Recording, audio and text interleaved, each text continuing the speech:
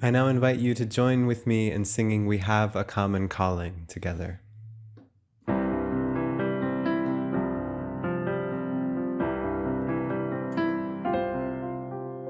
We have a common calling, O God of love and grace, to care for your creation, to tend what you embrace. We have one home, one future, we're not in this alone. We're called to work together for this our common home. You call us to be partners, to notice and to care. You make us loving stewards of land and sea and air. We see our climate changing. God, show us what to do, to care for your creation, to heal the earth with you.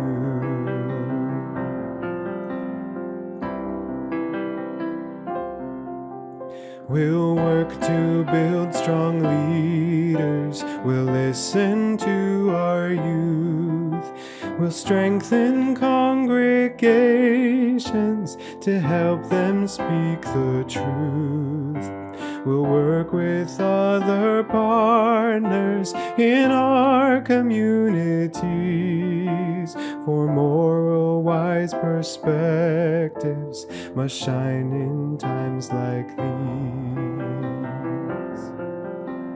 We see our neighbors suffering, especially the poor, and so we'll work towards justice and toward the earth restored. We'll work as loving neighbors to plan and to prepare. We'll allocate for climate. The earth deserves its share. Oh God, as congregations, we don't act out of fear. Our moral obligations will motivate us here. We'll seek a blessed tomorrow. Our voices rise above. May we today be faithful in this great work of love.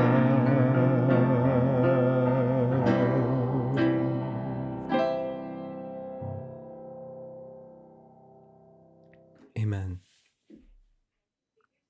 Well, hello, everybody, and welcome to the 2025 National Faith and Climate Forum. I'm United States Senator Reverend Raphael Warnock. The relationship between faith and the health of our planet is intertwined. For so many of us, our faith guides us in protecting all that God creates, especially our earthly home. The psalmist says, "The earth is the Lord's, and the fullness thereof, the world, and they that dwell therein." And that's why, as a pastor, I believe that we are all called upon to be good stewards of this earthly home. We're not doing this only for ourselves, but for our children and for our children's children. This is an effort that needs to be fought on all fronts, and I've been fighting everywhere, from the pulpit to the Senate floor to the streets, to help get this done. A few years ago, I helped pass the Inflation Reduction Act. It is the largest investment in combating the climate crisis in human history. And as is often the case, what's good for our ecology is also good for our economy. The IRA has bolstered Georgia's clean energy economy and has helped the Peach State bring in over $23 billion in clean energy investments while leading the nation in combating the climate crisis. But this is not work one group, one state, or even one nation can undertake alone. This is an effort we all must commit ourselves to so that future generations can live healthy lives and enjoy the beauty of this amazing planet. So thanks again for your commitment to our earthly home, and know that I will always walk alongside you in this work. Keep fighting, keep the faith, and keep looking up. Keep fighting, keep the faith, and keep looking up. Thank you, Reverend Warnock, for that wonderful welcome and for your visible leadership and commitment to climate justice. Hello, everyone, and welcome to the 2025 National Faith and Climate Forum. I am so glad that you are here. I am Reverend Carol Devine, Director of ecoAmerica's Faith Program, which is called Blessed Tomorrow. I use she, her pronouns, and for attendees who are sight impaired, I'm a middle-aged, female, white woman with long, light-colored hair. I'm wearing glasses and a blue shirt with a clergy collar, and for right now, a navy jacket, although it's getting warm, so that might be coming off soon. We at ecoAmerica work to move society toward climate solutions by engaging and supporting trusted national health, community, and faith institutions to inspire and empower their members to visibly act and advocate for ambitious, just climate mitigation, resilience, and restoration. Blessed Tomorrow, which is the faith sector of ecoAmerica, supports denominations and faith organizations across traditions in their creation care and climate work, with ongoing research, resources, trainings, and convenings like this forum today. Check out all our free offerings at blessedtomorrow.org. Especially the Climate Ambassador Training, which is an online training that can be completed by individuals or starting today as a group. Also, Blessed Tomorrow is the facilitator and a proud partner, one of 48 of the One Home, One Future campaign. One Home, One Future is a movement for congregations and faith leaders. It provides free resources, events, support, and community. It is open to all people of faith as a space where we can come together and move forward and visibly lead in our local communities by caring for creation and working for climate justice. Go to onehomeonefuture.org to learn more and to join today. Gathered today, we have over 2,000 people in homes or offices and at 83 in-person locations across the U.S., from California to Maine, and internationally from Canada to Ethiopia. Our largest gatherings by registration as of 2 days ago are the United Church of Christ, Gainesville, Florida, St. Mary AME, Apex, North Carolina, Trinity AME, Kansas City, Kansas, Beargrass Christian Church, Louisville, Kentucky, St. Andrew's Lutheran Church, Columbia, Missouri, First AME, Pasadena, California, Bethel AME, San Antonio, Texas, Union Presbyterian Seminary in Richmond, Virginia, South Broadway Christian Church in Denver, Colorado, St. Paul's Christian Church in Raleigh, North Carolina, Greater Bethel AME in Charlotte, North Carolina, and First Presbyterian Church, Asheville, North Carolina. Thank you all so much for coming together. All of us together represent over 20 denominations and faith traditions from over 500 faith communities and congregations. We are Christian, Jewish, Muslim, Baha'i, Unity, UU, and more. And that is why we are here, because of our faith. This is a holy season for so many of us. We find ourselves this week in Ramadan and Lent, and we're preparing for Passover, Holy Week, and Easter. We are here because our faith calls us to do this work, calls us to lead visibly by protecting, caring for, and loving the sacred earth. Our sacred texts call us to this work, and you'll find some of the ones that inspire us in your participant packet. And we chose this date in order to give you all ideas and inspiration for action and worship around Earth Day. You still have time to make your plans. I want to acknowledge that these are some hard times that we're in. There is a lot going on that is occupying our minds and hearts. And today is going to be a great day. So join me in taking and posting some pictures throughout the day on social media.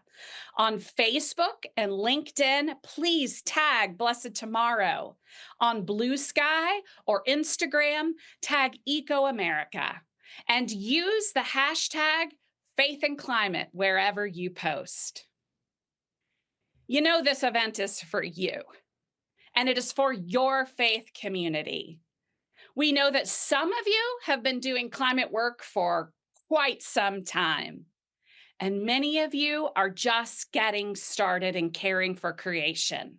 So as we go through this day, remember that you are not solely responsible for saving the planet. We have a diverse group of 18 visionary national faith leaders who will educate and inspire and also challenge us to integrate creation care into our congregations and communities. I encourage you to be open to all of the topics and all of the speakers. And I encourage you to listen to how the divine may be speaking to you today. What part of this work are you called to do? What next step are you called to take? All pre-registered participants have received a guide for the day. It includes your agenda and so many resources, journal prompts, and song lyrics, and more. Be sure to have it nearby with something to write with as well. And take care of yourself. Have something to drink and some snacks available. I will occasionally remind you to breathe and stretch, and there will be breaks, but you are in charge of taking care of yourself. Before our first speakers, I want to acknowledge that I am joining you live from ecoAmerica's office in our nation's capital. The land I stand on is part of the unceded lands of the Nagashtank people. ecoAmerica recognizes historic Indigenous communities and Indigenous individuals and communities in the U.S. now, and also those who were forcibly removed from their homelands by colonial powers. Please read ecoAmerica's full land acknowledgement and find the native land you occupy in the chat or at ecoamerica.org. Let us all be committed to learning from and being an ally of Native tribes in the U.S. and beyond. We are all showing up today with joys and griefs in our hearts. We have family things, work things, community things, our faith, personal things that we bring with us to this space. And we are all here because we care about the more than human world, which today will be referred to as creation, the earth, nature, or natural world. We are here because we want to deepen our faith. We want to strengthen our congregations and work toward a thriving ecosystem for future generations. We are not alone in this concern. The majority of Americans are concerned about climate change. As people of faith, we are in this work together. The earth is sacred, and we feel very connected to the divine when we are in the woods or in the mountains, by the ocean, lakes, rivers, or creeks. The birds' songs are holy music. The beauty of the earth brings us joy. And we all want future generations to live full, abundant lives connected to the divine through a healthy, thriving planet Earth. Your leadership on climate is invaluable. There is no one better to speak and lead on climate justice than people of faith. Thank you for showing up for creation today. Your participation signifies a shared commitment to care for creation, a desire to deepen your knowledge and faith, to connect with others, to lead in your congregation, and to strengthen your local community. Okay, some housekeeping. Again, you will find the agenda for the day in your participant guide. At times, the in-person gatherings will be invited to turn to others and share reflections and ideas. And online attendees will be invited to journal and share in the chat. You will receive all of the resources and information in a follow-up email in the coming days, including information about the seed grants that are available only to forum attendees. Again, you will receive all the information in a follow-up email in the coming days. I want to give a huge thanks to the entire ecoAmerica team.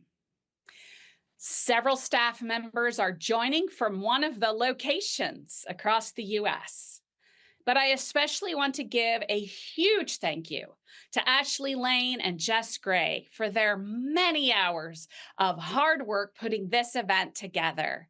They are an amazing team, and I am so honored to work with them. And this event would not happen without them.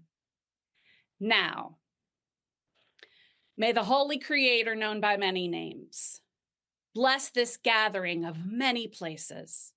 Bless each speaker and attendee. Bless our connections to each other and to all creation. Deepen our knowledge, wisdom, and faith to be visible and bold in our work toward a beautiful and bright tomorrow for future generations. May it be so, and amen. We are living in a changed climate. Last year was the hottest year on record. We are experiencing climate disasters every week, and everyone joining today has been impacted by some degree by heat, winter storms, flooding, hurricanes, strong winds, and of course, fires. Our hearts go out to our siblings in North Carolina and South Carolina at this time due to fires. We have two forum locations who are joining us from Asheville, North Carolina, First Presbyterian Church and Central Methodist Church. And we have two in the fire-impacted area of LA, Christ the Shepherd Lutheran Church in Altadena and First African Methodist Episcopal Church in Pasadena. We are humbled and honored that you all are with us, and we hold your congregations and all who are recovering from disasters in our hearts and in our prayers. God bless you. On that note, we will now be joined by Reverend Dr. Miriam J. Burnett and Bishop Francine Brookins. Dr. Burnett is the supervisor of missions for the AME Church's 5th District. And she also teaches eco-theology and created one of the first eco programs in a seminary. And Reverend Francine A. Brookins is the 141st bishop of the AME Church and a former attorney and pastor. She advocates for social justice, including climate justice. They will come and join us and talk about the impact of the LA fires on their communities. Bishop? Thank you all so much for being with us today as we gather in a spirit of resilience and in faith, reflecting today specifically on what has happened in the Eaton fire in Pasadena and Altadena, the impact that it has had on the African Methodist Episcopal Church, on the members of the church, on the entire community, on the spirit of the people. On January 7th, the wind was blowing and the ground was dry. And they kept telling us on the news that we were in high fire danger. But in Southern California, that's not uncommon. There are certain areas that are more accustomed to evacuating than others.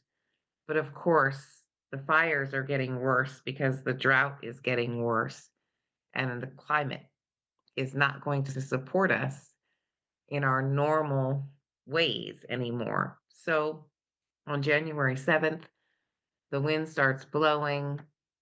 It gets up to almost 100 miles an hour after the fire starts.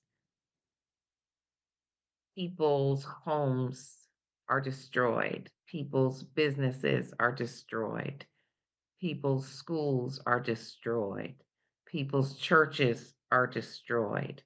People's entire sense of community is burned away in a fierce wind that just comes and blows. Something that people have used the language of apocalypse to talk about. And what's amazing about it is in the loss, the community built itself up as a structure, almost as a fortified structure around each other. So as the homes burned, the people came together. And I think that's what we hope you're going to hear about and take away from this place and understand better about preparation, about what happens when the fire is burning and the wind is blowing, and what happens for you personally, and then what happens and the possibilities of what can happen in the community. That was on the other side of the country when this was happening and watching it, all of her expertise, and sending me messages as the bishop saying, this is what you need to do. This is how you need to guide the people. And this is how you need to personally prepare, because my home was also under watch, just like many of us in the area. I think I've said enough right now, Doc. Thank you, Bishop. One of the things that's important about the Eaton fires and Altadena is Altadena is a historic entity in and of itself.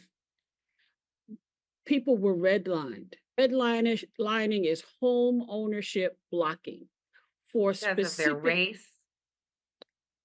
For specific persons, racial makeup, Black in particular, were told you live here.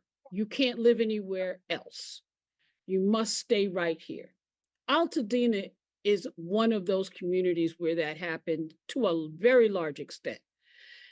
And because of that, generation upon generation upon generation makes up the Altadena home ownership. Intergenerational, generations of handing down property, one family member to their descendants. 16.4% of the Altadena residents are over the age of 85. The national average is only 15.2.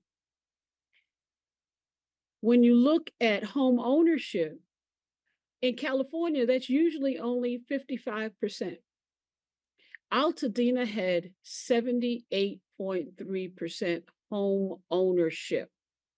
And for that to be burned up, washed, and just gone because of these fires, because of the lack of trees, because of all of the wind and other things that permeated on January 7th and subsequent, is just astronomical.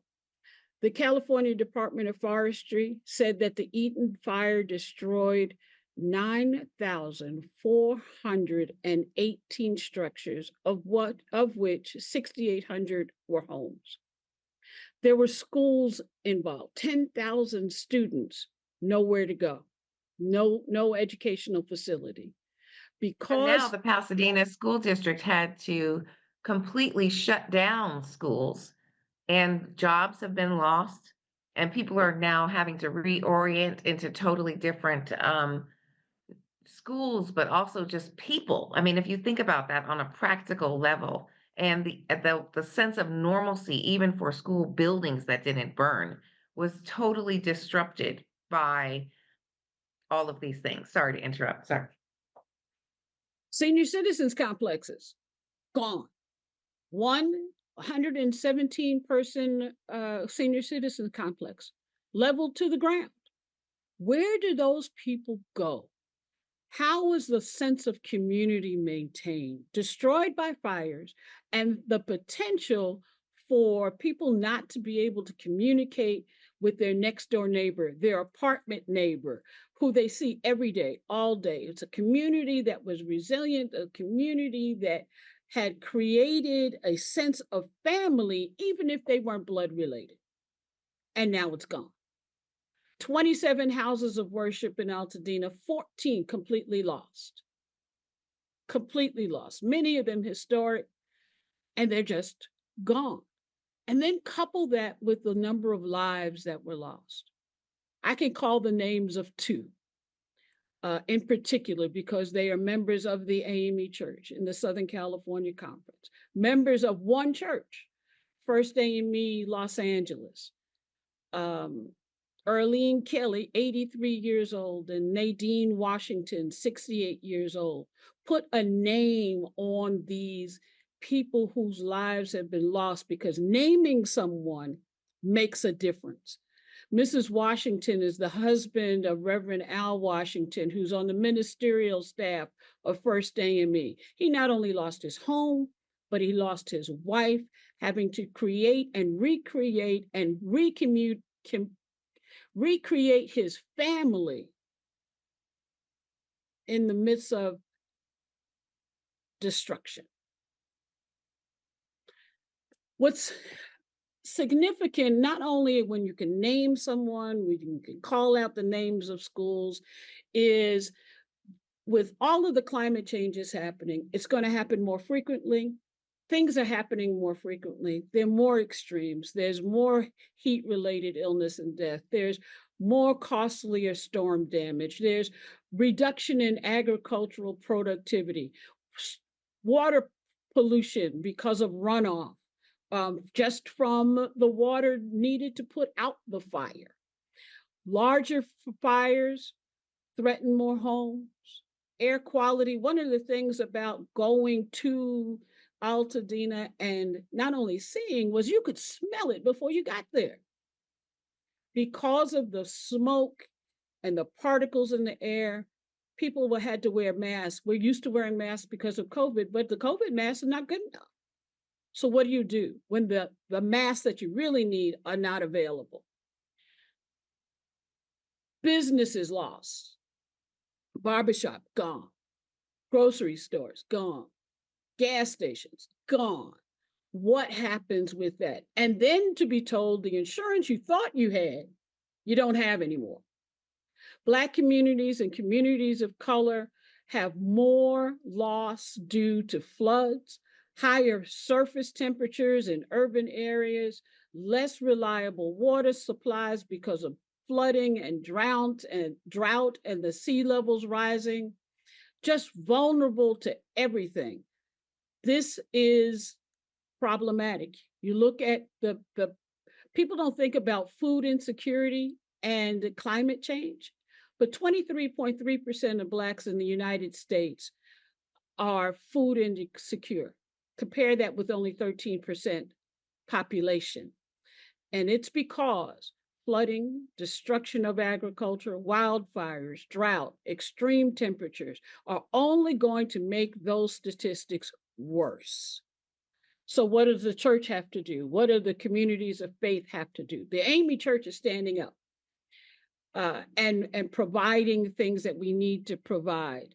The history of working with others, the Interdenominational Ministerial Alliance in the Southern California area, the AME Church, Southern California Conference churches, all provide an opportunity to support those 14 houses of worship that were lost, as well as the communities that they represent. We have to partner in order to come together because we are the trusted messengers. We are culturally competent. We can help provide and become aware of and facilitate access to mental and physical health services, as well as try to promote and influence public policy. We are the ones that community outreach efforts tend to center around. We have to help with supporting and moving forward. Bishop, what are we picking up doing? from that place, I think the next movement is when the houses burned, and the businesses burned and the schools burned, the community stood up. And so those things were not lost. And I think Altadena is a perfect illustration of it because the people there had developed such a great relationship with each other. They knew if their neighbor was missing.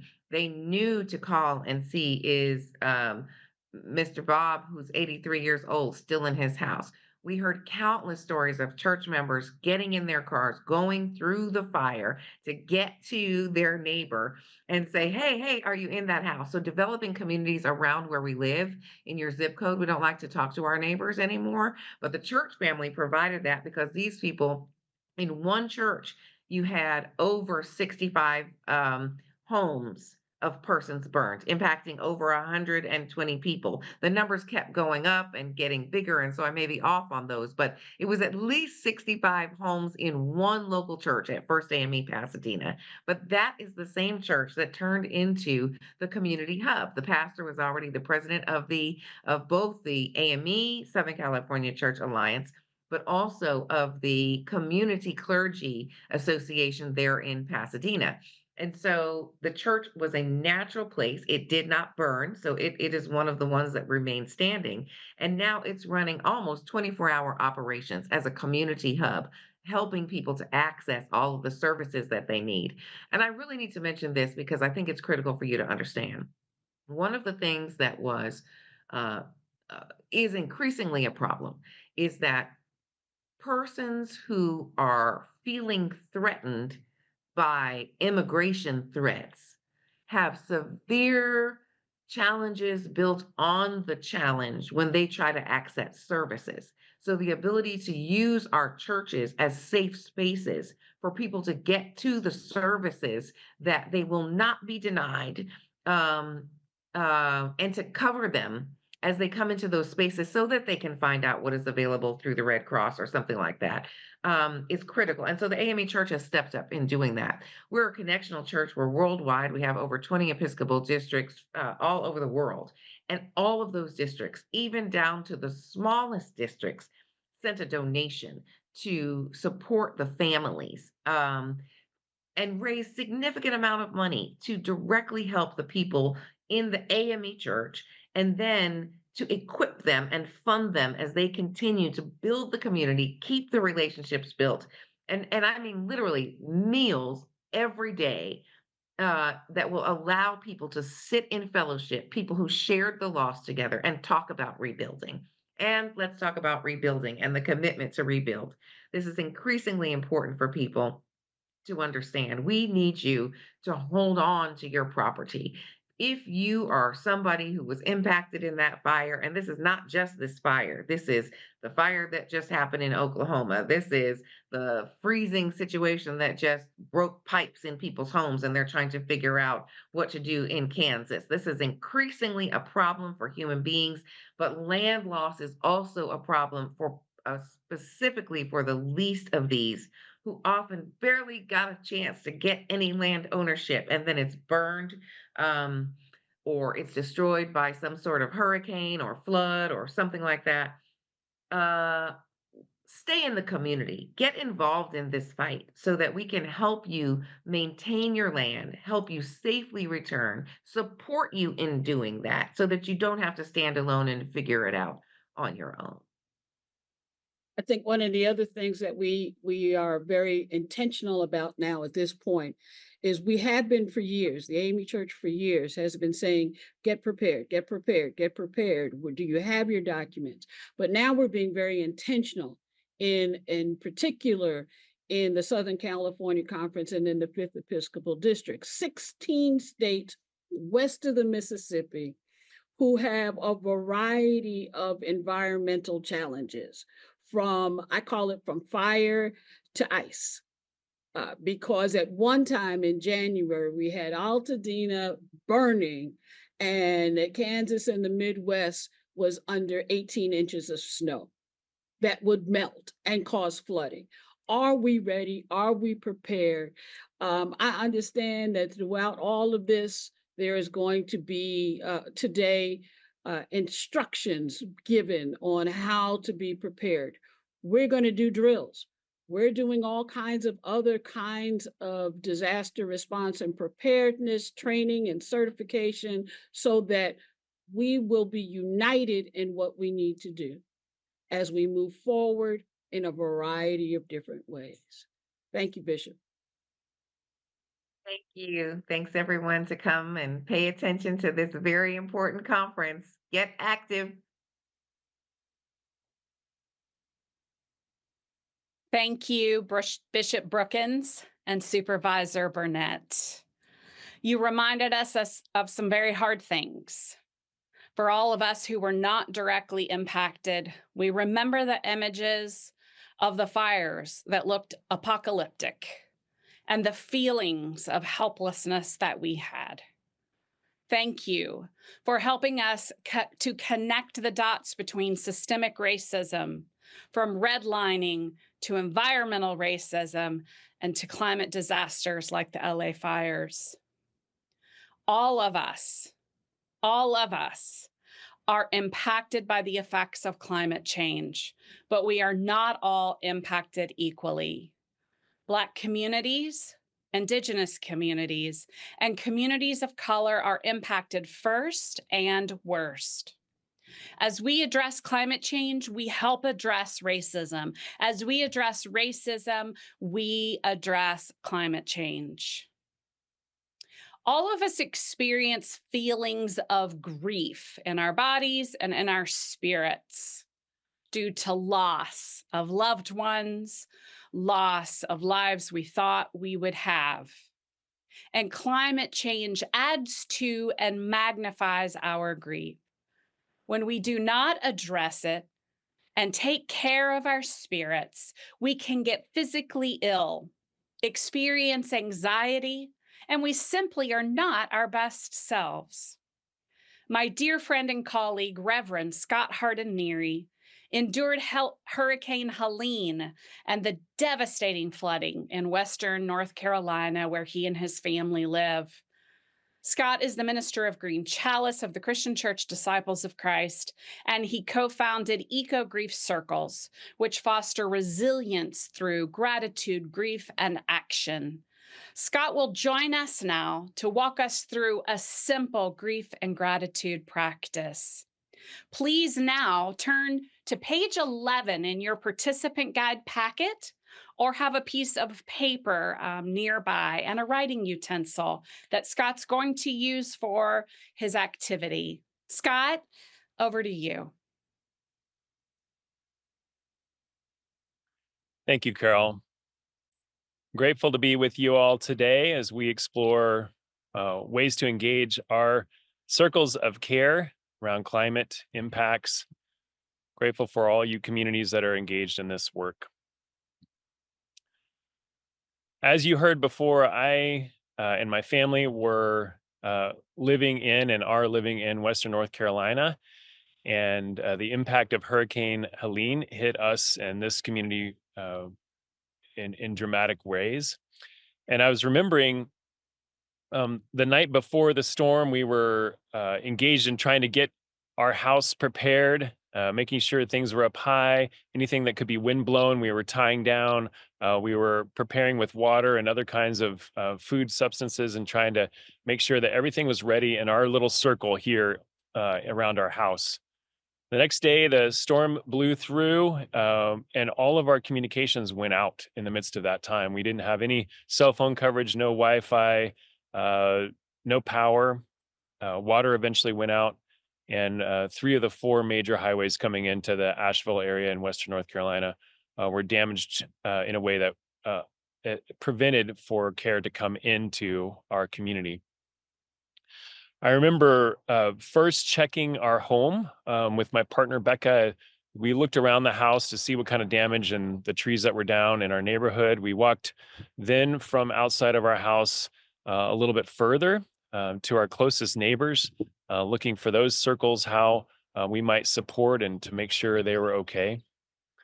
Eventually, we recognized that we needed to check in with more neighbors, and we circled around our cul-de-sac and around our streets. And then we walked, because there were a lot of the roads were closed, a little further out. We had no idea the full impact of how many people were impacted, the deaths that were occurring, the homes that were devastated, because we had no contact with the outside world. And so we were moving through these circles of care, recognizing that we had a deep love, not only for our home place and our family, but for our community and for the forests around there. That circle of care is what I would like for us to focus on this morning.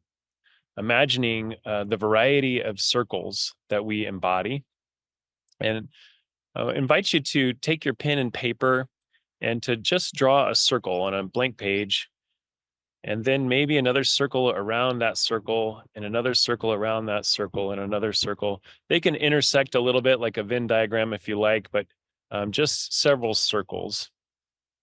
And we'll go back to these circles in just a minute, but want to invite you to imagine these circles of care that you have. Starting with your own bodies, even a circle of your blood cells, oxygen that's coming in, the circles around your body, and then extending outward into the ways that we might experience suffering in the world and gratitude and joy in the world. I invite you to set the pen and paper aside for a moment and to get comfortable as you're able. I invite you to draw in deeply with 3 big breaths.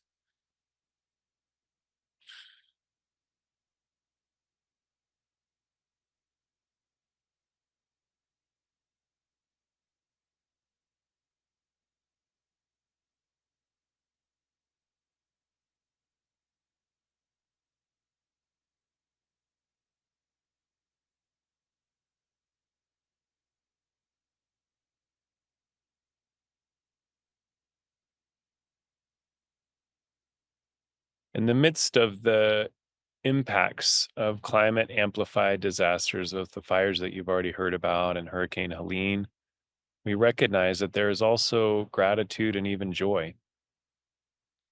As humans, and particularly as people of faith, we have the capacity to hold a variety of responses in our bodies all at once. Even while we see and experience suffering, fear, shame, anger, sadness, and anxiety, we also have the capacity to experience gratitude, joy, curiosity, and courage.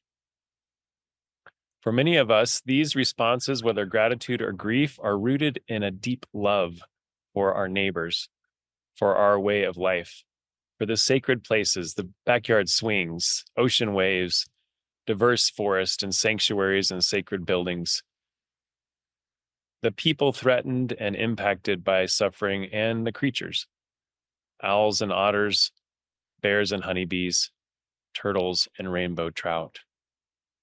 We have circles of care and connection in which we are connected. And we'll first honor our collective love with gratitude. Invite you to notice where you are grateful.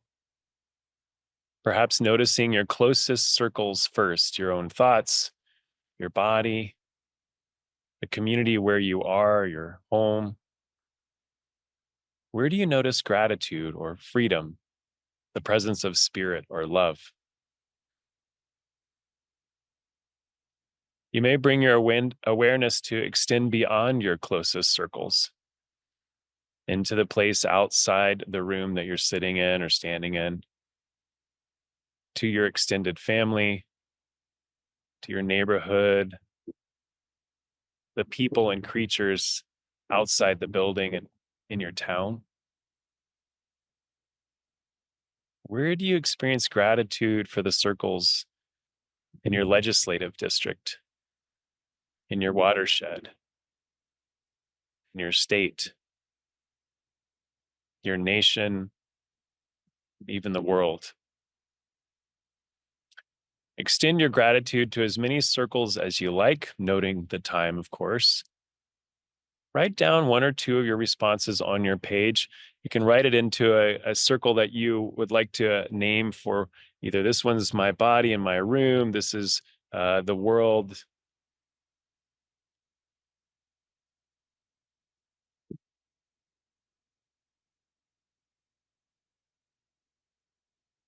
Next, we'll honor our collective love by noticing suffering and grief. Invite you again to take 3 deep breaths.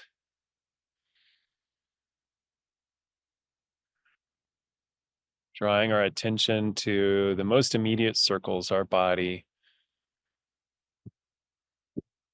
our lungs,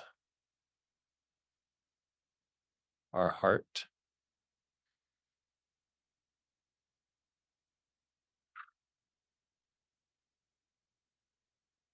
Notice where you are grieving.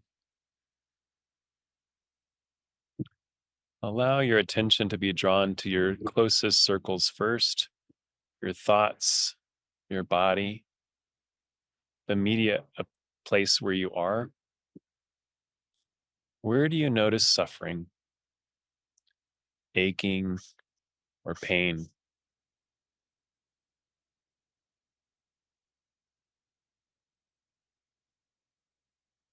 You may bring your awareness to extend beyond your closest circles into the place outside of the building, to extended family, to the neighborhood, people and creatures outside the building, in your town. Where do you have grief? For the circles in your state, your watershed, legislative district? Where do you see suffering in your nation or in the world?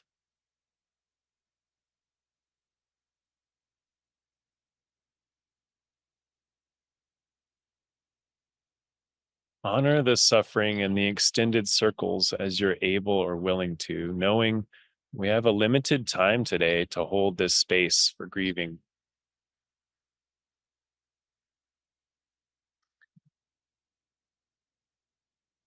As you're able, write down 1 or 2 of your responses on your page, in your circles if you like.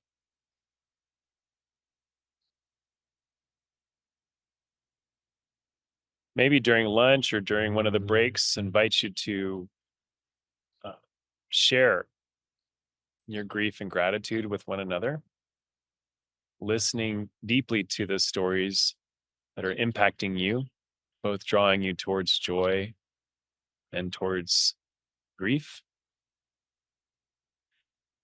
As an acknowledgement of the presence of spirit in the midst of these gratitudes and grief, I'll light a simple candle, reminding us, I think I'll light a simple candle, reminding us of the Spirit of God, the presence of the Spirit among us and within us.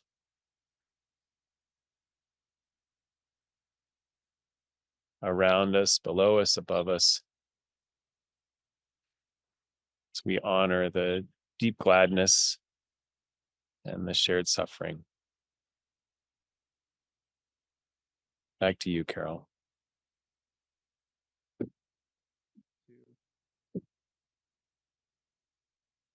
Thank you, Scott. That was really helpful.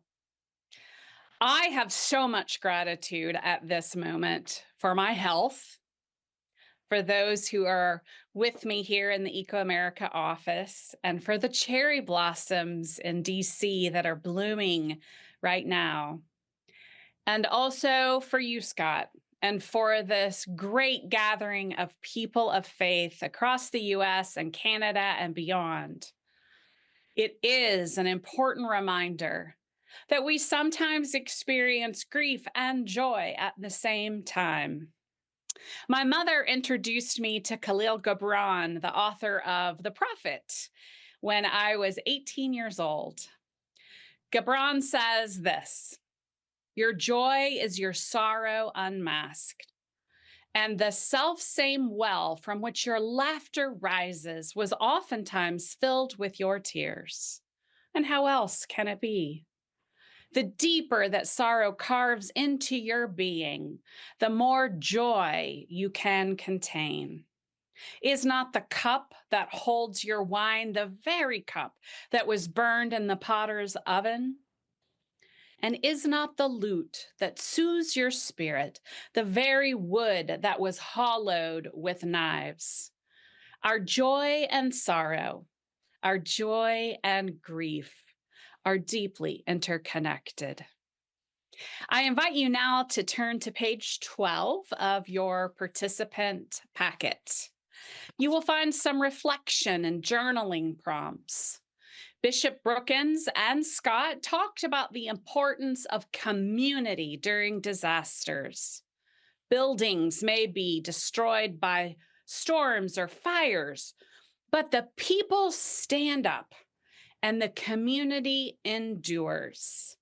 I invite you to think about your own community. And in the next 3 minutes, write down or add to chat or say to the person next to you, what about your community are you grateful today? How has or how might your community support you and you them in tough times?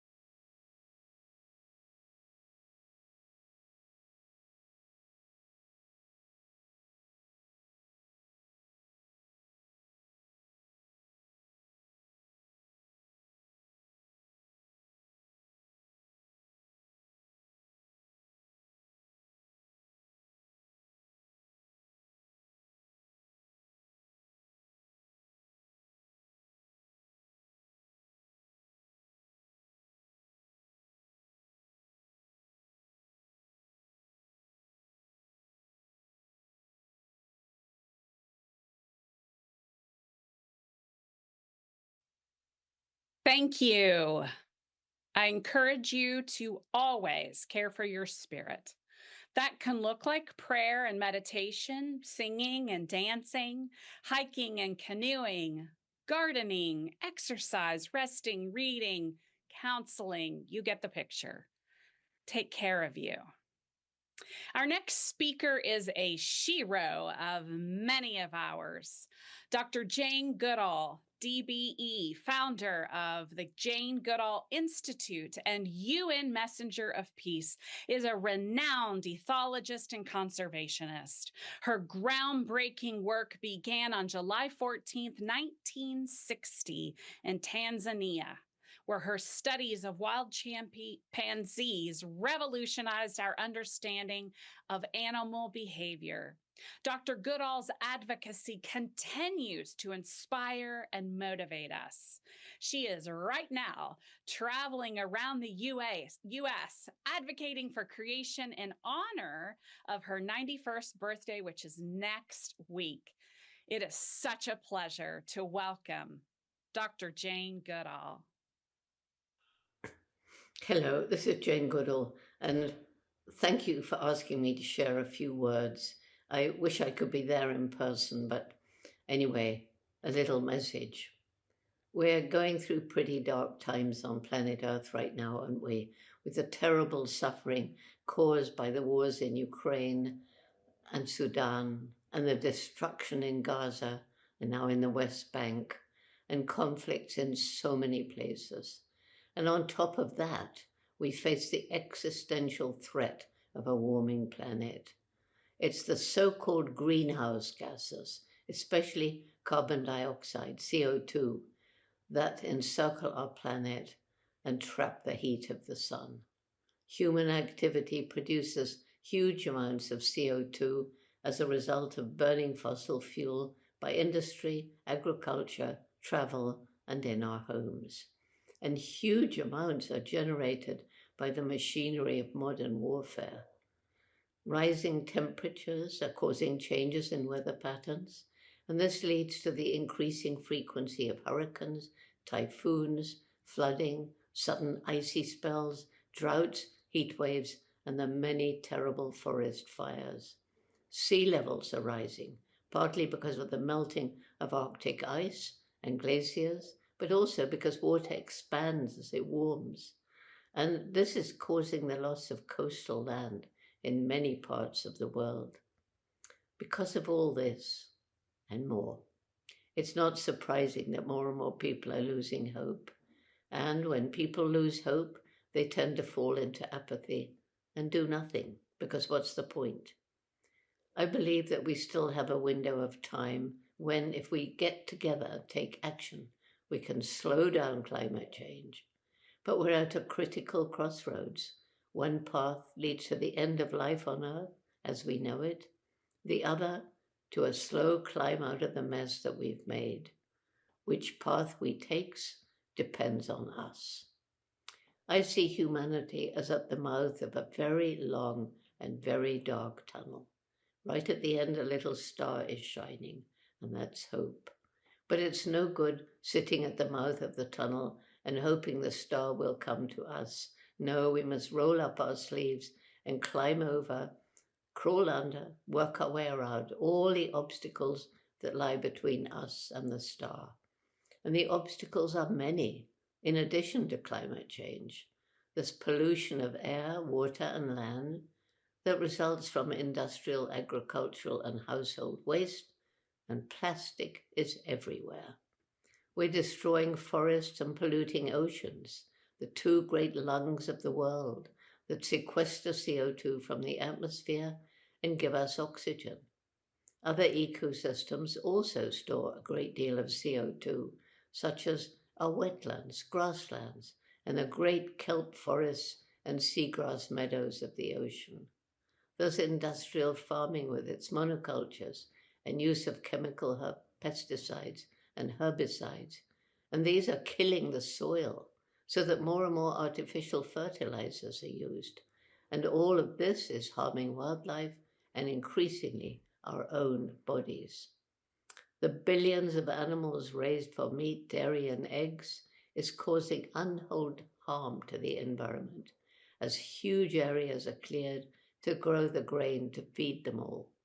Huge amounts of fossil fuel are used to get the grain to the animals to slaughter, the meat, eggs, and milk to the table.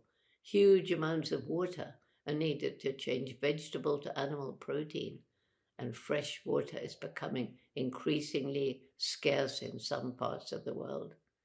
And all the animals produce huge amounts of methane in their digestion, and this is a very potent greenhouse gas.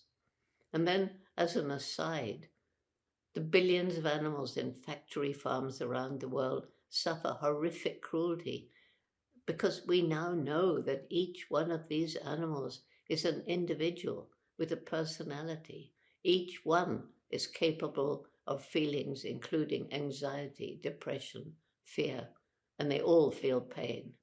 And some of them, pigs for example, are amazingly intelligent.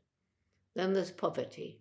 Poor communities destroy their environment in order to survive, cutting down trees to make more land for farming or to make money from timber or charcoal.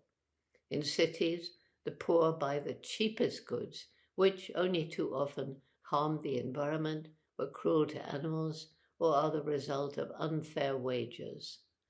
And of course, these cheap products are bad for the people who eat them. Ignorance is another problem. Much destructive behavior is caused simply by a lack of understanding of the results of their behavior. Then there's the unsustainable lifestyle of so many of us who have way more than we need, and the unsustainable practices of many large corporations, all of which is depleting the planet's natural resources, in many places faster than nature can restore them. Surely it's not possible to have unlimited economic development on a planet with finite natural resources and a growing human population if we carry on with business as usual. It's unfortunate that people are becoming increasingly disconnected from the natural world. Young people are preoccupied with social media and video games. Parents have long work hours.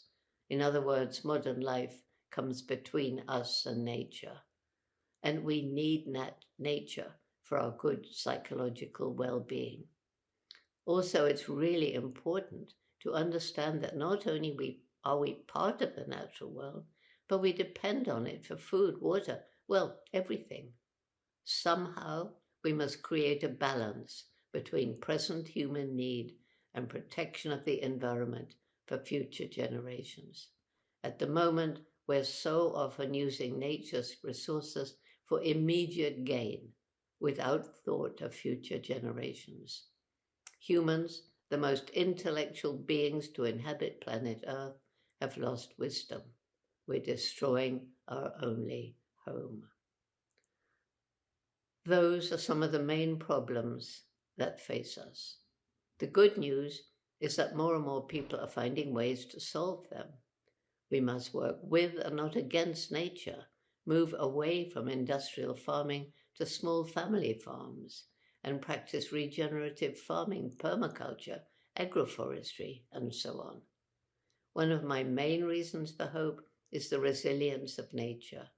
I have seen so many examples of places that we've utterly destroyed, an abandoned quarry, a horribly polluted river or lake, that will be taken over again by nature if we give a chance, and perhaps a helping hand. Another reason for hope is the energy and commitment of young people once they know the problems and are empowered to take action. Back in 1991, when I was already traveling the world giving lectures, I realized that young people were losing hope. And then I founded Roots and Shoots, an environmental and humanitarian program for young people from kindergarten through university. It's now in 75 countries and growing. Its main message is that each one of us makes a difference every single day, and we can choose what sort of difference to make.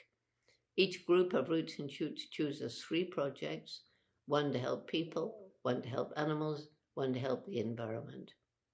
They're making an impact in their communities, and they're inspiring others to do the same. We bring members from different countries together, usually virtually, and they discover that far more important than the color of our skin, our language, our culture, and our religion is the fact we're all human beings.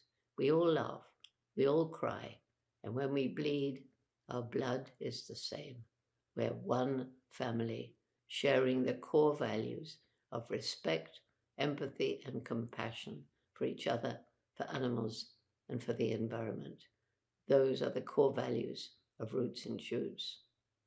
Another reason for hope is that more and more scientists are working to find technological solutions that will enable us to live in greater harmony with nature, such as renewable energy from sun, wind, and tides.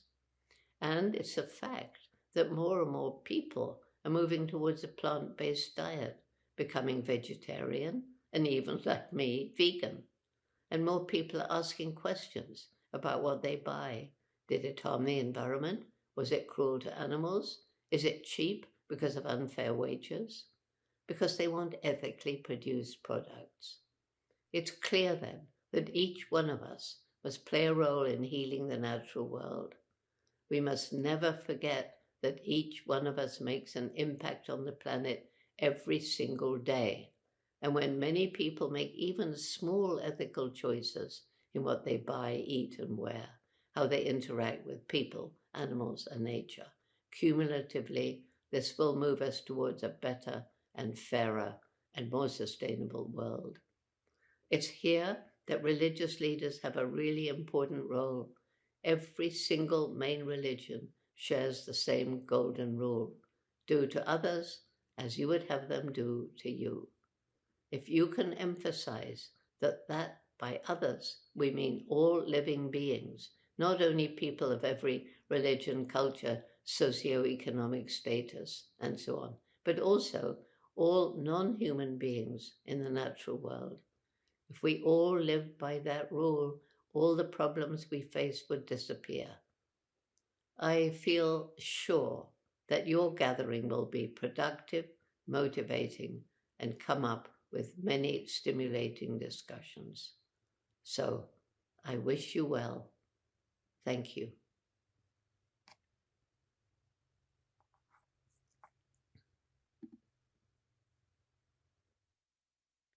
And we wish you well, Dr. Goodall. We are so grateful for your work and commitment to the more than human world. Next week on April 3rd, Dr. Goodall will turn 91. In her honor, I invite each of us to take one creation care action and post it on social media, wishing her a happy birthday. Be sure to tag Blessed Tomorrow and hashtag Faith and Climate. As Dr. Goodall pointed out, we are in a mess, and also there are things we can do to make a difference. People of faith understand that divine power created all that is as a balanced, beautiful ecosystem, that it is sacred.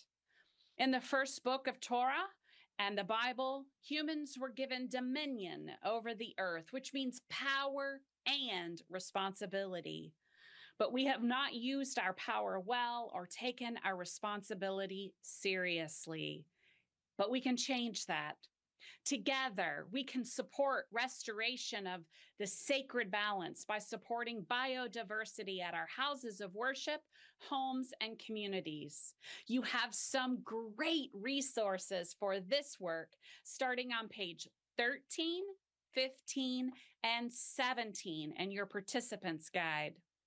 Many congregations are converting 50% of their grass lawns to gardens of biodiversity, and individuals can do this as well.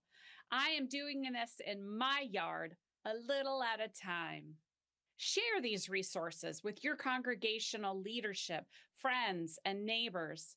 Together, we can support the healing of the earth using our power responsibly. Across the street from the ecoAmerica office in DC is St. Matthew's Cathedral, which has been a beautiful chapel that is dedicated to St. Francis of Assisi, that has gorgeous mosaic scenes of St. Francis in Assisi, Italy. And the words to St. Francis' Canticle of Creation is below each of the panels that you see in the video. The Canticle of Creation was written in 1225, the year before St. Francis died. This year is its 800th anniversary. This morning, before the forum, I went to the St. Francis Chapel at St. Matthew's to pray for the forum and for all of you. After I prayed, I reread St. Francis's words. Here is an excerpt. Praise be you, my Lord, with all your creatures, especially brother sun, who is the day and through whom you gave us light. Praise be you, my Lord, through sister moon and the stars in heaven. You formed them clear and precious and beautiful. Praise be you, my Lord, through brother wind and through the air, cloudy and serene, and every kind of weather, through whom you give sustenance to your creatures. Praise be you, my Lord, through sister water, who is very useful and humble and precious and chaste. Praise be you, my Lord, through brother fire, through whom you light the night, and he is beautiful and playful and robust and strong. Praise be you, my Lord, through our sister, Mother Earth, who sustains and governs us, and who produces various fruits with colored flowers and herbs. St. Francis's words make me wonder how things would be different if we truly saw creation as our closest family, if every tree, bird, and bee were our siblings and cousins. Maybe we would give them each a name. Maybe we would protect them and care for them like a member of our own family. And now it is my blessing and honor to introduce someone who works to heal the earth. Frankie Myers comes to us from Northern California, where he is the vice chairman of the Yurok tribe, the largest federally recognized tribe in California. Frankie resides on the Yurok Indian Reservation with his wife and 5 children. His input was instrumental in the successful removal of 4 dams on the Klamath River as part of the largest salmon habitat restoration project in world history. Immediately following Frankie, we will be joined by our dear friend Pax for a beautiful music break, which I invite you to stand and stretch as you are inspired. And then following Pax, my friend and colleague Eric Martinez will bring us a message. Here on Earth, for understanding the lessons that we've been given and really thinking about how we reconnect back to our place on Earth, our place here, our purpose here on this place as stewards, as managers of this creation that we exist in, and trying to put together those pieces of our culture that we had held on to and implement that knowledge that we've been given to shift the path that we're on. And I think this is a critical lesson that we should all be looking at today, thinking about climate change and the impacts of this world, and understanding that as humans, we have a role. And regardless of whether we do a good job or not, we have always manipulated the ecosystems around us. And it's time for us to take our role and our responsibility as stewards of the Lonely Rock seriously again. Well, Clout, thank you so much for listening, and I will hand it back to Carol.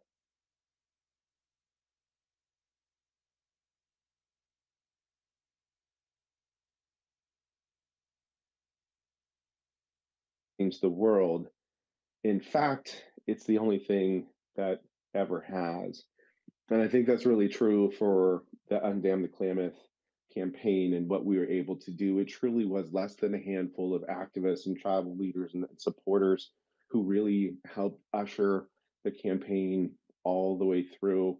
Although there were thousands of people involved, it really was a small group of folks who really made the whole thing happen. I want to talk about traditional ecological knowledge and how that helped guide us through the last 25 years of working to undam the Klamath and reconnecting our people back to our ecosystems. And there's three foundational pieces of TEK, we say TEK, traditional ecological knowledge, that help guide us.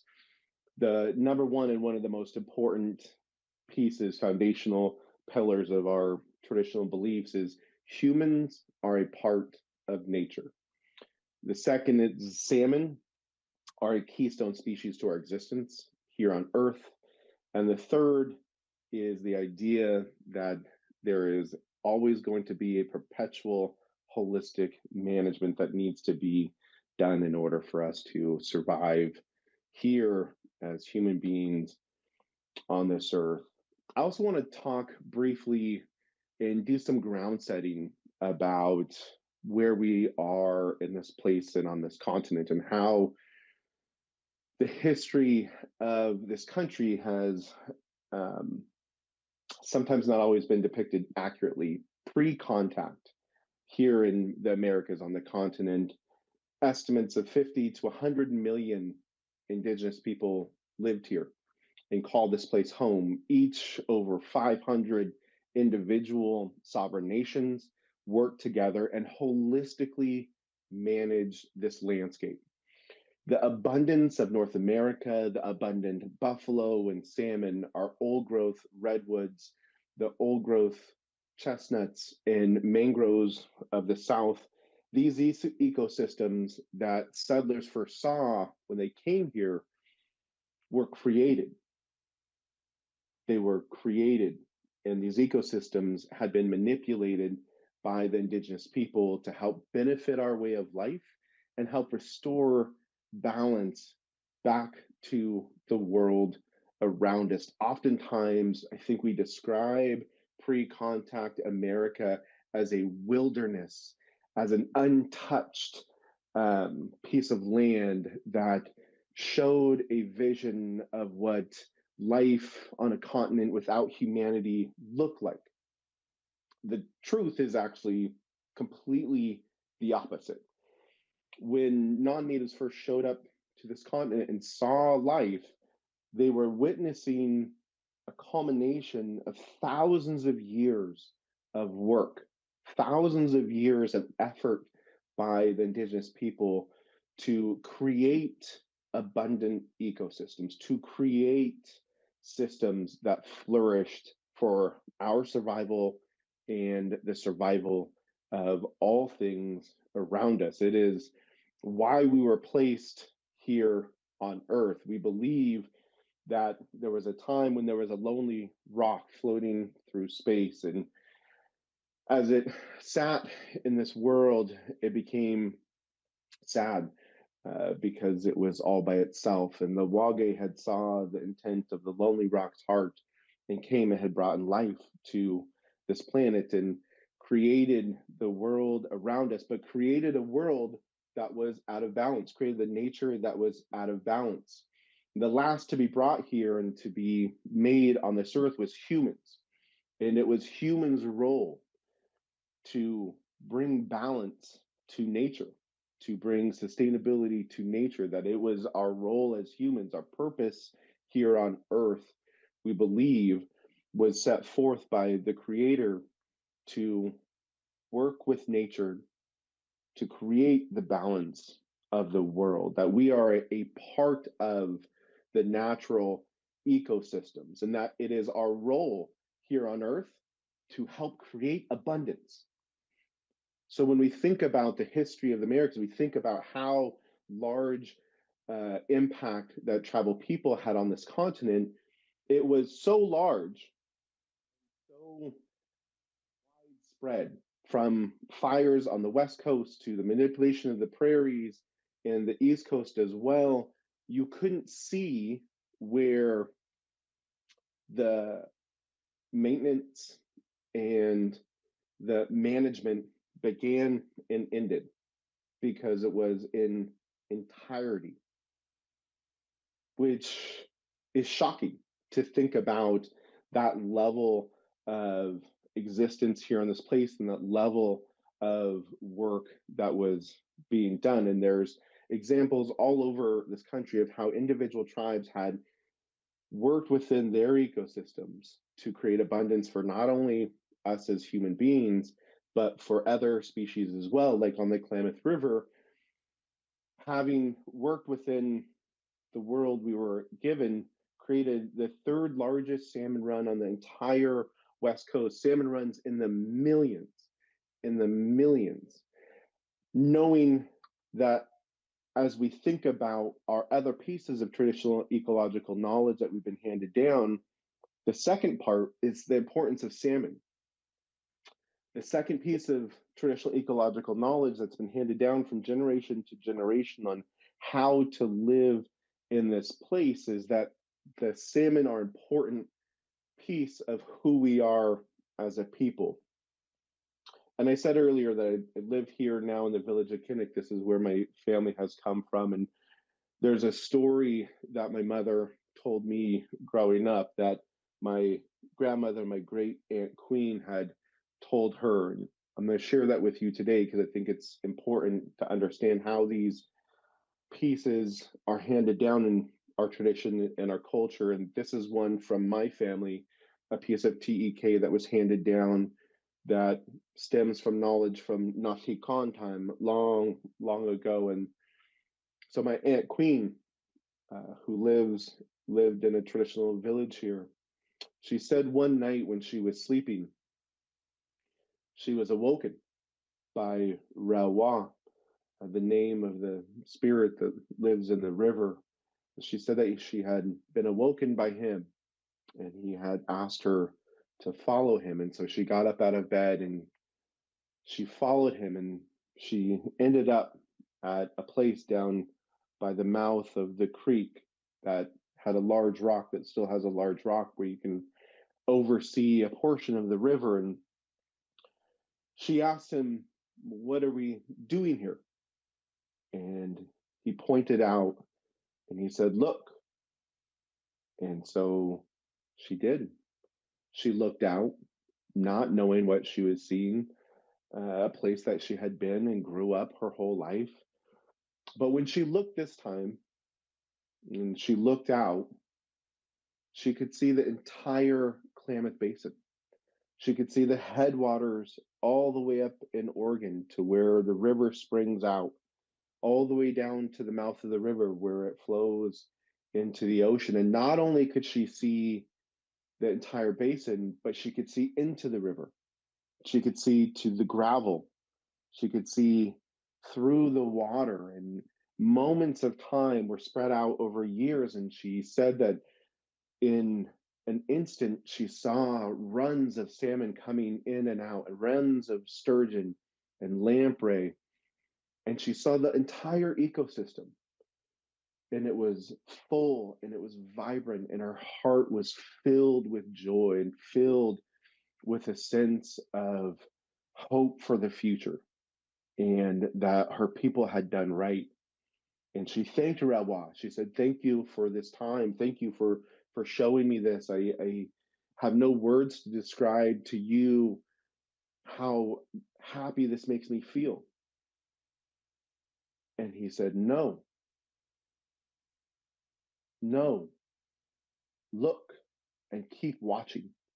And she turned her head back and she watched again. And slowly over time, she could see as the salmon runs came up and back and the sturgeon runs came up and back, that they began to become less and less. And eventually, as she looked, all of the salmon were gone. And there was no more sturgeon returning. And all of the lamprey had disappeared from the entire river. And she wept, she cried. She asked him what she had done to deserve to have to witness such an atrocity, such a horrible occurrence. She had thought she had done wrong, and she asked him, what have I done wrong in my life for this to have happened? And he said, I show you this so that you can understand these lessons and so that you can remember that if there ever comes a time in this world when there's no more salmon in the river, there'll be no more need for people here on earth. That was a story that I grew up with.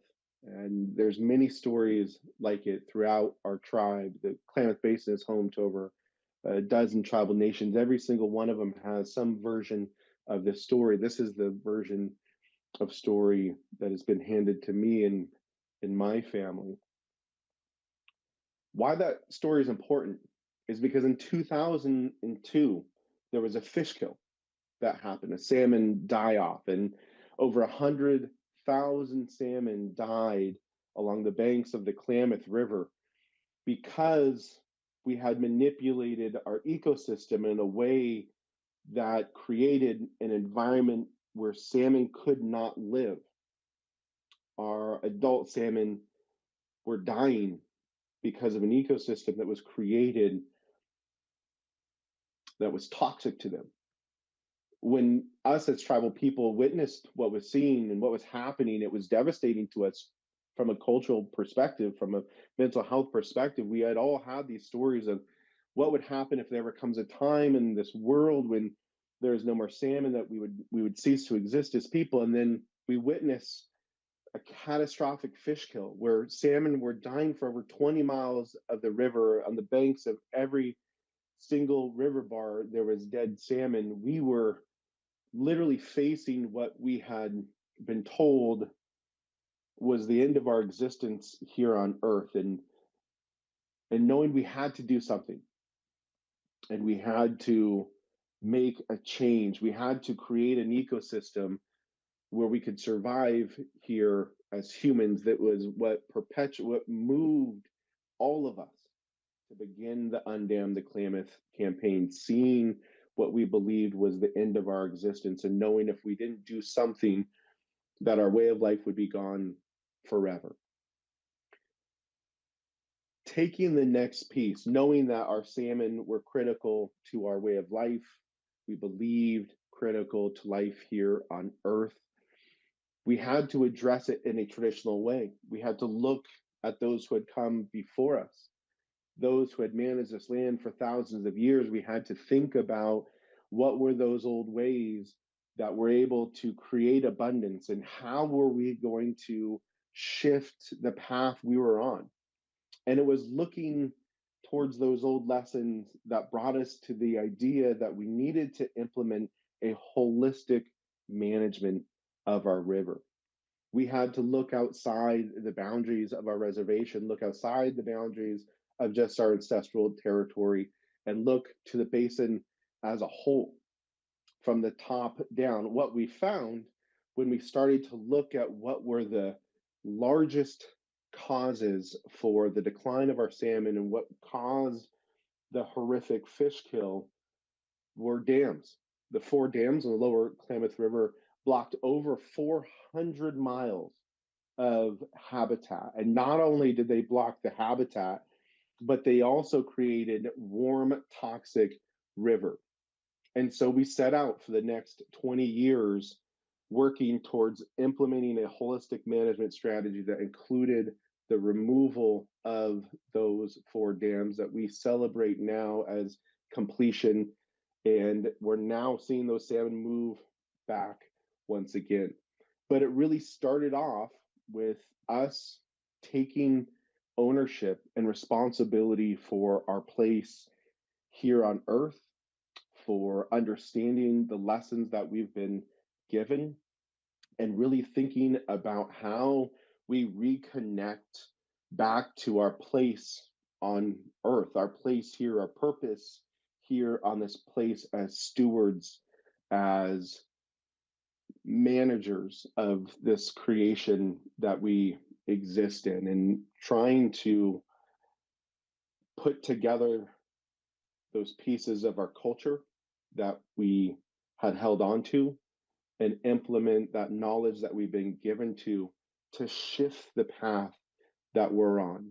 And I think this is a critical lesson that we should all be looking at today, thinking about climate change and the impacts of this world, and understanding that as humans, we have a role. And regardless of whether we do a good job or not, we have always manipulated the ecosystems around us. And it's time for us to take our role and our responsibility as stewards of the lonely rock seriously again. Well, Clout, thank you so much for listening, and I will hand it back to Carol. Hi, everyone. My name is Pax, and my pronouns are they and she. And I'm joining you from Philadelphia. I'm so glad to be with you. And I wanted to share a song that came out of a collaboration with the BTS Center. This song is about the many mysteries of the earth that we are just beginning to learn by listening to indigenous wisdom, from learning from the stewards that are co-creating with the earth and have for centuries. So I hope you enjoy this song, and if you learn it as I sing it, I invite you to sing along.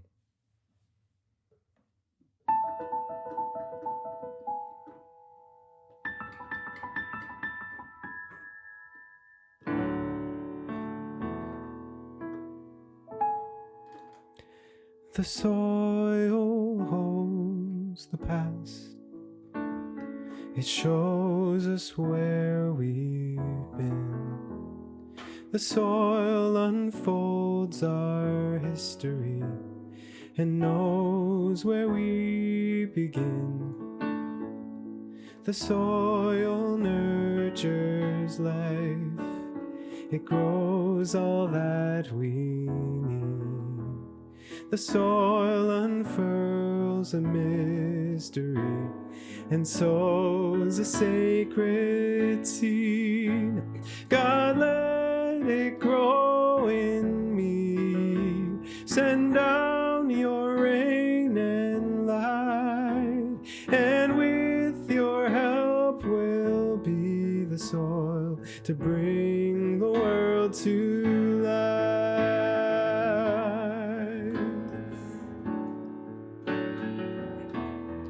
Bring us to life.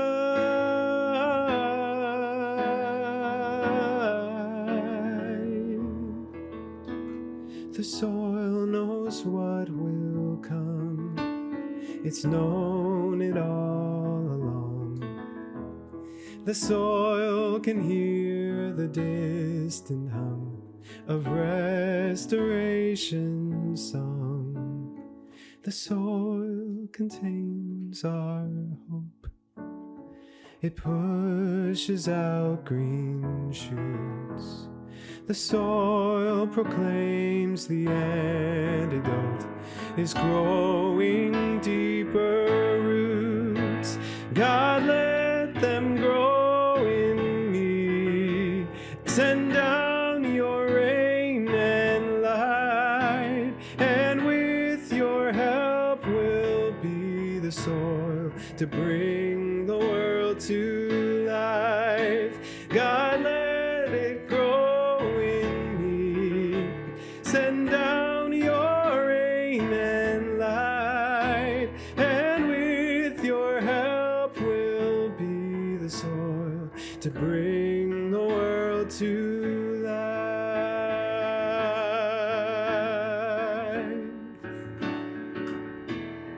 Bring us to life.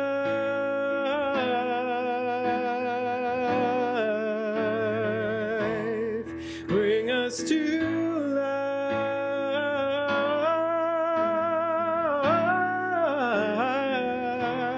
life. Bring us to life.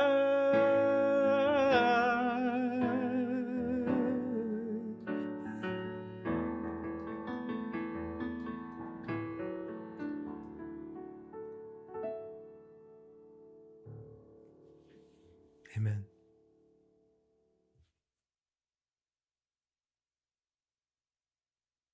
Hi, welcome to the National Faith and Climate Forum. I know many of you tuning in are already dedicated members of the One Home, One Future campaign.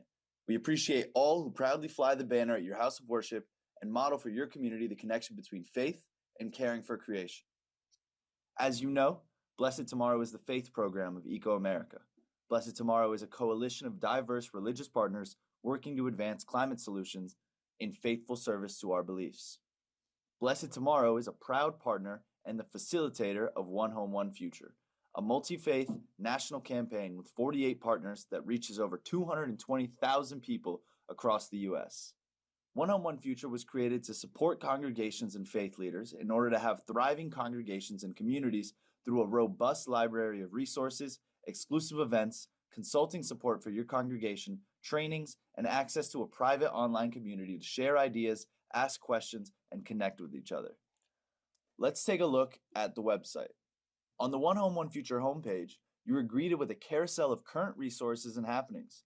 Each month features a theme and landing page with resources for that subject. March's theme is Earth Day 2025. More information on that later. One Home, One Future también tiene una colección de recursos en español que sigue creciendo. As you scroll down, you see a collage of logos of the 48 coalition partners who brought One Home, One Future to life and continue to guide it. They also regularly contribute resources and tools from their denomination or faith tradition. The website supports many on-ramps for you and your congregation to engage in creation care, whether you are just getting started or have been leading for a good while. The 7 pathways to action help guide you. Each pathway will provide you with some first steps on how to get started and introduce you to a collection of resources and information on that topic. These action pages, such as the Organize a Community Initiative page, are filled with resources, toolkits, and videos from One Home, One Future partners with accessible information on how you can take simple steps to advance your congregation's efforts in this area. Zooming out a little bit, if you are looking for a particular resource or want to get ideas by scanning the hundreds of resources, you can see it all on our resource hub. Whether you're looking for more information on green finances, preaching on creation care, or starting a community garden, our vast and always growing resource library has more than enough to advance you and your congregation's efforts. Our recent January monthly theme was Go Green, Save Green, which came with its own action page as well as a checklist. The Go Green, Save Green checklist is meant to optimize your congregation's energy efficiency to reduce your carbon footprint, while at the same time saving you money. Also on the page are other resources to track your carbon usage, begin an energy audit, and learn about possible funding opportunities. For those who are planning for Earth Day, the Earth Day action page is up with digital materials and resources. And all One Home, One Future participants can reserve a free Earth Day tabling kit. Join One Home, One Future and reserve your tabling kit before April 11th and receive One Home, One Future postcards, stickers, a copy of our Earth Day checklist, and more, mailed to your congregation or home.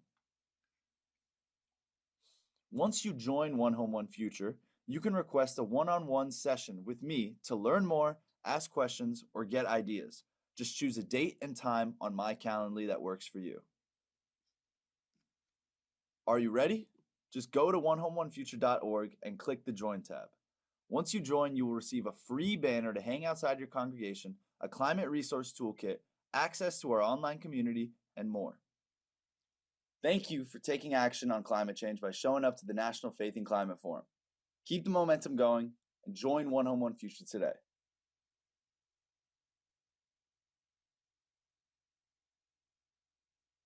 Thanks to Frankie, Pax, and Eric. You know, joining One Home, One Future actually has no downside. Congregations receive a beautiful banner and resource kit, as Eric said. There are hundreds of resources from many faith partners to guide and inspire you. We host online gatherings to provide information, answer questions, and get feedback. In fact, at one of those online gatherings that we call a lunch and learn, a few folks told us that what they could really use were some tabling resources for Earth Day last year. And so we created just such a tabling kit. It has been updated for 2025 Like Eric said, it's free to all One Home, One Future participants. We do our very best to support congregations and faith leaders to lead on creation care with our resources, tabling, events, connections, and so much support. Won't you join us? OneHomeOneFuture.org. And PAX. I'm so very thankful for PAX. Their spirit is as lovely as their music. And thanks to the BTS Center for connecting us and for co-creating that lovely song. And I cannot go further without a huge thank you to Frankie. The story his mother passed on that had been passed on to her. It reminds me of a passage in Job, which says, "But ask the animals, and they will teach you, the birds of the air, and they will tell you. Ask the plants of the earth, and they will teach you, and the fish of the sea will declare to you." The salmon, the birds, the trees are telling us, they are showing us. Let us be wise enough to listen and act on their behalf, as well as on the behalf of our children and grandchildren. And now let me introduce to you Reverend Heber Brown III. Many of you already know Reverend Brown and love him, but everyone else you will soon. I was so blessed to spend some time with Reverend Brown recently at a retreat. He is the executive director and founder of the Black Church Food Security Network, partnering with nearly 250 Black congregations and farmers. I now turn it over to Reverend Brown. Thanks, Carol. I am so excited to be with you all today to talk a little bit about the work of the Black Church Food Security Network. And really, my story starts with pastoring a beautiful congregation in Baltimore City, Maryland, called Pleasant Hope Baptist Church. I was blessed to serve there for 14 years. And while serving there as pastor, I began to notice a pattern of people in our congregation who were being hospitalized repeatedly. Now, many of you know that one of the most important jobs that a pastor or a religious leader has is to show up to extend pastoral care to members of the congregation that are hospitalized. And so, of course, I did exactly what seminary taught me to do. I pulled up to hospitals, I stood by hospital bedsides, I offered prayer, I offered scripture, I tried to give encouragement, but I also leaned into some deep listening. Those very privileged spaces, those confidential conversations gave me an opportunity, a front row seat, in fact, to hear about what was driving these folks to be in the hospital in the first place. What was the reason that they were there? And I got to admit, after prayer, scripture, word of encouragement, prayer, scripture, word of encouragement, over and over and over again, the community organizer in me started to get curious and wanted to swim upstream as to why these people who I was sharing life with, why were they hospitalized to begin with? And I began to hear a pattern. What I heard from them was that for many of them, they were experiencing repeated hospitalization, disease, and bouts of sickness and the like because of diet-related challenges. And once I started to see this pattern of diet being a part of the story repeatedly, again, my community organizer took off from there. I wanted to see how I could do something, building on prayer and scripture, but certainly going even beyond prayer, just prayer and scripture. I wanted to do something to address that. And so my initial thought was to partner with the local fresh food market. It's right over the main intersection from the church, walking distance, just a couple minutes walk. And I remember the day I walked over there one day and I said, listen, I'm going to develop a partnership because I want to pipeline the fresh food that's here at this market to the people at the congregation across the street. But when I walked into the market that day, before I even got an opportunity to speak to anybody, I began to check out the produce and take just a little bit of a closer look. And when I looked closely at the prices of that produce, you probably could guess what happened. Sticker shock. My jaw dropped when I saw the price of the produce in the store. I knew that I couldn't afford it, much less the people that I shared life with. And the other thing I realized and noticed from my trip to the market that day was that it did not feel like the space was made with me in mind. There were some cultural disconnects as to how they put that store together. I got disenchanted with the idea of partnering with that market. And so I walked out. That's right. I walked out. And I walked back to the church, and divine discontent started to rise up within me. And when I got near the front door of the church, God showed me a vision. I had an epiphany. Right near the front door of our congregation was a little plot of land that our church owned. We'd never done anything in any consistent way with that land. It was just sitting there. I had seen, parked near, and walked by this plot of land and not thought anything about it for a very long time. But on that day, with divine discontent bubbling up inside of me, God showed the vision. And the vision had a caption. And the caption to the vision said, "If you cannot afford what they have, roll up your sleeves and grow it yourself." I saw a vision for a garden. I went into the church and I shared from the pulpit and in ministry leadership meetings about this vision. Hey, y'all, let's start a garden on our land. There was unanimous support. It's like, no, let me stop. I'm not even gonna lie to y'all. It was not unanimous support. No. If you've ever been in the church before, you know that very rarely is there 100% support for anything.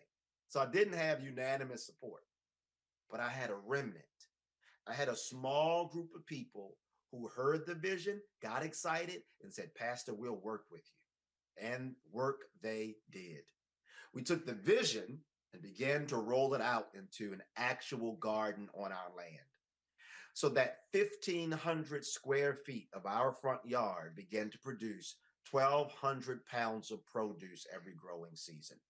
What we grew not only went to our neighbors in the community, but it also went into our church kitchen and began to make its way into our congregational meals. It went home with our members, and all of our health profiles began to improve. In fact, we partnered with the local university in order to do some research around what was happening.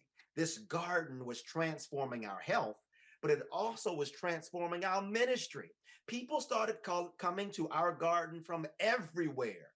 Not people who were just Christians. We had non-Christians coming. We had neighbors who had never crossed the street. We had people begin to fly in from out of town to come to our little church on the side of the road to see what God was doing through our garden. The garden became an additional sanctuary for our ministry. People who would never come to Sunday morning service would come to the garden faithfully, and community began to be formed right there. As we saw success with the garden at our church, I began to think about what would happen if other churches did the same thing, utilized their assets, their land, their kitchens, the genius of their people, and their other resources, pulled it together in order to address a common, all too often, a common problem in many of our communities, which is food insecurity. And that idea began to roll and roll in my mind until I started reaching out to other pastors to say, "Hey, God is doing something over here in this garden. Do you think I could come and help y'all to get started to do it too?" And then other pastors started to call me, even from beyond Baltimore. And what started out as just one church, little church in Baltimore with 125 people on a good Sunday, started now to grow and spread rapidly. What started out as one church in Baltimore is now about 235 congregations across the United States.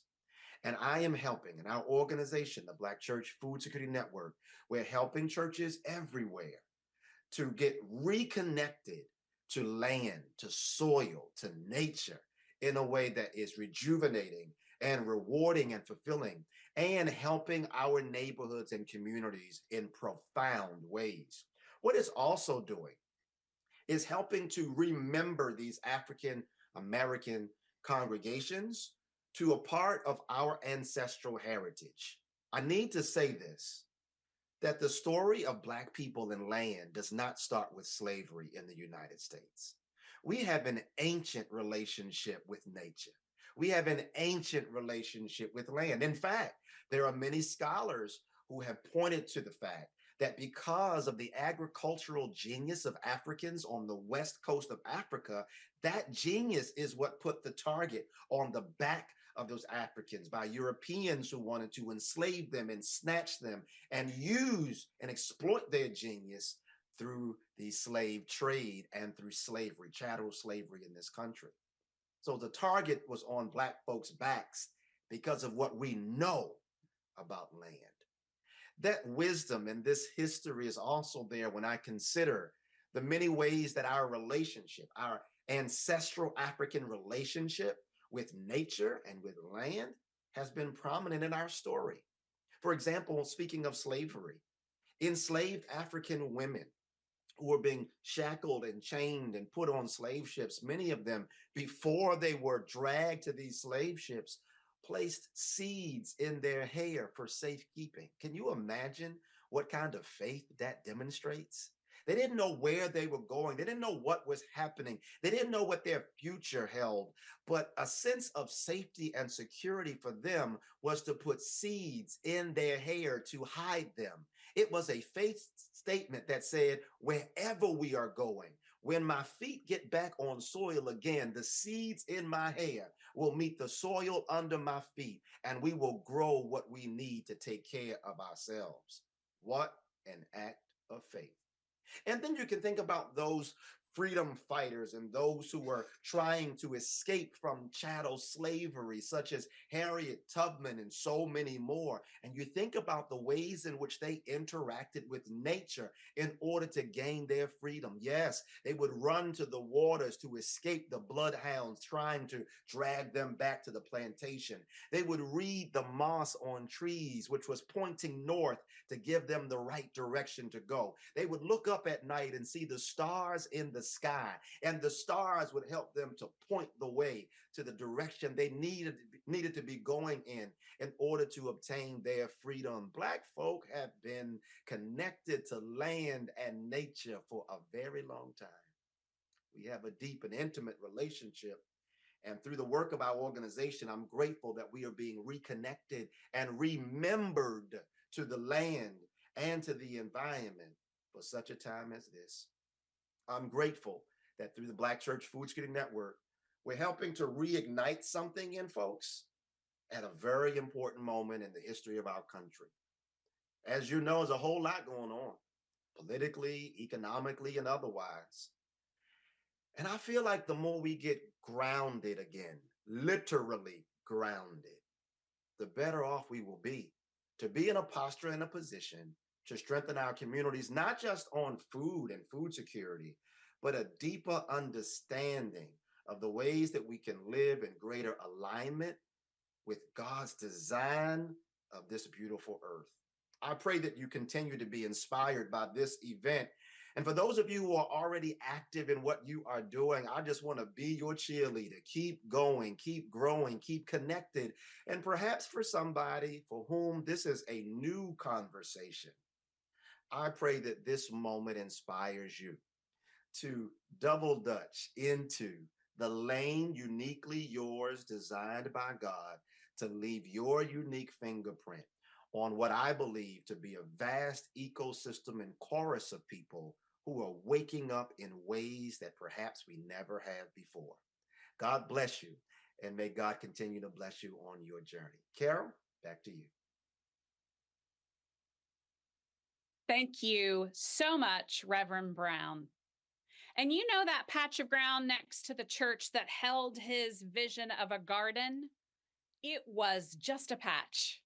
And let me tell you, it was a small patch. And no one without God's nudge would have looked at that patch and been inspired. No one would have thought a garden that small will feed so many people, and that people from all over will come to check it out. It reminds me of the poem on page 10 of your participant booklet. If you have an idea, if you feel a nudge, lean into it, imagine it, give it a shot. God may have some big plans for you, so take the first step. And as Dr. Jackie DuPont Walker says, just see what God can do. Okay, now, Sarah Flint joins us from Florida, where she is a Creation Care Fellow at St. Peter's Episcopal Church. And they just happened to be one of the finalists for the American Climate Leadership Awards this year, which airs on April 16th, and you can join to watch. Find out more at ecoAmerica.org. With a background in engineering, biomedical research, and theology, Sarah brings science and faith and environmental advocacy together. She attended the forum last year, and one of the sessions changed the course of her life. Sarah is a Blessed Tomorrow climate ambassador and is leading in ways she never thought possible. You can become a climate ambassador too. Go to blessedtomorrow.org to start the free climate and faith training and complete it on your own time. Sarah. Thank you, Carol and the Blessed Tomorrow team, for giving me the opportunity to share about how we are protecting people from extreme heat down here near my church in Florida. First, I'd like to start with a shout out to the Reverend Katie Sexton from the Arizona Faith Network. Katie doesn't know me from anybody, but she spoke at the National Faith and Climate Forum 2024, and she planted a little seed in me that just took root, and I could not stop thinking about it.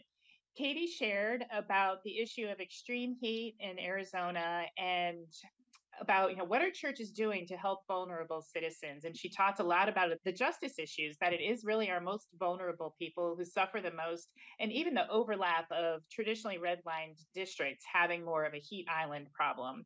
So I took that little seed of what our church is doing about this away and kept thinking about it.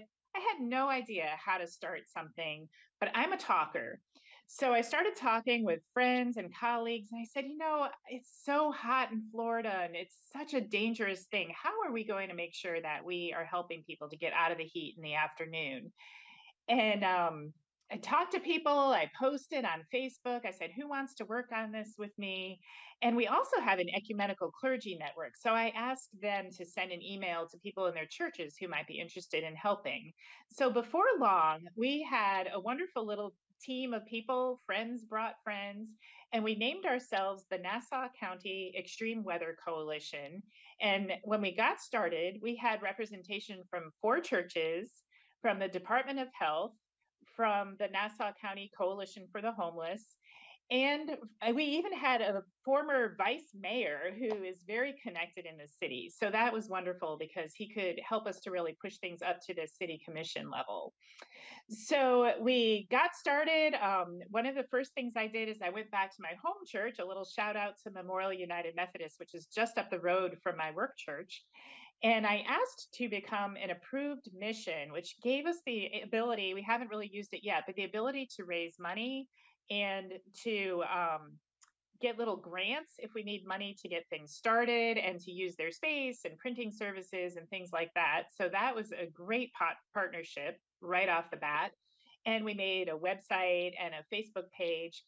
And as we started meeting, of course, the primary goal was to open a cooling center in the afternoon, but we realized there were a number of steps to get there. The first one being finding a location that could accommodate this.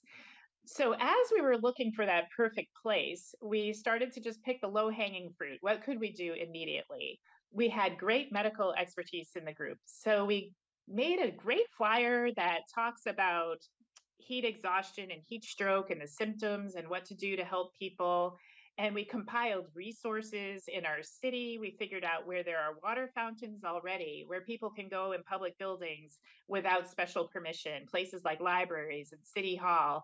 And we put all this information into flyers that we were able to distribute through our churches. And I brought some to our city's visitor center. And then we also made one of these little handy dandy little church vans with the information on that. And we passed those out at events. So that was something we could do immediately before we even opened a cooling center. But once we got all that going, we wanted to amplify the message of the dangers of extreme heat. So we decided that presenting to our city commission would be a good idea to get their support. So I don't mind talking in front of a group of people, but a little background about this meeting. Last summer at this meeting, it was very contentious, and they take public comment at the end. So I sat there for more than an hour and a half, soaking up all the negative energy in the room. And then I started self-doubting. I thought, oh my gosh, maybe I shouldn't say anything. I don't know if I want to stand up in front of this group of people.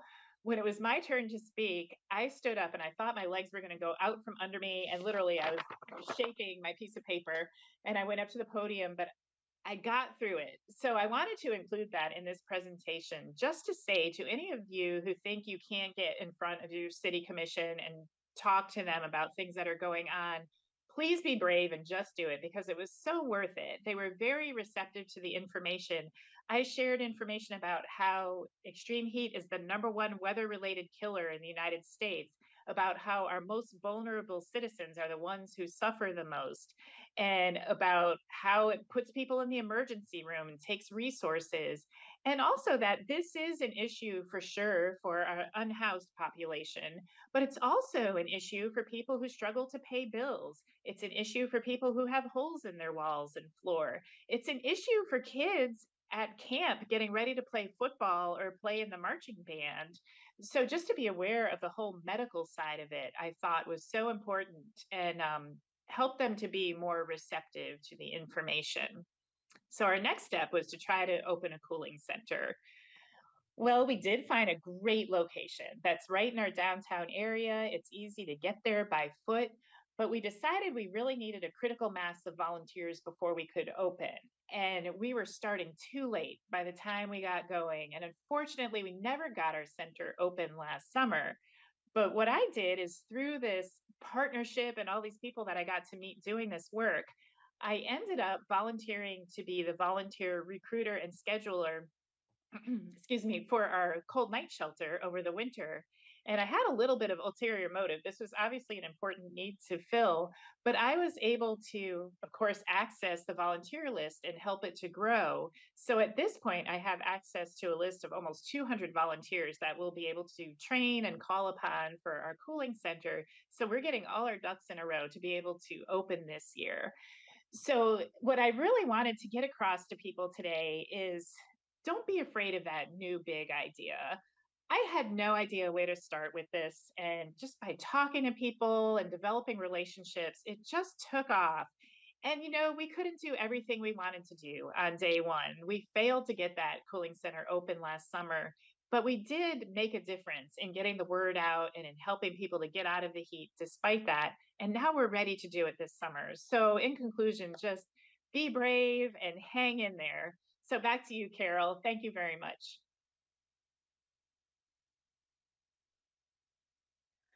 Thank you so much, Sarah. Let us all be brave. Let us all stretch ourselves and move beyond our comfort zones.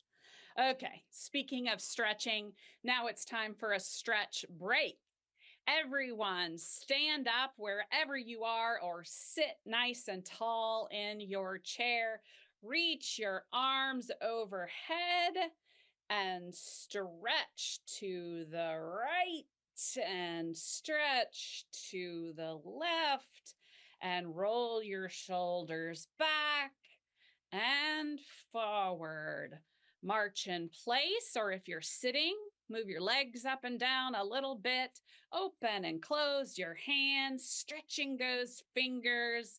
Breathe in deeply and out. shake, or move anything else that needs it. Okay, you can sit back down and grab your handy dandy participant guide and turn now to page 19 for the reflection and journaling prompt titled Faith in Justice. Take a moment and read through the prompts that are provided for you. I will just guide you just a little bit now. Personal connection. Are there any stirrings in your heart from what has been shared by Reverend Brown or Sarah Flint or any of the previous speakers or songs? How does your understanding of your faith call you to work for justice? Climate justice intersects with every justice issue, from hunger to racism.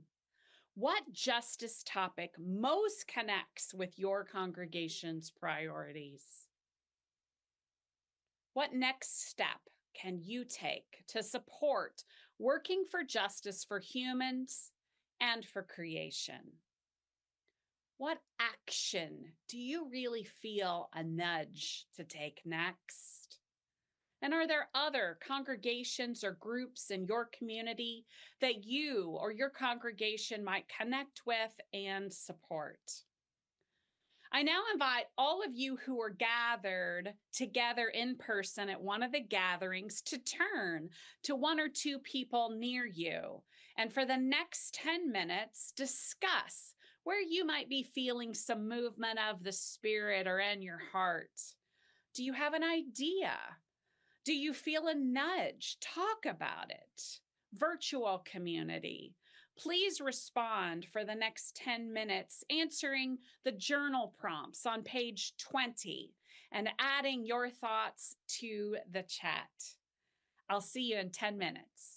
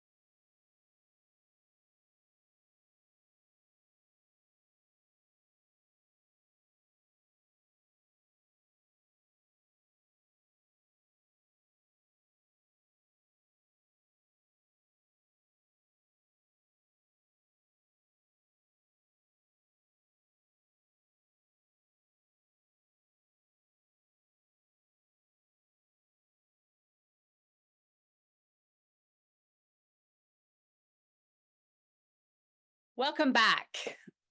Going back to Frankie's session where he quoted Margaret Mead, can you imagine the impact that 2,000 people of faith can have? Each of us doing our part, talking with others, inviting them into this work, connecting, growing. You know, I am so grateful right now for the many justice mentors I have in my life.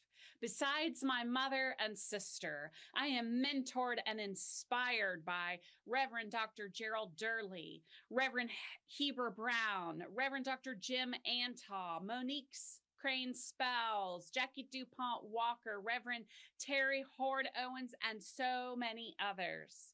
We all need models of justice in our lives. And we don't have to personally know them. We can read about them or follow them on social media. We can listen to podcasts, read their books. We all should be seeking out justice leaders that we can identify with, be inspired by within our own denomination or faith tradition. Find leaders that you can learn from.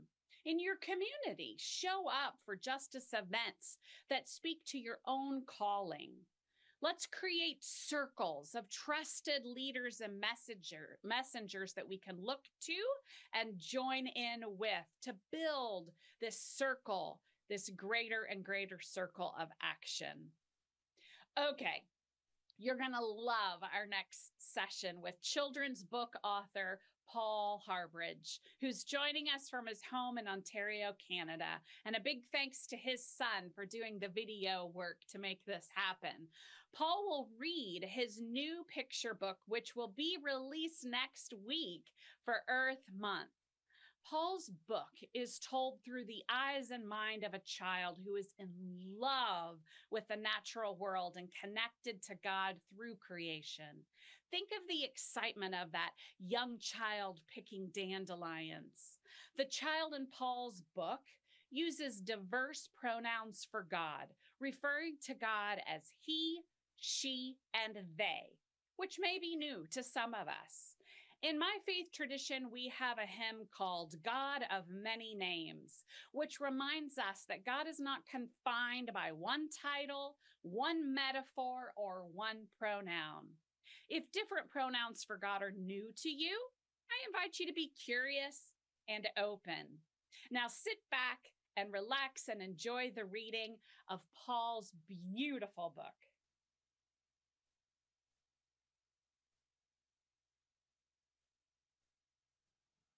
Hello, everyone. My name is Paul Harbridge. Thank you for allowing me to be part of your wonderful event today. Before I start, I want to acknowledge that the land where I live in Toronto, Ontario, is the traditional territory of the Mississaugas of the Credit, the Anishinaabeg, the Chippewa, the Haudenosaunee, and the Wendat peoples. Today, I'll be reading to you my new children's picture book, If God Were a Great Big Bear. In it, a child looks at nature and wonders how God made everything so beautiful. The child loves puppies and flowers and trees and bugs and thinks that God must love them too. The child figures that God must have looked through the eyes of each animal and plant and given them exactly what they needed to be happy. If not, how would the world fit together so perfectly? Okay, let's read the book. If God Were a Great Big Bear, written by Paul Harbridge, illustrated by Marta Dorado, and published by Beaming Books in Minnesota. If God were a great big bear, and she very well may be, she'd make mountains full of rushing streams and forests, wouldn't she? With trees full of honeybees and rivers full of fish, and mountains full of cozy caves, all that a bear could wish. If God were a wiggly worm, and he very well may be, he'd make fallen leaves and rotting trees and rich earth, wouldn't he? The leaves would be his breakfast, the trees would be his dinner, the earth would be his comfy home to keep him warm through winter. If God were a lilac bush, and they very well may be, they'd make sun and moon up in the sky and clouds too, wouldn't they? With moon to watch them as they sleep and sun to warm their flowers, and clouds to rain on thirsty roots with gentle springtime showers. If God were a waddly goose, and she very well may be, she'd give herself big paddly feet to swim fast, wouldn't she? A bendy neck so she could look in lakes down to the bottom, and sturdy wings so she could fly long distances in autumn. If God were a bright-eyed squirrel, and he very well may be, he'd surround himself with beauty that he'd see from his tall tree, a view that bursts out green in spring and when summer flowers grow, a view that blazes red and orange, then wraps itself in snow. If God were a mighty whale, and she very well may be, she'd make vast, mysterious oceans to delight her, wouldn't she? She'd fill the sea with amazing friends of every shape and size, coral, turtles, walruses, and even a fish that flies. If God were a caterpillar, and they very well may be, they'd make luscious plants with juicy leaves to feast on, wouldn't they? They'd make a cozy special place to go in and shut the door, and after a while, they'd come back out and spread their wings and soar. If God were a shining star, and she very well may be, she'd make space and comets, suns and moons and planets, wouldn't she? All space would be her playground, a universe of friends, and meteors would just drop in to see her on weekends. If God were a pretty planet, and he very well may be, he'd dress himself in sparkling lakes and forests, wouldn't he? He'd paint his face with sunlight and put rainbows in his hair and add dragonflies and hummingbirds and blossoms everywhere. If God were a little child, and she very well may be, she'd make secret paths and summer fields and puppies, wouldn't she? For Creator God made all that is, that was and will ever be. Which means God's in the great big bear, and God's in you and me. The message of If God Were a Great Big Bear is this: that God made the world for every animal and plant, not just us humans. And if that is so, then surely it's up to us to protect and cherish God's beautiful natural world.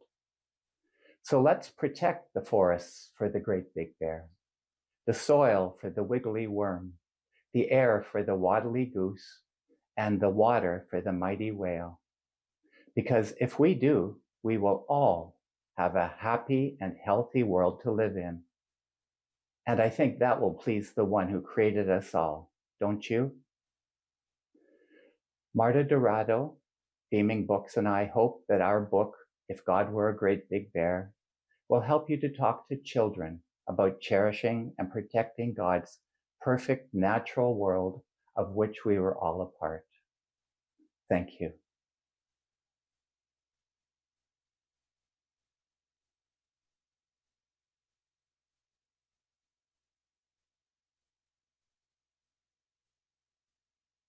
Thank you, Paul. Paul was kind enough to send me a signed copy that now sits on my coffee table. I'm planning on buying copies for all the children and children at heart in my life. Having children around is such a blessing, and prioritizing children and youth in our congregations is so important. As we all know, young children have been leaving faith communities in high numbers, and creation care is one way that we can connect with them and support them. Children and youth love to be outside, and through nature can develop a deep and authentic faith. So get young people outside, help them with the gardens, nature walk, canoeing, even camping. help make that connection for young people between the natural world and their faith. And young people have so much to teach us. So elevate them, provide spaces for them to lead. It is their future we should all be working for. And for most youth, climate change is a real concern. Creation justice is a topic that we can connect with them on. And our next session is a conversation I had with 3 young faith and climate leaders. You will meet Daniel Mitchell, a high school senior and 2024 Green Chalice and Creation Care and Justice Fellow, and Lori Petrie and Ellie Simpson-Faick, both 2024 Eco-Justice Fellows of the Episcopal Church. Listen now.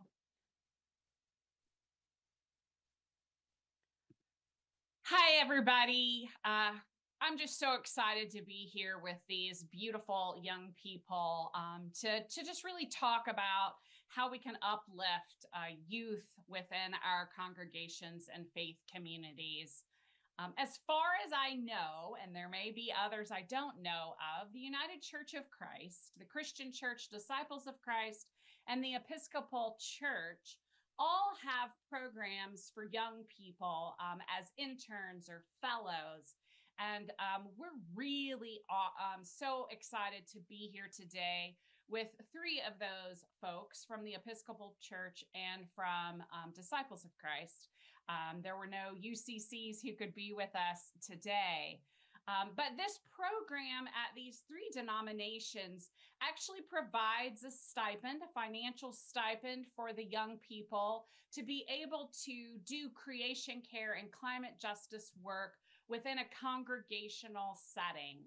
And depending on the program, the young people get to connect with each other. They get to be really active within that congregation and lead, and also be able to bring about some of their ideas on how this congregation might engage more deeply on creation care and climate justice. So I now would like to introduce to you the 3 young folks who are with us today. We have Daniel Mitchell, who was a Green Chalice intern with the Christian Church Disciples of Christ last summer. We have Lori Petrie, who is a 2024 Eco-Justice Fellow with the Episcopal Church. And we have Ellie Simpson, who is part of also the 2024 Eco-Justice Fellowship with the Episcopal Church. So I just give great thanks that the 3 of you are here with me today. And I just want to start by asking each of you to just say why you even applied to this, or like what about this particular fellowship spoke to your own heart. And so Daniel, let's start with you. Why did you apply to be an intern fellowship? Yeah, so for the last few years, as I've really developed and felt my faith grow, it's often come at the intersection of where our faith meets our obligations when it comes to justice. And so that was one of the first very appealing kind of parts of the program. And additionally, living in Colorado, I've experienced the effects we've seen. I've had days where quite literally we try not to go outside because there's ash raining down in the air from nearby wildfires. And it is something that, climate is an active role in our lives here, and something that comes to mind. And so the opportunity to kind of be able to further explore over a summer these kind of key issues and key drivers in my faith and my understanding of my faith, and also get to do really critical work on issues that have everyday importance, not just to people around the globe, but something that I can feel as having a tangible impact on my own life, and I know matters not just to me, but all the people in my community, was really an exciting blessing to be able to experience. Awesome. And I applied because I was serving as a communications associate in the Episcopal Church under a bishop who this was very near and dear to his heart, and I had been learning a lot serving under him. And I was promoting this Episcopal Church fellowship to other people through my communications work. And I said, oh, actually, this is something that I would like to learn more about and to grow and to do as well. So that's kind of how I ended up applying. Yeah, for me, I was a recent college graduate at the time, and my schedule had more free time because I wasn't working a typical 9-to-5 job. So I found out about this opportunity to meet other people my age who care about climate justice. And I was drawn by that, but also the opportunity to be mentored by organizers for climate justice within the church, the denomination that I belong to. And somebody made a big difference for me when they didn't have the schedule flexibility like I did to apply themselves. But they thought of me and emailed me the application and told me about it. That can make such a big difference for someone, even if it's not the right fit for you at the time. Oh, I agree 100%. Thank you all so much. And so now I would just love to know, why is climate justice important to you as a person of faith? Ellie? Sure. I think for me, I see climate justice very integrally linked to both social and racial justice.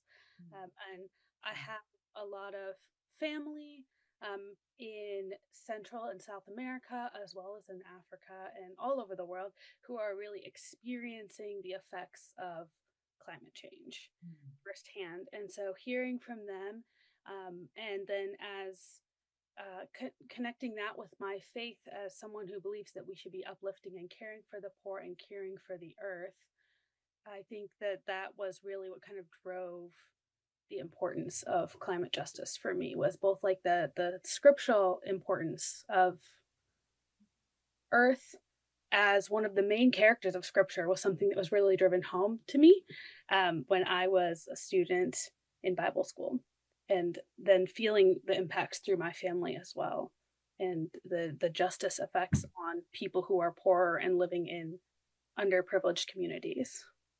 Yeah, I love hearing that earth was important when you were young growing up in church, because that isn't common experience for many people.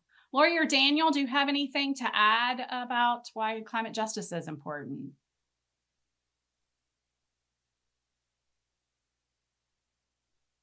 Well, I would like to say that even, if you aren't raised in a tradition that talks a lot about earth as an agent, I think kind of like Daniel gestured to in when he was talking about what drew him to the program,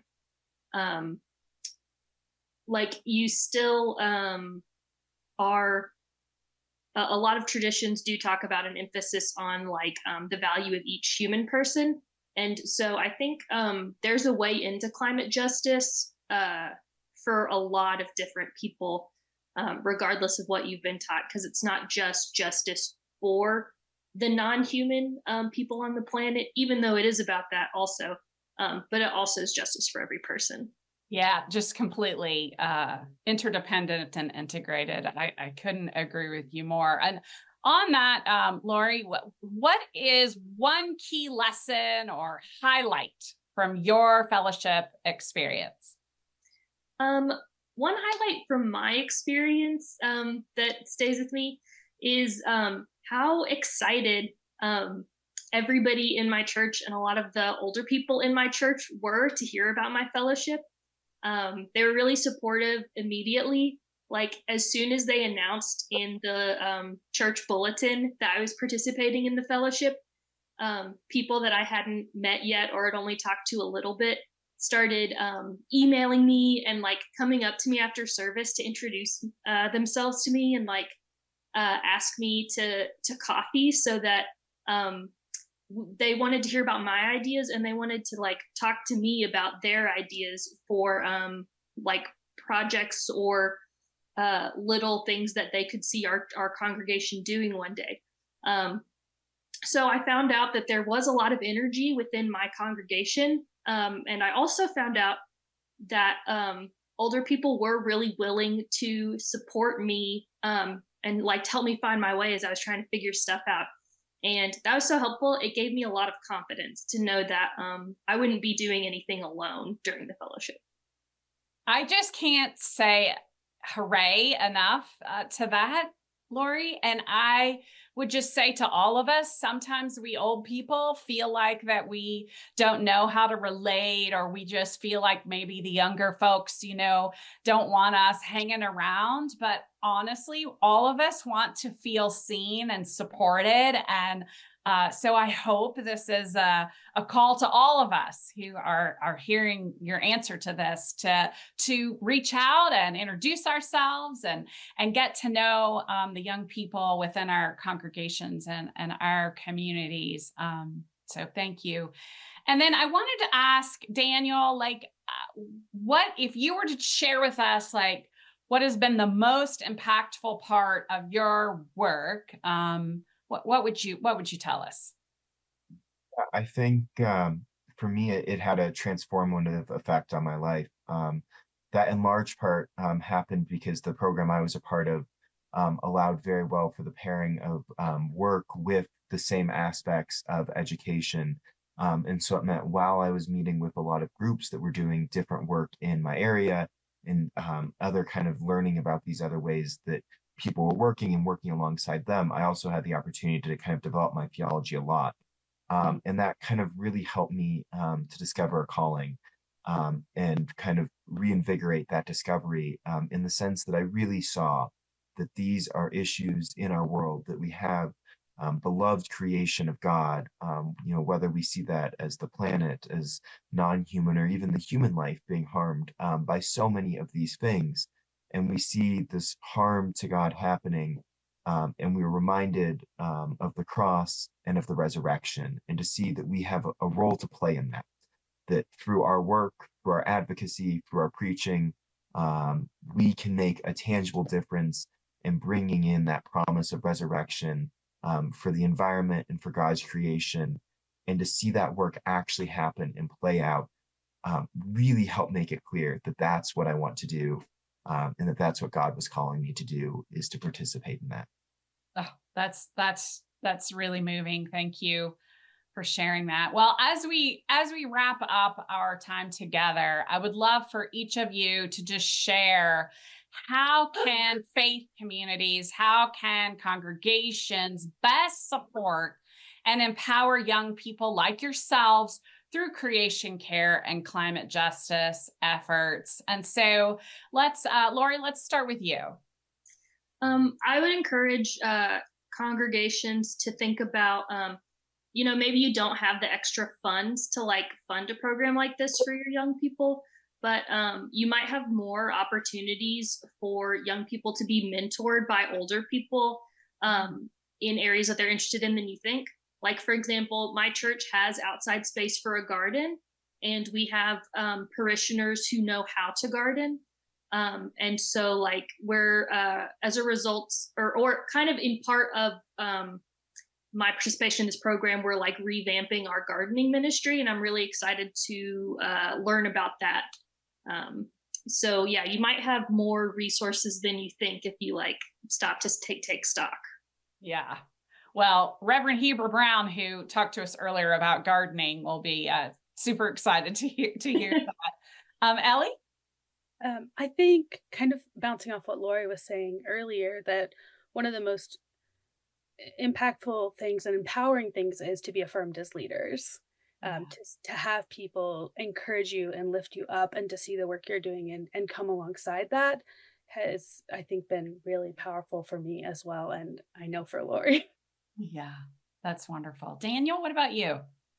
I fully agree with what both of them said. I'm in a unique situation that I was raised in a church that from a very young age really, asked me and put me in the positions to develop my faith and to develop as a leader. And so I fully agree with Ellie that the idea of affirming someone as a leader, whether or not it is in this environmental sphere, but looking at young people, the issues they're passionate about, how they're finding God in the world, how they're seeing their faith compels them to act, and enabling them to do that, whether that be service learning trips, whether that be camp over the summers, whether that be leadership programs, whether that be fellowship groups, and allowing them to share out in worship. I'm in a congregation where youth regularly help lead worship in invitations and other things. And I think that's just so empowering and allowing youth to find their own faith footing and then really grow from there. Thank you. Thank you, all three of you. Thank you so much. I hope that all of us hearing this feel inspired and we'll do the minimum of when we're at our next worship experience in our congregation, that we will reach out to a young person and have a conversation and ask them if climate and creation care is important to them. I hope that also we might just dream together how we might support young people and even bring young people in who maybe haven't been in our congregations in a while. But let us all be inspired to go and take the next step, because we all need to be seen. We all need to be supported. And this is a great opportunity for us to do that. So thank you so much, Lori, Ellie, Daniel. Many blessings on your next steps in life. And we know that you're going to do amazing things. And so now we're going to have just a little break with some music by the many.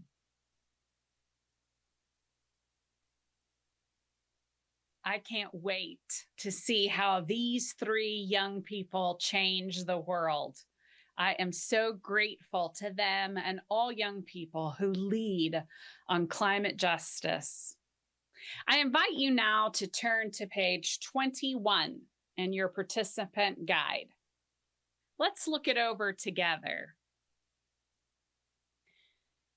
Let's reflect a little bit on what these three young leaders said, and let's identify moments that felt particularly thought-provoking. How might the energy of young people invigorate your congregation? These may be in new ways. These may be new young people, or maybe those that are already there. For these three young people, taking action on climate provides hope for them. What actions might your congregation take that brings hope, particularly to youth and young adults? Maybe some of this feels a little big for your congregation, but you're not alone. So how can you foster or participate in collective efforts to tackle climate change within your local community? Many of these locations have more than one congregation who have come together today. That's a great example. And what steps can your faith community take to uplift and empower young voices? We're going to take the next 7 minutes to answer the journaling questions on page 22. For the in-person groups, I again invite you to turn to one or two people near you to answer these questions. For the virtual community, write in your journal and then share your ideas, your commitments in the chat. I'll see you in 7 minutes.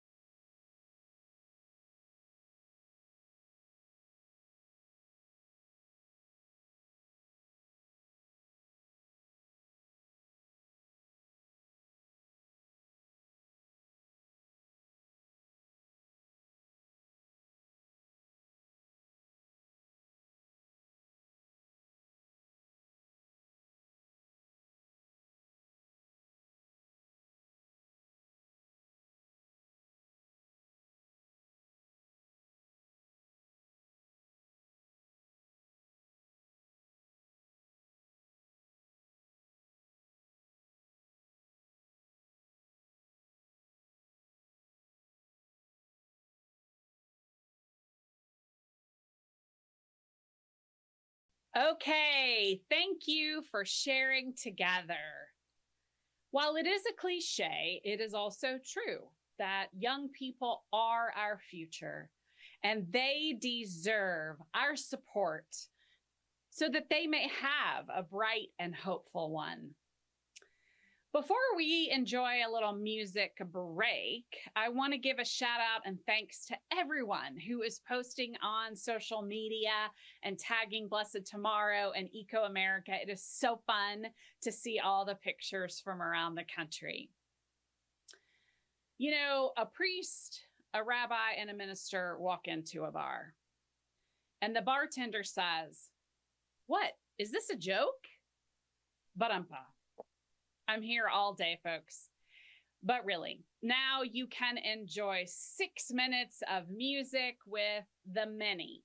I am so grateful for the music videos of the many. The words are really powerful and the images are as well. I know you will love them. Be sure to check out their website and consider them for your events or worship services. You can use one of their music videos they've already produced, or you can have them do something special in particular for your needs. Enjoy this break.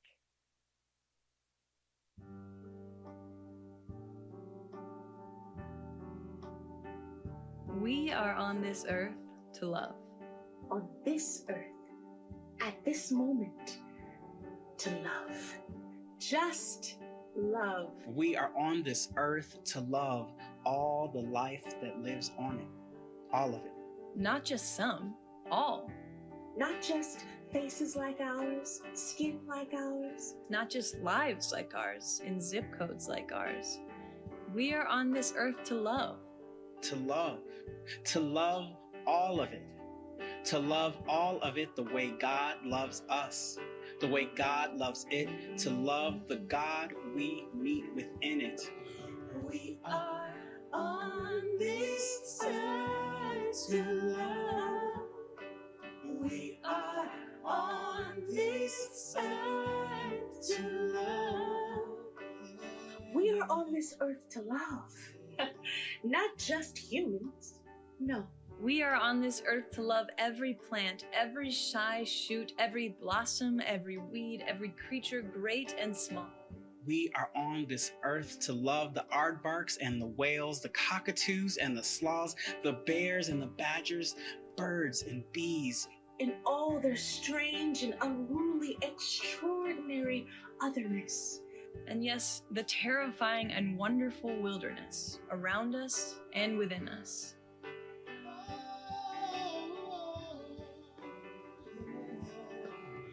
We are on this earth to love.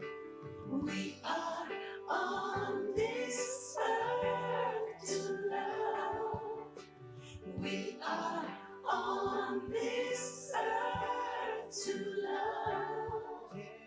We are on this earth to love this water, these trees, those mountains, that unbearably beautiful sky, and the sun that burns within it. And this air we breathe. This air we breathe. This air we breathe. Breathe it in. Breathe it all in, the God-soaked beauty of this earth. All of it. And never forget, this is why we're here. This is what we're called to do. This is what gives us life. We are on this earth to love. To love. To love. We are on this earth to love. We are on this earth to love. We are on this earth to love. We are on this earth to love. Yeah.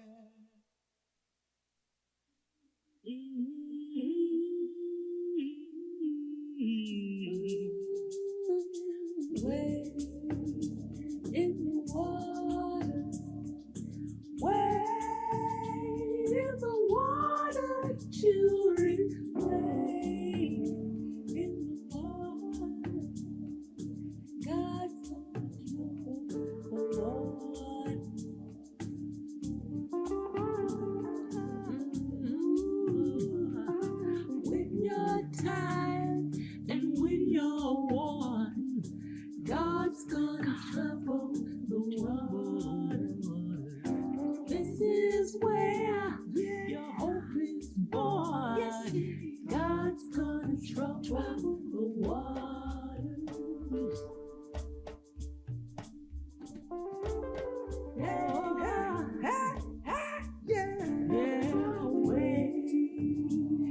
the water, you better wade in the water, you better wade in the water. God's gonna trouble the water.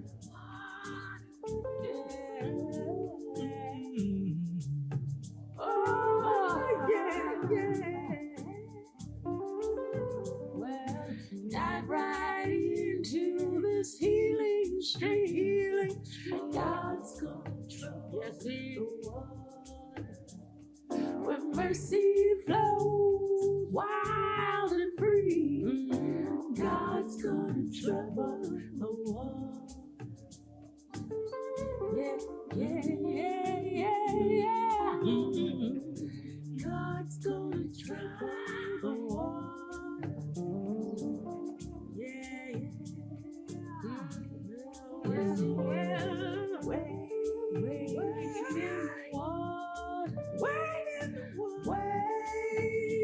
in the water. God's children wade in the water.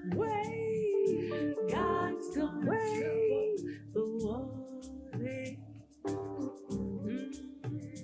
Yeah. Oh, God's gonna trouble the water. Yeah.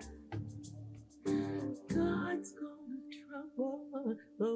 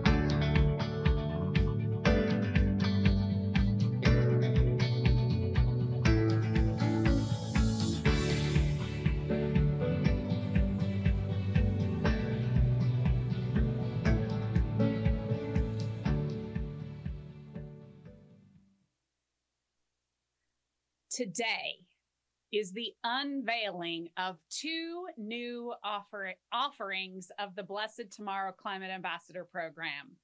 Great things keep happening at this here forum, and there's more to come. You all are the first to hear about these two things.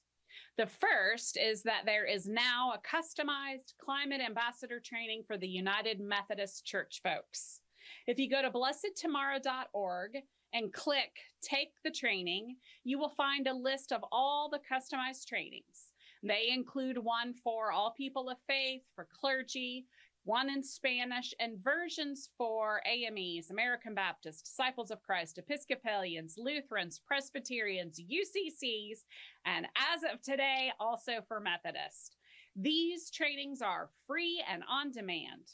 Go at your own pace. So go to blessedtomorrow.org to learn more and register. The second new thing is that not only can you take the Climate Ambassador training on your own, but now you can take it as a group.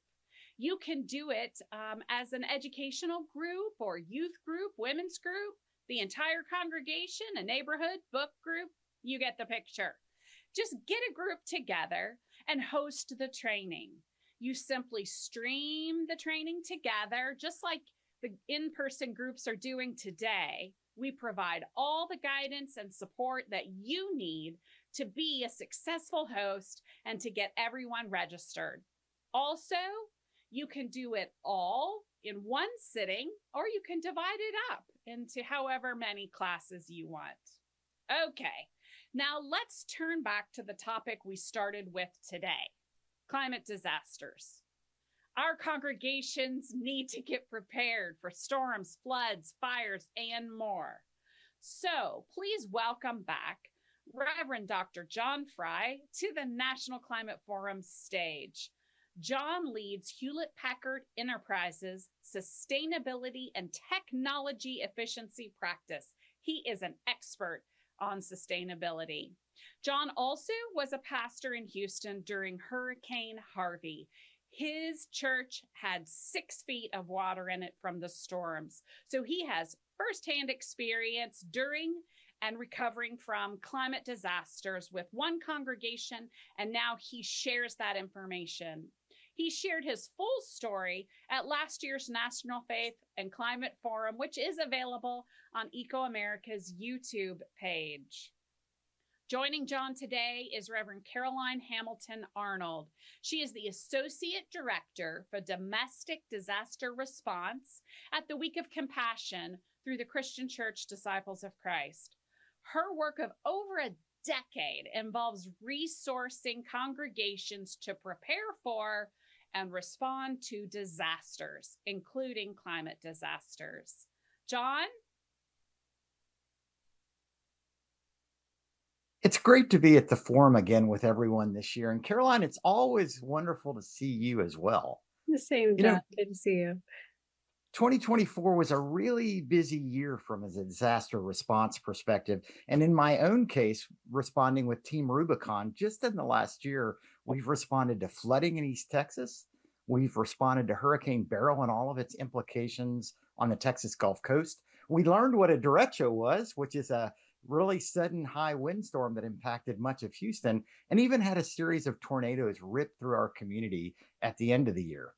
But in each of these disasters, as we were responding, what we found was communities of faith were both impacted themselves, but also wanted to play a critical role in the recovery of their wider community. And I know a Week of Compassion had even busier year with wildfires on the West Coast and all of the implication of the hurricanes on the East Coast. So can you share a few examples of the work that you've been doing and how you've helped congregations become more resilient?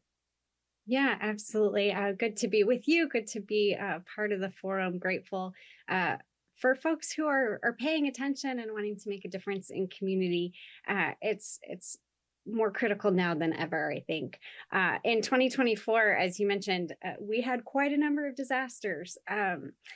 NOAA recorded 27 disaster events that caused over $1 billion in damage. That's with a B, billion. And to put that in comparison, the average in the early 2000s was about $7 billion disasters per year adjusted for inflation. And looking at the 20 years prior to that, it was about $3 to $3.5 billion disasters per year adjusted for inflation. So we're seeing impacts of disasters be more significant, more events, more severe events, and the places where we exist becoming more vulnerable. And on top of those large-scale disasters, we saw numerous smaller events that maybe didn't get beyond local news or state news, didn't rise to the level of even federal declaration. Things like the tornadoes that hit in North Harris County in December, where the local community really is the first and only line of response, and where the involvement of local churches and faith communities is so very important. Week of Compassion responded to all of the disasters that you named, supporting our local churches and working with ecumenical partners and local community partners.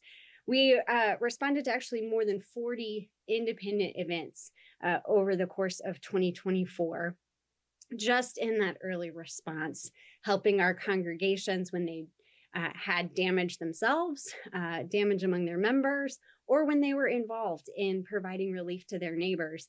But then on top of that, we were still responding and part of the long-term recovery efforts for disasters stretching back to 2017.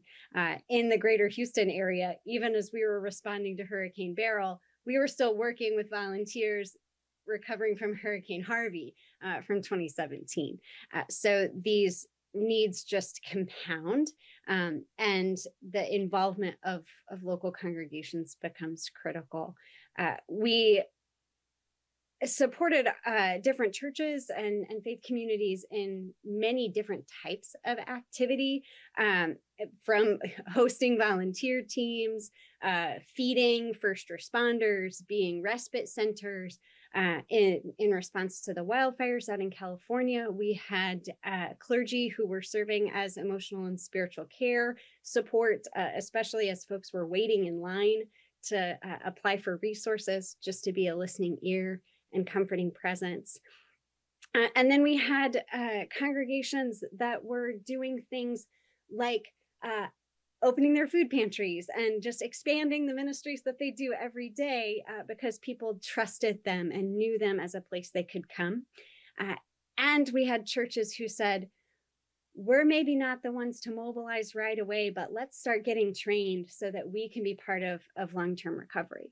And so like our congregation in Bellefontaine, Ohio, that said, you know, we're older, we're smaller, we're not real great at rapid deployment, but we'll take some time now to train up case managers. And so they collaborated with other churches in the area and nonprofits in the area to make sure there would be a process for disaster case management to walk alongside and accompany survivors through recovery. So even in the sort of overwhelm of more disasters, I take great heart in the many, many ways that faith communities respond. Yeah, fully agree. And in fact, I love what you said about thinking both about the near term or immediate response, but also like in Hurricane Harvey, some of that response is still going on all these years later. And so we've got to have plans that think of the near term or the immediate, but also what are those needs and how do those needs change over time? We saw that on our Hurricane Beryl response as we were looking for a place to host our responders that were inevitably coming from all over the United States. We first started with faith communities, and we visited a few that had utility crews out working around them, only to discover they all had no power. But every faith community we talked to pointed us to the same community of faith that did have power in the community. Their doors were open. They were feeding the community, and lots of ministries had gathered to them because they were clearly helping the community in the short term. And when we got there and started talking to them about needs and places to house our responders over a series of weeks, they said, we've been waiting for you. You're actually in our plan to make space available for Team Rubicon and other responders to help the community. So as I thought about that story, I wonder, are there ways that congregations can put plans in place in advance for both the short term and the long term? Yeah, absolutely. When I talk with congregations about planning, I really emphasize know yourselves, know your community. Know your capacities in your building, just very functionally know where the gas shut off, water shut off, electrical shut off. I think y'all talked about that last year.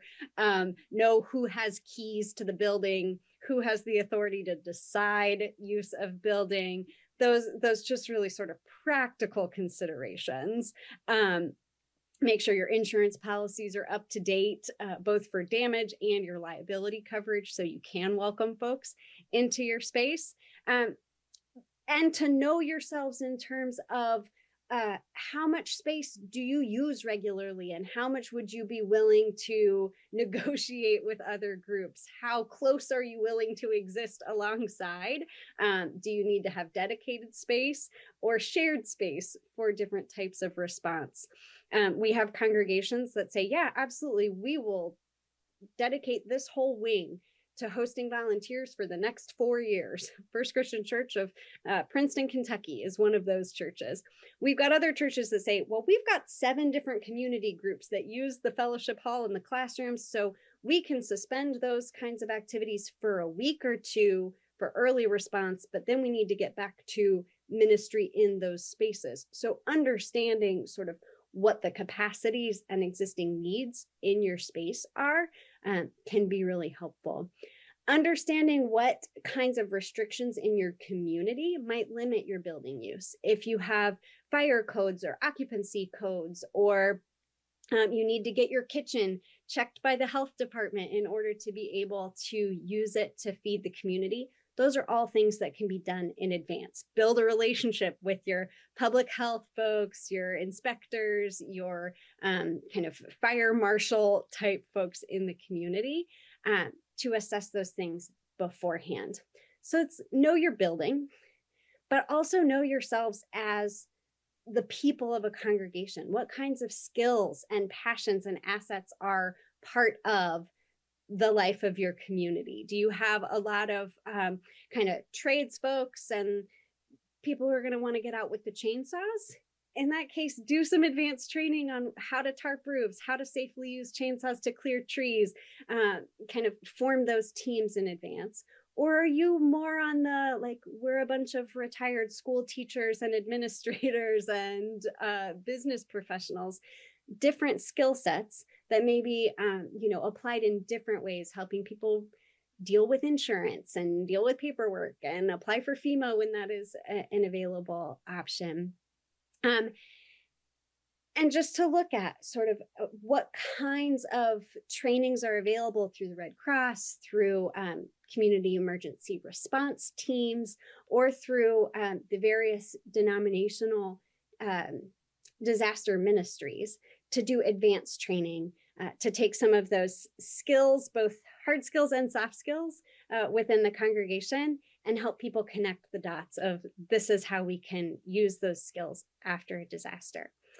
I also really encourage folks to know themselves in terms of who's close to the building, who's going to evacuate, who's on the other side of the bridge that always floods, and so they won't be able to get to the church.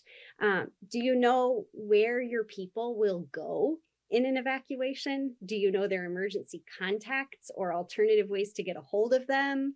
Do you know folks who might have limited mobility or limited access to transportation who would need assistance during an evacuation, or might need assistance if there's an extended power outage, and being able to respond to the needs of the church congregational community, as well as looking to those needs of the surrounding neighborhoods. I've heard of churches that set up storm buddy systems so that some of their elderly folks or folks who would be very anxious to be on their own through a disaster have either somebody who's like checking in every few hours, or somebody who actually rides out the storm with them.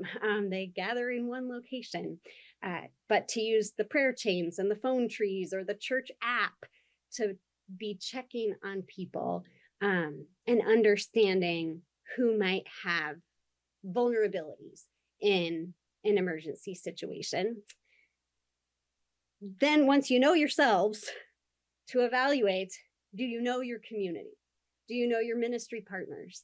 Do you know who in your spheres of influence and connection might have vulnerability to disasters? That might be because of socioeconomic status. It might be because they're college students who are on their own for the first time and will have no idea what to do when a disaster hits. It might be that you have connection to populations with specific needs, elderly folks, immigrants or refugee communities, folks living in poverty, folks who are houseless neighbors, and thinking about how do our spheres of influence connect us to folks who may have needs? And how do our spheres of influence connect us to people who may have resources? I've got a church that we worked with a couple of years ago. They had like 2 city council people, the school board chair, the superintendent, the fire chief, all members of their congregation. So when it was time to say, okay, let's talk about emergency planning, they pretty much just called together the board of elders and said, okay, let's make sure the church is connected to these official plans, and to be able to sort of leverage those relationships. Yeah, all great suggestions, great ways and some unique ways that communities of faith can come together. Before we wrap up our time, though, is there sort of one resource or a first step that you would encourage congregations to take? Yeah, absolutely. Well, I never do one step. I'd say there are 2 steps. One, make sure your church contact list is accurate. Yeah. Know who your people are and how to contact them, and make sure you can access that if there's no internet. Make sure you can access that if you cannot get to your church building. Make sure more than one person has access to your roster of folks who are part of your church community. Might just be your members, might be your members and the folks who are in the preschool in your school or in your church building, your sort of ministry community. And 2, start building relationships. The more relationships you have in the community, the ways that you are engaging with other community partners on other climate action, on action to address the unacceptable realities around us all the time.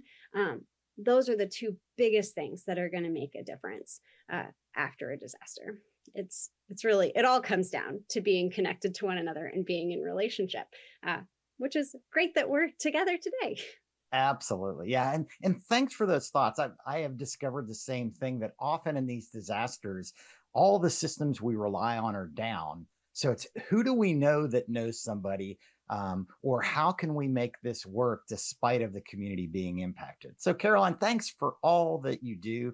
Thanks for the work of Week of Compassion and supporting congregations and helping them help their communities prepare for and respond to disasters. And with that, Carol, we'll turn it over to you. Thanks, John. Thanks, Carol. Thanks so much, John and Caroline. The knowledge and wisdom you have from so much firsthand experience is invaluable. No one gathered present today should ignore your call to get prepared. For this reflection session, I invite you to turn to page 23 and find a disaster preparedness checklist. As Bishop Brookins noted at the beginning of our day together, preparing for disasters is really important. It is important for the health of our congregations and for our communities. Our congregations are the backbone of our local communities, including and beyond our membership. Every action we take to raise awareness and educate our faith community about climate disasters and the need to prepare helps. I encourage you to make copies of this disaster preparedness checklist and give one to everyone you know. There is no safe location from climate disasters, whether it be storms, flooding, ice, fire, wind, etc. You can also find this checklist and one in Spanish at onehomeonefuture.org in the resource hub. Let's walk through it together. The first step is to have some kind of team. At the congregation that I served, we had just a few board members and myself. If you do nothing else, be sure that every phone at your house of worship has the phone number and address posted next to it. If there is no landline phone, Post the address in a prominent place so that anyone who makes an emergency call will have the address available.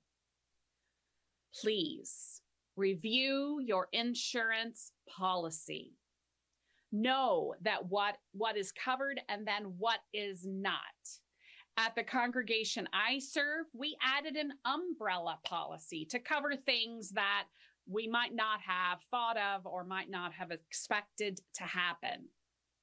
Be sure to put important documents in a water and fireproof container and have backups of all those important documents off-site. Put together an emergency kit in case you need to shelter in place, or as a place for people who can that people can come to as a place of safety in times of storm. Number 5, you can read over that one. Number 6 is about communications. We really need to have a good old-fashioned phone tree and also have a plan to check in on the most vulnerable individuals in our congregations. You might remember Scott shared with us that during the storms of Hurricane Helene in the Asheville area, all communications and most roads were knocked out. So who will check on Miss Rose? Know your community leaders. Know and have relationships with your community leaders and work with them to prepare. Conduct drills with congregational leadership so that if something does happen when people are in the building, the leaders know what to do, know who's trained in CPR and first aid and where the shutoffs are. At the congregation I served, I started beginning every worship service pointing out the exits. It's a little tiny thing, but it could be very important in a disaster. Number 9, make planning for emergencies part of your annual calendar of your board. Once a year, what do we need to review? What do we need to update? And number 10, not only are we concerned with people's physical safety, but also their mental and spiritual well-being. So important. Now, turn to page 25 for the reflection and journaling prompt. You know, a good friend of mine just lost his mother actually a week ago. She had a very long, good life, and she had a good death. But the thing I want to share with you today about Kitty is that Kitty had everything planned, including the flowers that were to go on her casket. She had her funeral planned and paid for. She had an up-to-date will. Her finances were in order. And all her planning was such a gift to her family when she passed. They didn't have to wonder and worry about what she would want or how they would pay for it. They were able to be fully present with the family and with their own feelings. Disaster preparedness pays off in a similar way. When disaster happens, if we have planned, we don't have to panic and wonder what we're going to do. We're able to move forward with our plan and meet the moment. That's not to say it won't be hard, but having a plan lowers our mental anxiety and helps us to better support the safety and security of our people and precious things. Now, we're going to take a little working break again, and I invite you to spend about 2 minutes reading through page 25, and then turn again to the people near you and spend 10 minutes talking through the journal prompts on page 26. The virtual audience should write down the answers on page 26 and share in the chat the next steps that you plan to take. Okay, I'm looking at the clock now, and let's all come back together at 3:35 p.m. Eastern Time, 12:35 Pacific Time. I'll see you in 10 minutes.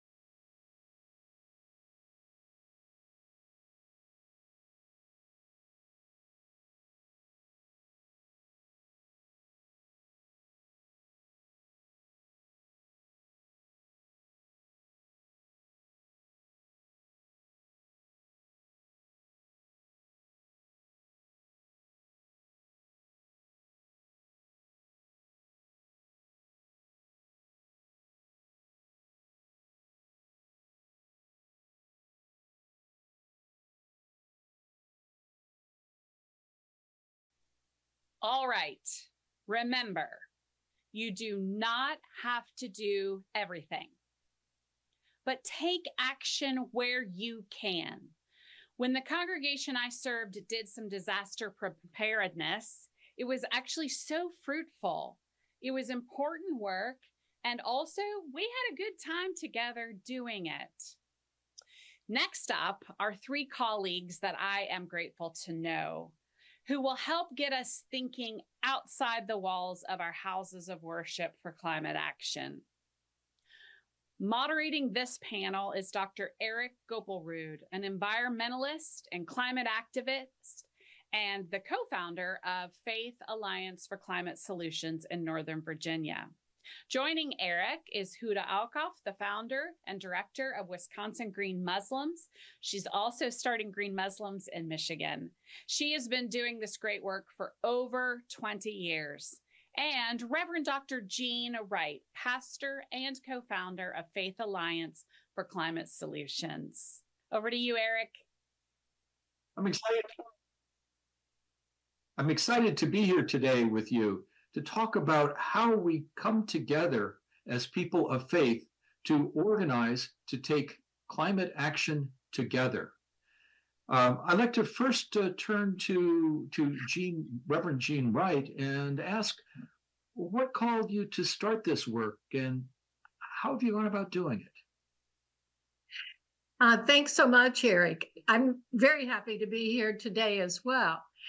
And what called me to the work is, of course, my faith background and being called, all of us, I feel, to be earth care keepers, green people, taking care of our planet. That's one of the first things mentioned in Genesis for we humans to have that task. But it goes back to having grown up in West Virginia, where my dad was a coal mine foreman, and later moving to Alexandria, my family living there for many years. And then I went to theological school, Andover Newton Theological School, and was ordained into the American Baptist tradition in Massachusetts.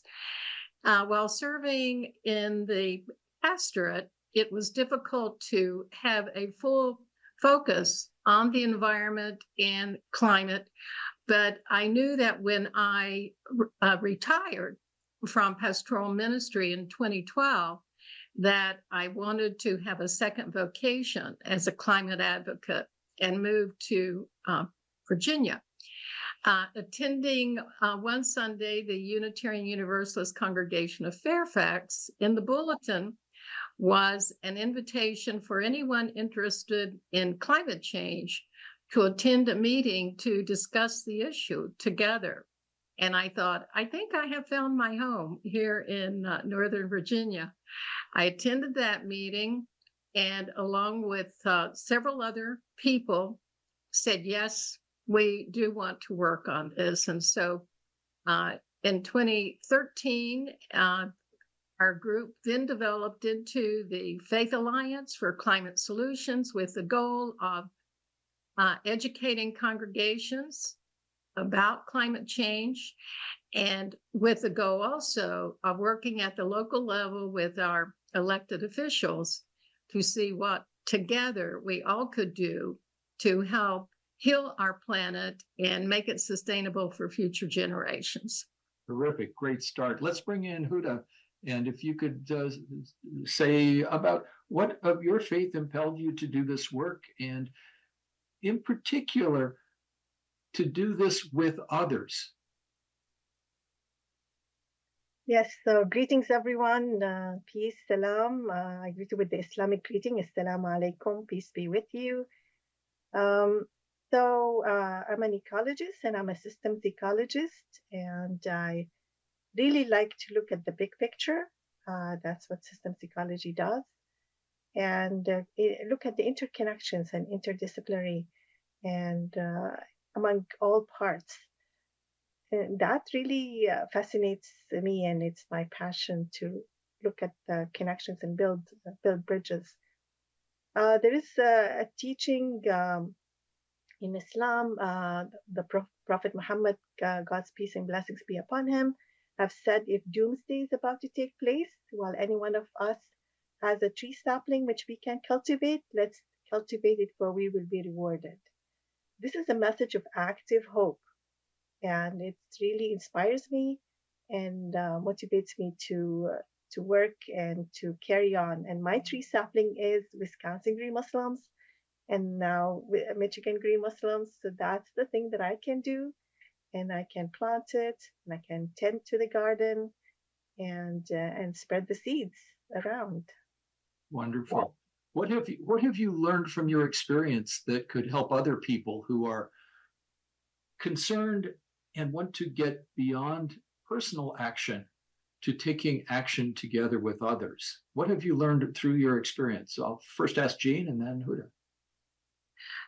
One of the things that we learned was the importance of community and working together and being a support for one another, because we all were learning new skills. And we were developing in our message of talking to others about climate change, particularly faith communities. We also chose to be, as the Faith Alliance, an interfaith community. So we began first by calling a meeting, inviting many congregations and diverse congregations to a meeting where we all could meet, talk about what we wanted to do together, what our concerns were, etc. We were fortunate to have an elected official be with us that day, our Congressman Jerry Connolly, as well as other faith leaders who spoke. We had around 90 people, I think, at that meeting. And from that, then we developed a core group and began to educate ourselves, continue to educate ourselves, how to speak to elected officials, approach them, let them know we wanted to work in partnership with them because we knew policy was important to achieve our goals. So as various faith communities, we learned how to be supportive of each other and to speak to our elected officials and to develop our goals and objectives in doing that. The community was essential. I hear community coming up sort of every sentence. Huda, yes. How about your experience? So Wisconsin Green Muslims is a small group, but the way we exist is through connections. So connecting faith, environmental justice, sustainability, and healing through education and service. We are member, supporter, contributor to many coalitions, networks, and collaborations, whether it's local, state, regional, in the Midwest, and national. And we work on, we have an open circle model that worked for us now for 20 years. Is that we designate a theme for each month. So we start networking in January, and then February we teach and educate about the climate change. March is in water, and then April is Interfaith Earth Month. I'm also founder of several interfaith groups. And May is clean air, vegetable gardens in the summer, Energy Awareness Month in October. September is transit, and November is recycling and waste reduction and environmental justice. In December, we end the year like really grounding ourselves of why we do what we do.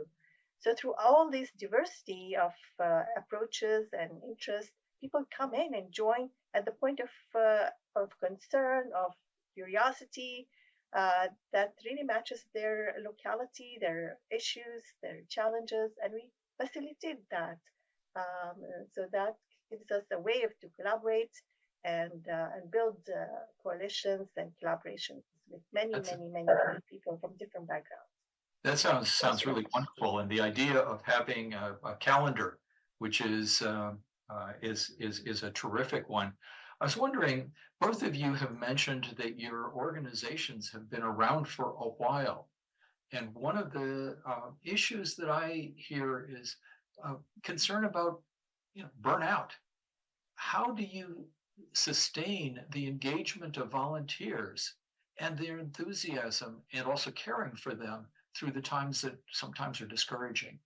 Both of you have been working with organizations for well over a decade with volunteers. Huda, maybe you could go and say, 20 years, that's terrific.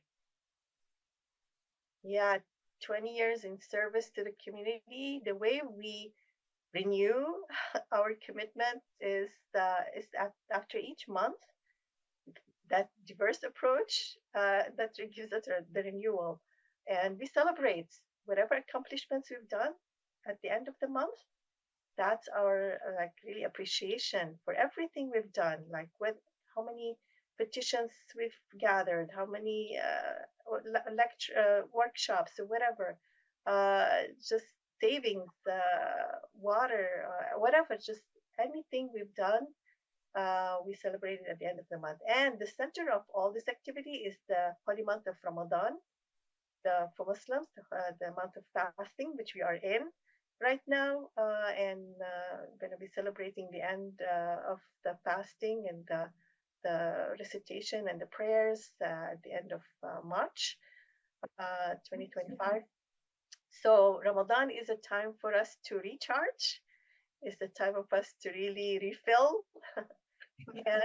and move forward with full passion, full integrity, and full commitment forward. So I love the focus, and you're raising up, celebrating successes.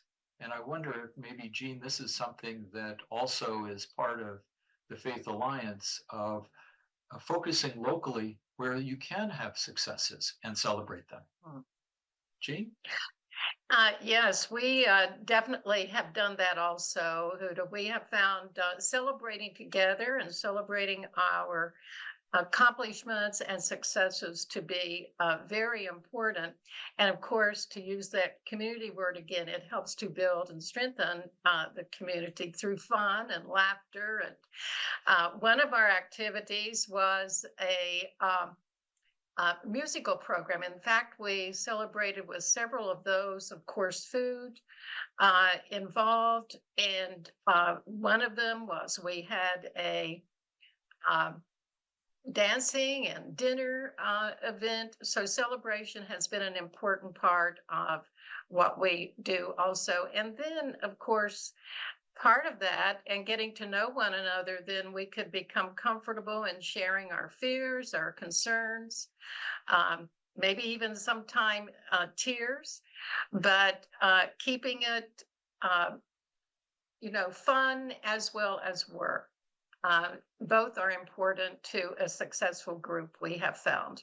Thank you. From what both of you are saying, the organizations that you have been developing and sustaining happened by somebody calling a meeting, somebody saying, let's get together, and not necessarily knowing what the answer was, but just saying there's community if we get together and we work together as people of faith on such a holy quest. So thank you to the two of you. And now I'll turn it back over to Carol. Carol? Thanks so much, Eric, Huda, and Jean. A funny little aside. I actually met Jean on a hiking trip in the redwoods of Northern California, up in the area where Frankie Myers lives, who spoke to us earlier, and also my friend and colleague, Ashley Lane. I had so much fun getting to know Jean on that trip. Talk about a small world. You know, it's so true that we can go further, faster together. Put your hand in the air if your congregation collaborates with other congregations or organizations in an organized and regular way. Maybe you come together for worship. When I was pastoring, we had a community Thanksgiving worship service, for instance, or maybe for Vacation Bible School, or for a food pantry or youth group, maybe for Habitat for Humanity. When we come together regularly, we build those relationships and trust, and that helps us to affect real change. Okay, I invite you now to turn to page 27 for the next reflection and journaling prompt called Partnering to Transform Communities. Let's look over those prompts on page 27 together. The first one is understanding collaboration and building those networks. Why do you think collaboration is essential in addressing climate change? Hint, it goes back to what we just talked about, the community, the relationships, the networks. But think about your own community for that question. 2, your current engagement. Think about your congregation's current involvement in your community and within religious networks. Is local climate action part of your all's involvement? 3, identify opportunities. Consider potential partnerships within your local community. What other congregations or groups could you collaborate with to strengthen your climate action efforts? If you're not sure, make a little note to do a little research, ask around, do some Googling, find out who it is that is doing this kind of work that you might join in with. 4, overcoming challenges. What is hard about collaborating? How might you address those challenges? There's all kinds of things that could come up, but write down a few things that you could predict might be obstacles. It's better to think of those things in advance. 5, what is next for you and your climate action work? How can you take what you have learned already today to enhance or expand your personal and your congregation's efforts? Now join me on page 28. There are 3 journaling prompts to support planning for collaboration. The first one is list groups or organizations that you could connect with to enhance your local climate action. Imagine a specific project or event that you all could work on together. How might you initiate contact with these groups? Maybe it's simply an email or phone call, but maybe you might need to see if there's someone that you know who can connect you with them. Again, it's all about relationships.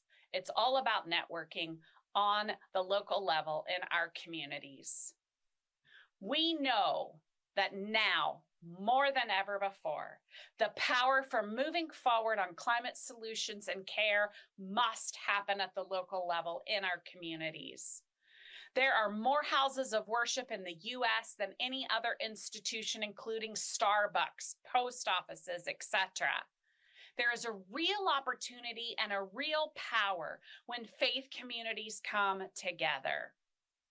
Blessed Tomorrow believes this so strongly that we are pleased to once again provide seed grants of $500 and $1,000 for congregations of forum attendees to collaborate with other congregations and organizations on climate justice and creation care in your local communities. Imagine for a moment what you could do in a partnership with others with $500 or $1,000. It's not a lot of money, but it is mind-blowing what a big difference just a little money can make. The 2024 grantees of these seed grants blew us away with the amazing things they accomplished with just that small amount of money. Now we're going to watch an overview of the 2024 Beyond the Walls projects to get ideas for 2025.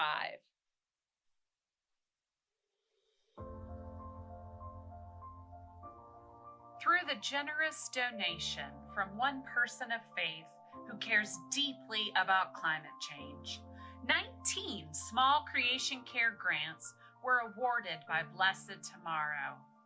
The purpose of the Getting Outside the Walls grants was to support congregations in fostering deep community relationships for innovative climate action. Like the parable of the mustard seed, these projects started with a small amount of money that have resulted in great impacts in 19 local communities and beyond through many different kinds of projects.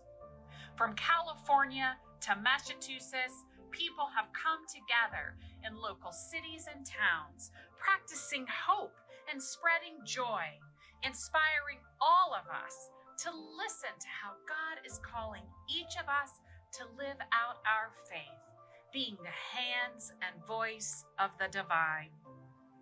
While these projects are diverse in scope, they have all started with and been built upon relationships. With the support of this grant, All People's Congregation in Louisville, Kentucky was able to expand the Interfaith Environmental Action Network to facilitate interfaith collaboration, cooperation, as well as organizing and mobilizing around environmental justice. The project now includes 30 congregations and organizations who are collaborating to create collective goals that ultimately support climate action and advocacy in their local community. The Ward Economic Development Corporation in Los Angeles, California, organized the creation of a rapid response network to respond to local climate threats and to inspire others to become involved. Their work reaches over 12,000 individuals through conferences, street festivals, and resident meetings, and the grant supported 2 local housing communities in improving their sustainability. The Comunidad y Clima project in Davenport, Iowa, is a collaborative effort between multiple Spanish-speaking congregations hosted by Iglesia Camino de Emmaus to educate, resource, and collaborate on creation care and climate justice. They're also planning on starting a community garden in the spring. 3 grantees used their funds to support community gardens. If breaking bread together helps connect us, gardening together deepens relationships. Progressive Baptist Church in New Orleans constructed 6 garden boxes that were used to grow fruits, vegetables, and herbs, while also providing education around how to use the fresh food to prepare healthy meals on a realistic budget. Washington Avenue Christian Church in Elyria, Ohio, also had a hugely successful community garden where relationships between church members and local neighbors were grown alongside the plants. They also hosted a huge harvest potluck.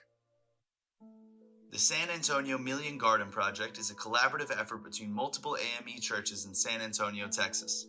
Led by Dr. Raymond Bryant and San Antonio District AME Church, they support a network of community gardens across the San Antonio area that include growing fresh foods, cooking demonstrations using affordable recipes, and a Facebook group where those involved can share their progress and ask for support. First Christian Church, Disciples of Christ in Princeton, Kentucky is hosting a Farm to Fork event in the spring as part of their Open Table, Open Mind, Open Heart project, and we're looking forward to it.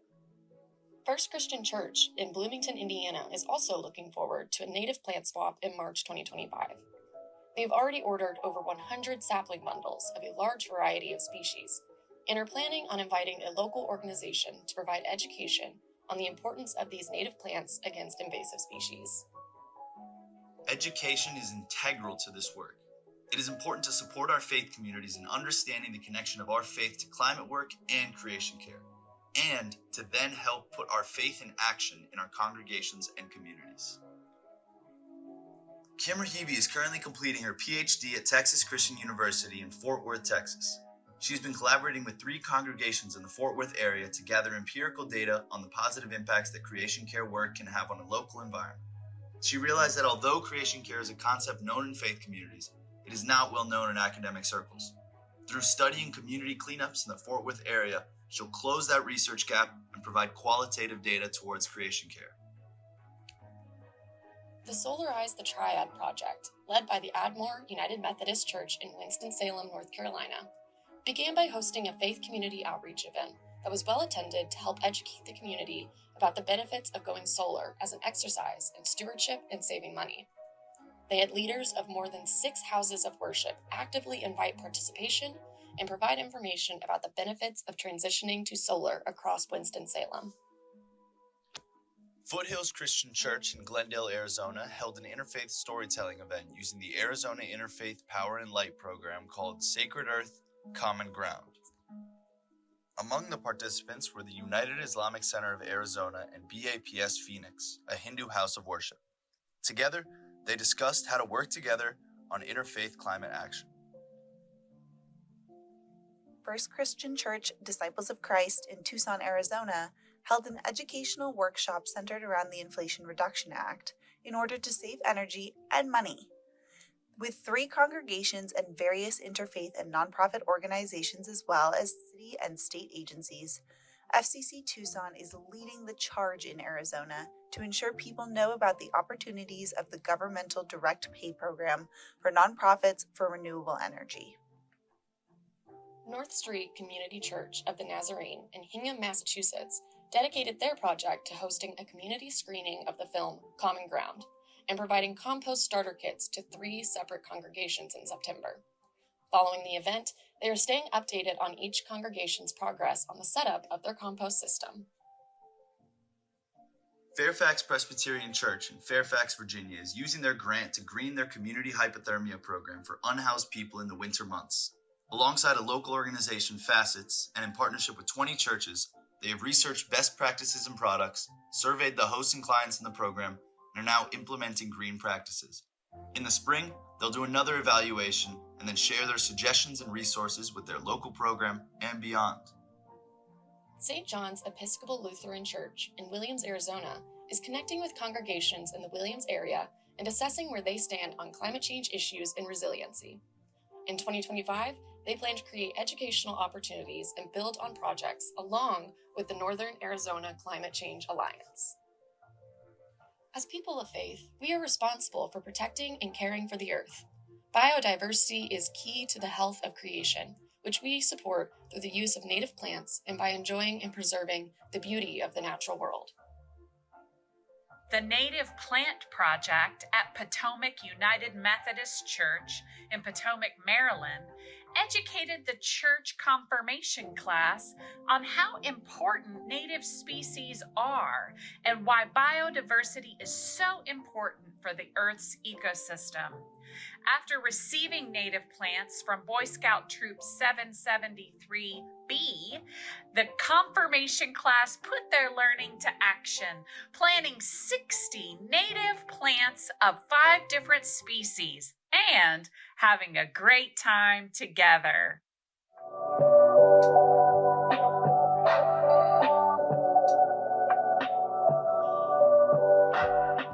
Faith in Place and their solidarity in nature through sound exploration hosted 5 different outdoor workshops where over 300 youth from the Chicago area participated. Young people recorded sounds of nature and then used them as samples in the creation of their hip-hop tracks. Being outside supported their physical and mental health and connected them to God, all while having an incredible time. White Oak Pond Christian Church Disciples of Christ in Richmond, Kentucky hosted a naturalist-led hike through Raven Run Nature Sanctuary in central Kentucky for youth from their church and community. The naturalists educated them on the importance of carbon sinks through a variety of games to really drive home how carbon can be captured by trees. They even learned how to calculate how much carbon is stored in specific trees. Each person also receives an awesome White Oak Pond Christian Church and One Home, One Future water bottle. Messiah Community Christian Church in Winston-Salem, North Carolina, focused their efforts on a girls' group home with their I Action Messiah project. Native plants, gardening starter kits, and solar energy education are all being shared with their church in the group home for girls.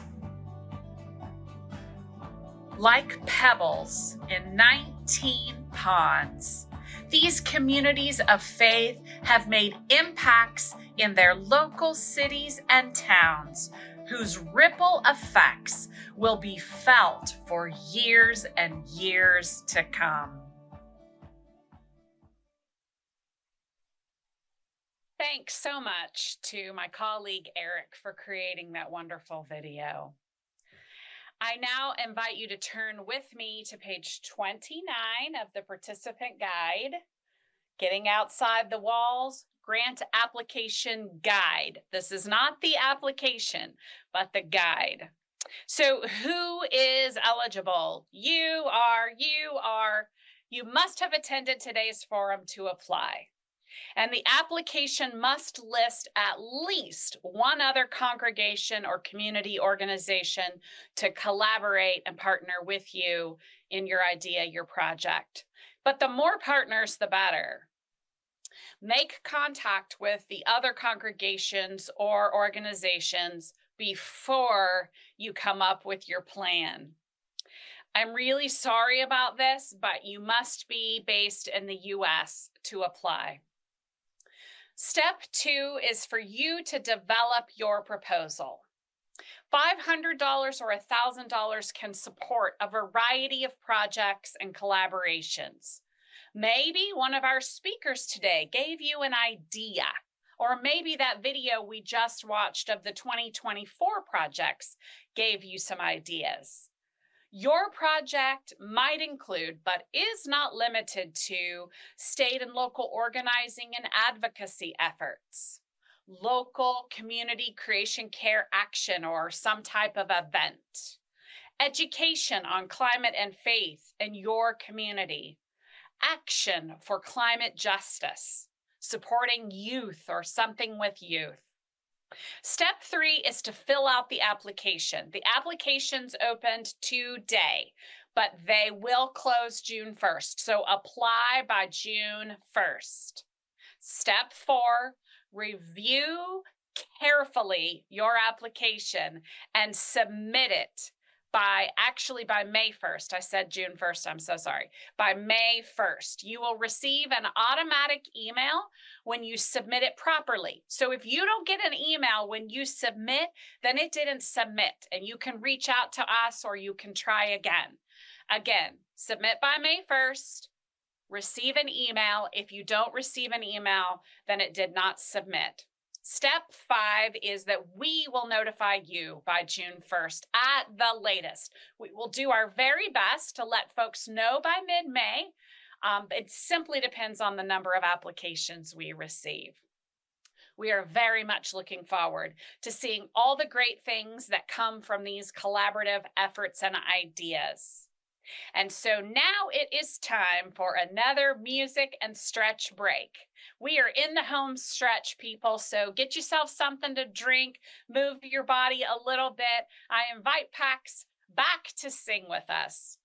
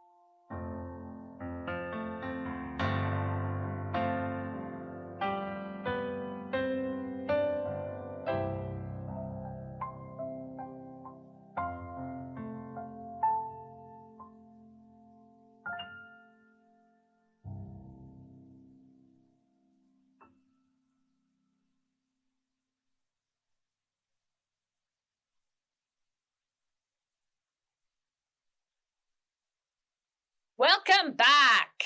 I hope everyone is refreshed. Okay, I have a couple of jokes for you. What was Moses's wife, Zipporah, known as when she'd throw dinner parties? The hostess with the Moses. Okay, what did God's people say when food fell from heaven? Oh, manna. That's not as good. And what did pirates call Noah's boat? The Ark. Okay. You're welcome, or I'm sorry. I don't know which. Actually, the next session is really important, and we are in the home stretch, and I hope that everybody has energy for this next little bit. You know, my grandmother had a lot of sayings. One of them was, many hands make light work, and it is so true. And also, creation care and climate justice is just a lot more fun when you do it with others. Does your congregation have a green team? The goal here, all of our work here, is for creation care to be so integrated into our congregations and denominations that we all expect that every church, mosque, synagogue, and temple has creation care as part of how they live out their life. We want to work for the day when no longer will we meet someone who says, people of faith care about climate? I had no idea. We want everyone to know that creation care and climate justice are actually integral to our faith in the same way that we know and expect that our faith communities care about and act on hunger. We should all know and expect that same thing with climate change. We have to imagine it for it to be so. So imagine regularly hearing creation in sermons, prayers, and liturgies. Imagine energy efficiency and renewable energy at congregations just being a given. Imagine gardens of all kinds at congregations. Imagine, imagine, imagine. But to get to that place where we all need to start is with green teams or creation care teams. So next up, we're actually going to learn from Kim Rahibi, a member of the United Methodist Church and also a PhD student at Texas Christian University. We will hear about what she learned from research that she did on effective creation care teams. And joining her in conversation is Cherie Wharton of Potomac United Methodist Church, who has worked with so many congregations creation care teams to help them get started and know what to do next. Immediately following Kim and Cherie, Rabbi Nina Beth Cardin, the chair of the sustainability of the conservative Jewish movement, will speak to us about a program that she has created and launched last fall and is leading to integrate climate very fully into the structure of congregational boards. So whether your congregation needs to start a creation care, is ready to ensure creation care and climate justice becomes part of the board, or anywhere in between, the next two sessions are really helpful and will help you. So I'll see you in just a minute. Thank you, Carol. I'm thrilled to be here today and to connect with you, Kim. You know, I had the incredible privilege of working with green teams from various churches. And when I heard about your research recently on the effectiveness of church creation care teams, I was thrilled. Kim, could you give a quick overview of your research? I'm sure everyone here is eager to learn more. Yes, thank you so much for this opportunity. My research is a qualitative descriptive design where I get to do a deep investigation on the perspectives and lived experiences of individuals engaged in creation care.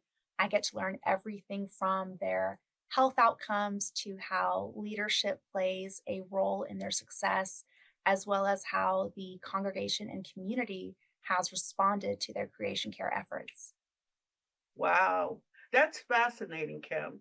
Thank you. But those congregations who are just starting their creation care journey, what would you say is the most crucial first step? Leadership. Identifying that creation care champion is essential. And then reaching out to your clergy for alignment and support is crucial. Once that creation care champion is identified, we want to connect them to pastoral leadership and have them communicate, hey, we're creating this creation care team and we would love your prayers and support for what we're doing, what we're about to start doing. Absolutely. Leadership is key. I remember working with a small church where a passionate lay leader rallied the congregation around creation care. Seeing how one person's enthusiasm could effectively spark such positive change was amazing. Kim, you also mentioned building a team. Yes. Could you elaborate on that? Yes. So once you've got your leadership in place, the next step is exactly as you have said, building that team. Communication is key. And I'm going to start sounding like a broken record when it comes to communication. You want to communicate the vision of your creation care team to the whole congregation through worship, newsletters, perhaps even a congregational survey. What congregation doesn't love their surveys? You want to bring people together, especially your youth and your young people. They have such creative ideas, and you want to include diverse perspectives, welcome all ideas from all over the congregation. You're so right about including youth, Kim. As we heard earlier from those inspiring climate justice fellows, young people are eager to take on leadership roles in climate action, and they bring such energy and fresh perspectives to the table. I completely agree, Cherie. They are definitely a spark that is necessary to this creation care work. Once your team is formed, your next crucial step is doing a green assessment. Some of you might be wondering, well, what is that? What do I use? Use the Blessed Tomorrow assessment tool and One Home, One Future's efficiency checklist for your green assessment. You want to rank your tasks, your actions, your projects by feasibility, of course, but also by quick wins. Find the low-hanging fruit. Where are the low-hanging fruit? What is the low-hanging fruit? You want to consider the resources of your green team, consider the resources of your church and your congregation, discuss your budget needs, and if you can, secure a line item on the congregational budget. This is so helpful to the wins of the creation care team's efforts. You do want to also explore creative funding methods like special offerings, perhaps sponsoring light bulbs, or Carol's green snowball idea, where savings from each energy efficient action are then reinvested into the creation care team's budget line item.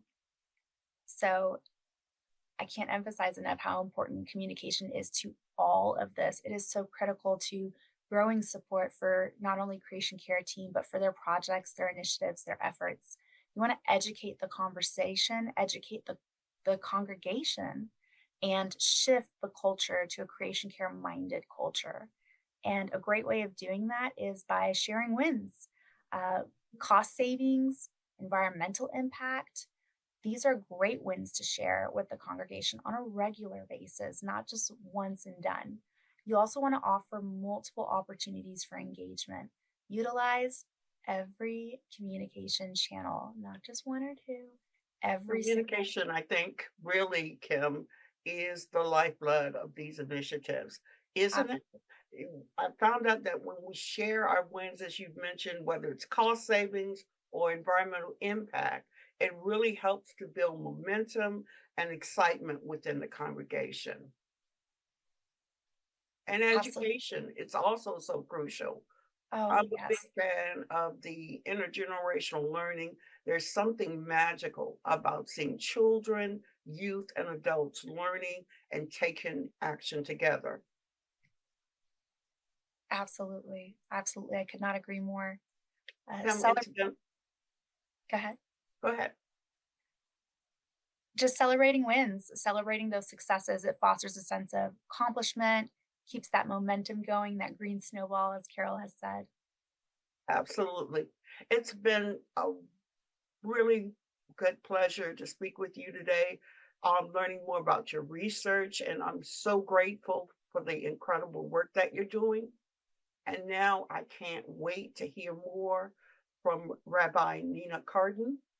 Rabbi Cardin, the floor is yours.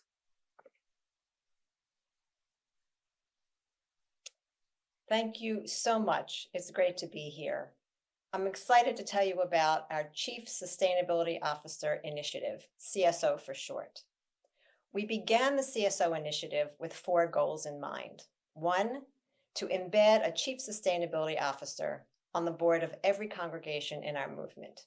2, to ensure a smooth and unbroken succession of sustainability leadership in every congregation in our movement. 3, to confer in the CSO position the authority and influence they need to get things done. And 4, to signal to the congregation and the community at large the congregation's deep and abiding commitment to sustainable living. Now, that was a lot in there, so let me explain. Goal number 1, to embed a Chief Sustainability Officer on the board of every congregation in our movement. Congregations that are eager to promote sustainability practices and values in their everyday behavior need a center, a person who is charged with holding the sustainability portfolio and being the sustainability voice that speaks when conversations happen and decisions are made. The CSO is designed to be that person. The CSO is designed to have a seat on the board or whatever the authoritative decision-making body of the congregation is, so that they will always be part of those critical conversations. 2, to ensure a smooth and unbroken succession of sustainability leadership. Continuity is often a challenge in congregations. A handful of congregants who are devoted to sustainability, or even a dedicated congregational earth care committee, are often not enough to get the job done. We have too often seen that when dedicated leaders leave for whatever reason, the energy to promote sustainability practices often wanes. Leadership changes, but the dedication to sustainability needs to remain constant. Appointing a Chief Sustainability Officer and placing them on the board can ensure that the sustainability portfolio is always filled and always active.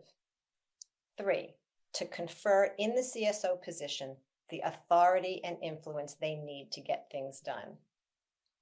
Individual sustainability champions in congregations do not always have the clout or the support that they need to lead.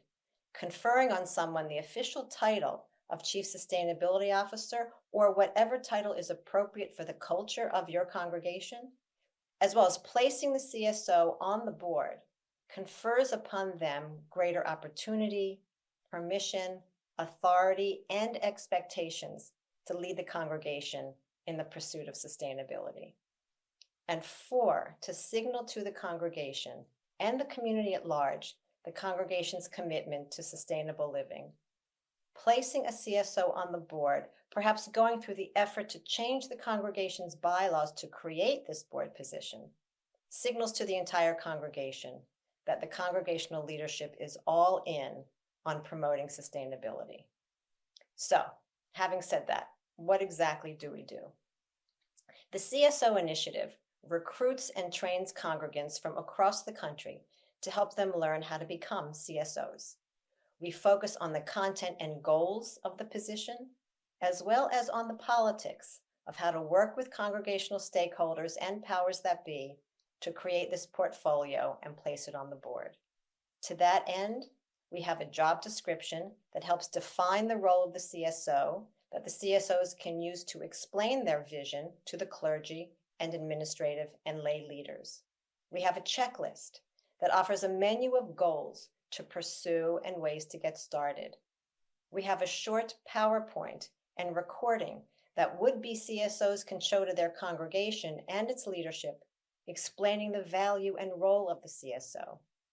We have a template of an earth charter that each congregation can use to craft a version for itself, expressing the values and goals that underpin their commitment to sustainability.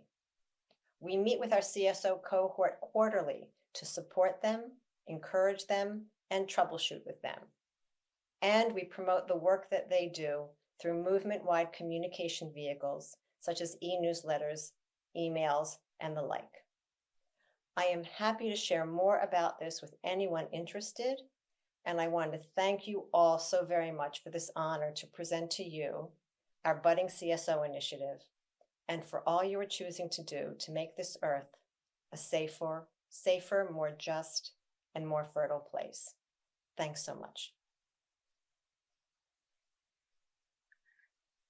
Thank you, Rabbi Cardin, and thanks also to Kim and Cherie.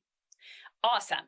Now, let's talk a little more about starting a green team at your congregation. I invite you to turn to pages 31 and 33.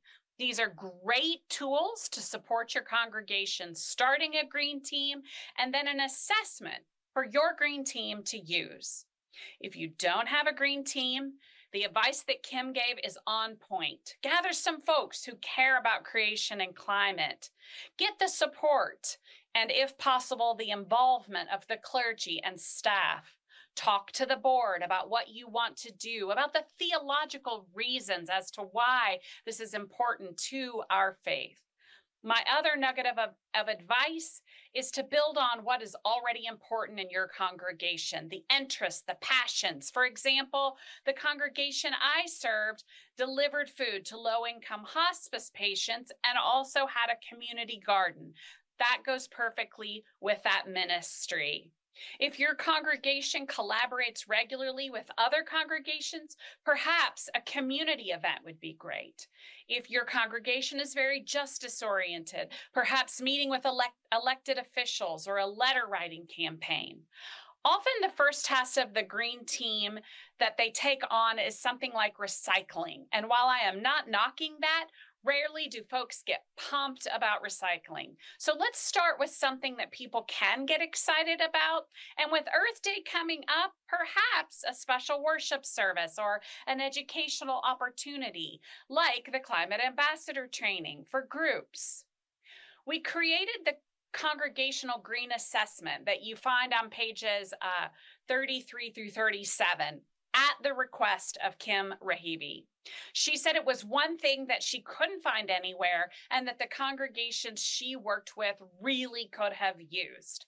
This assessment gives you a broad overview of the life of a congregation. If there's something we left out, please add any other areas that we didn't think of. The assessment should open your green team's minds to all the areas where creation care can be integrated: worship, education, spiritual and pastoral care, consumption practices such as meals, buildings, and grounds. Go over this as a team, share it with staff and with the board. During our next reflection time, I invite you to turn to someone nearby and talk about what is needed at your congregation. If you don't have a green team, what is the first step that you can take to help get one going? Maybe you need more education yourself and want to take the Climate Ambassador Training. Maybe you want to schedule a meeting with the head of your congregation. Maybe you want to go to your congregation's board and have a discussion. If you already have a green team, how can it be more impactful? Did anything that Kim said give you an idea? And if your green team is rocking it, can you talk to the leadership about adding a seat to the board that will always bring that green perspective to every discussion? For the next 10 minutes, the in-person groups will share with each other questions and ideas from these pages in the participants' guide. For those of you who are online, write down your thoughts, add questions or comments to the chat. I'll see you in 10 minutes.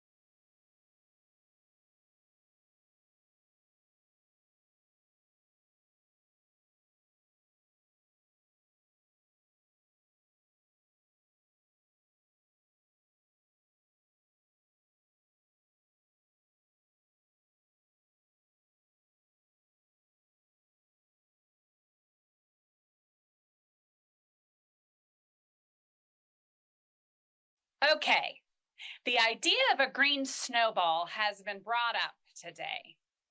This is the idea of taking that first step to save energy and money, but instead of that money just getting absorbed, it is earmarked for more efficiency measures to save even more money. For example, just by changing an old thermostat at my first church I served to a smart programmable thermostat, one small rural congregation saved $400 a month. Using that green snowball idea, that $400 or $4,800 in 1 year would be used then for LED light bulbs or insulation, energy efficient appliances, and more. And all of those savings would be added to grow that green snowball and eventually would be put toward clean energy. The Energy Efficiency Workshop on page 37 will support you in calculating your congregation's energy costs for a baseline, and then you can use it to tabulate the savings as you go. Next, after a short song from the many, we have 3 speakers who are going to share their green achievements that also saved their congregation money. We will start in Washington State with Rabbi Seth Goldstein, then go across the country to Vermont to hear from Daniel Gottlieb, and then we'll head south to Nashville and hear from Steve Vining. First, a quick break.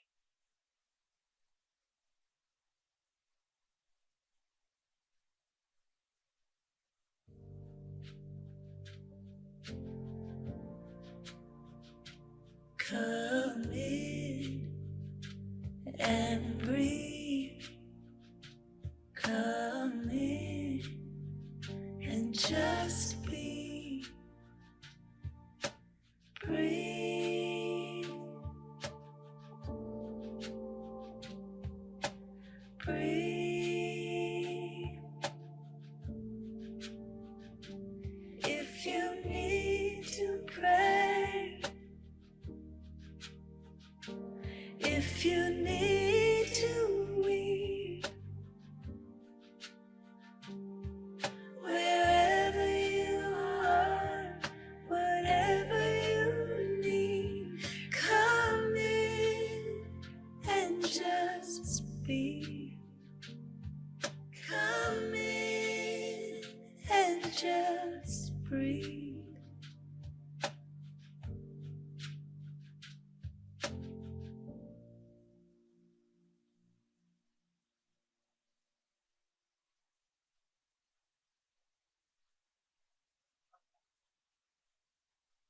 Thank you, Carol, and it's so wonderful to be with everyone here today, and wonderful to be joining you from the beautiful Pacific Northwest.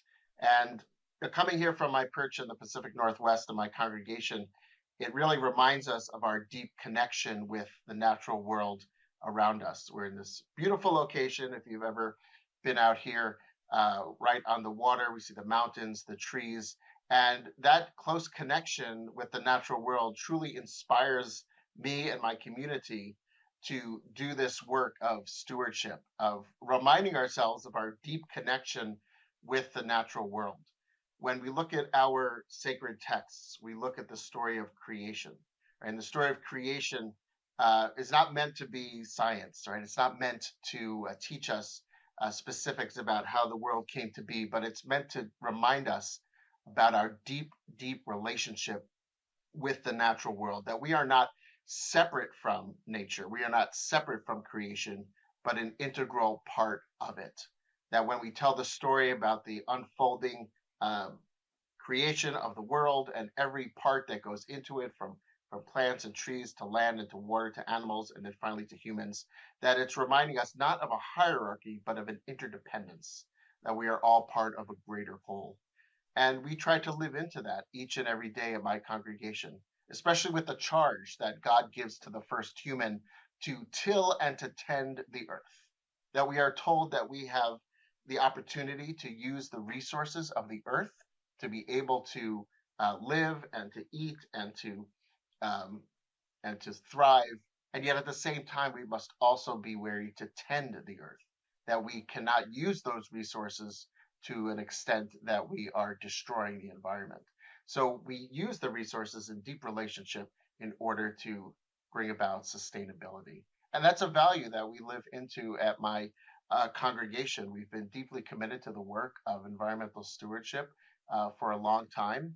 I've been here for 20 years, and ever since I've been here, we've been dedicated to this work. Even predates my presence here. I think because the community as a whole, even beyond the walls of the synagogue, are deeply engaged with our environment. And so when we gather as a congregation, we really try to live into those values. When we are here in our building, our facility, we also try to live into those values. So we've done many things over the years to really embody this.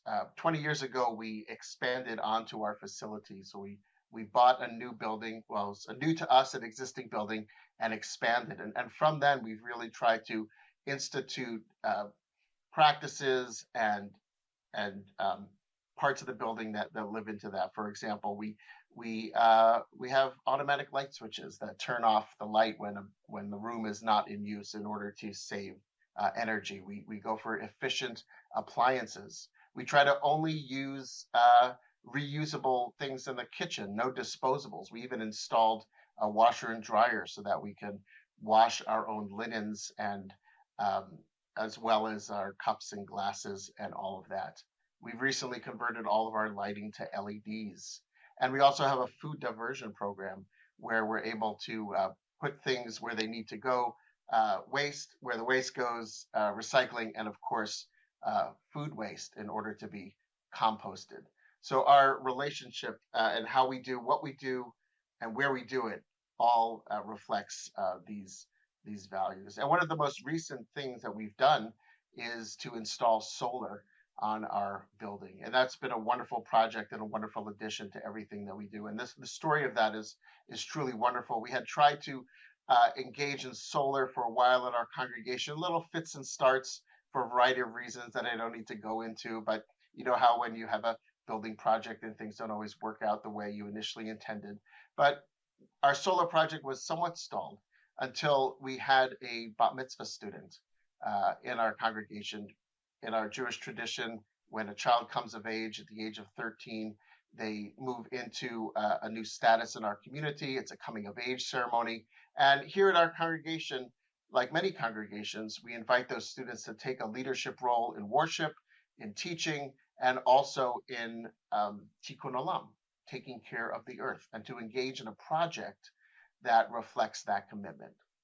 And so this one student knew that our solar project was stalled and decided that she wanted to take this on as her project for her bat mitzvah. And she marshaled resources in our community. She was a leader in terms of stewarding this project. She promoted it. She raised money for it. Gifts for her bat mitzvah went towards this project. Her family as a whole supported it, and it truly inspired the whole community to get behind it. And now we have solar on our building. So it's truly something that is infused in the life of our congregation, from the oldest to the youngest, from everything that we do. And we're seeing the benefits of that as well, not just in terms of our stewardship, but also in terms of our financial savings. This is something, it's not the initial reason why we did it. It's because of our values that we wanted to do this. But we do see that this is a way that we can be stewarding our congregation as well, by using our resources well, by saving us money, both in terms of energy use and generating energy now with solar. And that's something that could go back into the congregation and allow us to do more of this work together. So it's been a wonderful journey, and we're continually looking to how could we live into these values? What can we do next? How could we expand what we're doing through all aspects of our congregational life, so we can really truly live into that value we learned from the Torah, from the beginnings of Genesis, to till and to tend this earth. So again, I deeply appreciate the opportunity to be here today, and I want to turn it over to Dan Gottlieb from Temple Shir Shalom. It's a real honor and pleasure to be here to present to you today. The experiences that we had at Temple Shir Shalom in Woodstock, Vermont. I'm showing you here our timber frame sanctuary, and I will talk more about it because it's relevant. I've been on the board and involved for at least 15 years. I'm just going here quickly the timeline of the major projects that we have undergone. The timber frame sanctuary replaced the 19th century barn in 2001. We have a parsonage next door, 1960 vintage, that we decommissioned the oil furnace and replaced it with heat pumps and a gas wood stove. Virtually every structure that's more than 30 years old in the United States can benefit from attic insulation replacement. And we did that in our farmhouse, which is from the 1880s and houses our school, as well as the parsonage. It makes a huge difference. Next, we spray foamed the farmhouse basement walls, which were, again, 1880s and leaky. In 2020, we replaced a propane furnace in our office area with heat pumps. Just this last year, we installed enough solar on the roofs to provide 100% of our annual energy needs. And then very recently, we installed heat pumps in the sanctuary, as well as heat pump hot water heaters. We've seen roughly an 80% reduction in our propane use. In this area, we don't have natural gas. Obviously, this results in about an 80% reduction in costs. I wanted to mention a few things that, these were all capital intensive, required a lot of planning, but there are lots of low-hanging fruit that everyone should look at first, and we've done these things. A simple one is an energy audit. They're relatively inexpensive. Sometimes they're free in some areas, and they will tell you things that you should look at first. Setback thermostats, especially ones that are Wi-Fi addressable like Nest, are sort of no-brainers. They save a lot of energy, especially for buildings like ours that typically aren't used that much. You can keep them low, then someone's going to go in for a meeting, boom, you can have it set up. LED bulbs, including fluorescent retrofits, make a lot of sense. It's rather easy to look and fix things like failed window, doors, and seals. And then, while it typically requires an electrician, instead of having lots of light pollution, you can have motion sensitive lights outside. A lot of people will ask, well, what should we do first if we want to do bigger investments? And it does actually depend a lot on whether you're in a hot climate or cold climate, where your electricity comes from. Typically nowadays, these air source heat pumps, also called ductless heat pumps, make a lot of sense where your electricity is not generated from coal, and especially in cold climates, including here, even in Vermont. They work very well in very cold climates. Heat pump hot water heaters are sort of a no-brainer, especially in hot climates. Air sealing and updating insulation, as I sort of mentioned, what we had done saves a lot of energy and can provide fringe benefits such as reducing rodent issues, etc. Rooftop solar, is amazing. It's extremely expensive, of course, but it can reduce cooling loads. And then if it combined with a battery backup system, you can have effectively unlimited, endless AC during power failures. And there are more and more power failures from storms these days. It's important to consider some of these things before they fail. What we have found, and it's pretty common, is if you have a system and it fails, especially say it's a heating system during the wintertime and it's fossil fuel fired, they're just going to replace it with the same thing. So it's worth considering planning for these things in advance. So there are other fringe benefits to all the work we've done and the work that you can do. A simple one is that your budget is more stable. The price of natural gas and propane fluctuates wildly from year to year, decade to decade. We don't know what will happen with regard to taxation, etc. Here, what you're doing is paying it forward, especially with regard to solar. And so it's easier to budget for the future. we've found, and other people have found, for retrofits, if you're putting in heat pumps, now you have a backup heat source. So like in our sanctuary, we have heat pumps, but in addition, we still have propane fired. So you can heat the place faster, but also if one fails, you have a backup system. Same could be true for cooling. And as I mentioned, if you have solar combined with batteries, you can have endless powers during power failures, or nearly endless. New construction is a place where you really should plan ahead. I'm showing a couple of pictures of again our structure, since I'm just putting in a plug for timber frame construction. It's not available everywhere, but it's absolutely beautiful and it's incredibly energy efficient. In our experience and the experience of others, with the right contractor, the cost difference between sort of standard in construction versus what I would call hyper efficient is only 5 or 10%. It's really not very much. And so if you're doing new construction, it's really the time to make things extremely tight, extremely efficient. Many places now will require energy recovery units, which improve health and safety also, because you're not recycling, you're actually pulling in fresh air. And as I said, another plug for timber frame construction.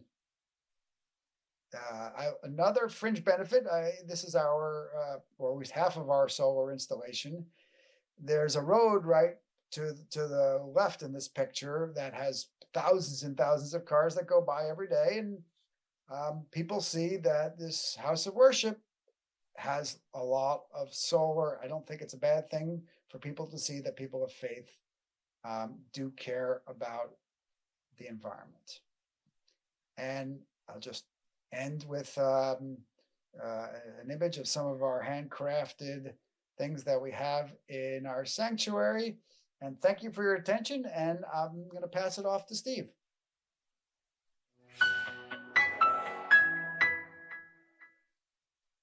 Hi, I'm a representative of Woodmont Christian Church here in Nashville, Tennessee.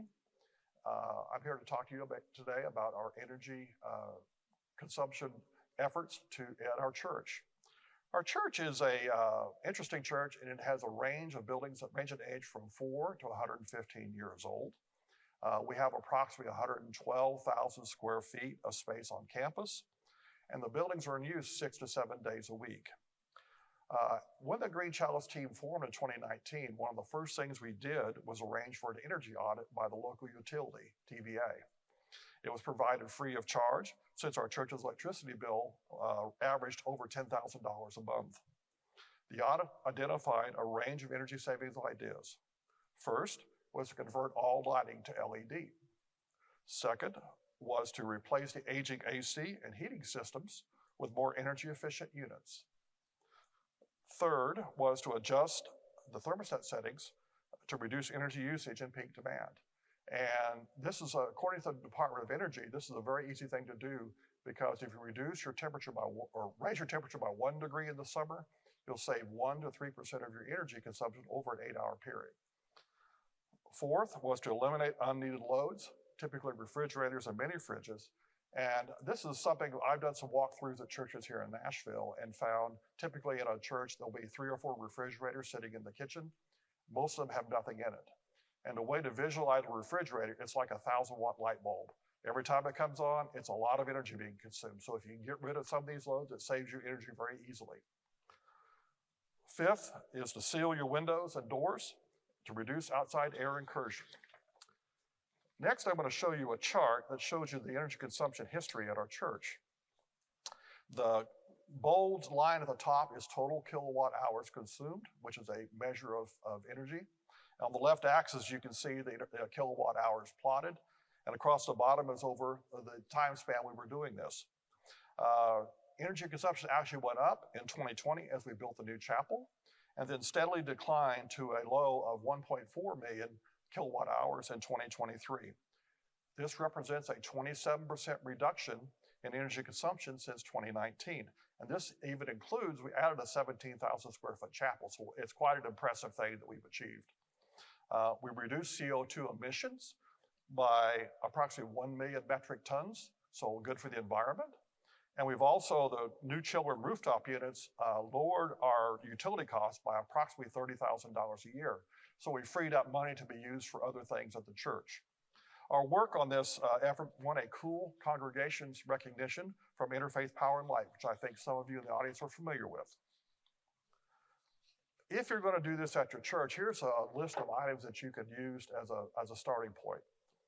First up, I would recommend you create a spreadsheet of at least 2 years of energy usage history for both natural gas and electricity. It will set a baseline for energy usage to measure against for future changes. And it also helps you establish the monthly seasonality. And this is basically in the summers, you use more electricity, and in the winters, you use more natural gas. So you'll get these natural rhythms of your usage. And then as you make changes, you can see what happens month to month. Next, I would recommend you conduct an energy audit to identify savings opportunities. You can contact your local utility to see if they'll help. If not, you can go to the EnergyStar.gov and get an energy audit playbook. Finally, after you do this audit, you can create a list of energy conservation action items. And I would recommend you start with a low-hanging fruit, low-cost things such as using LED lighting, which is very cheap now, and also elimination of unneeded loads. I would then try and use these savings, identify it, and then use these savings to fund other improvements. Devine refers to this as a green snowball.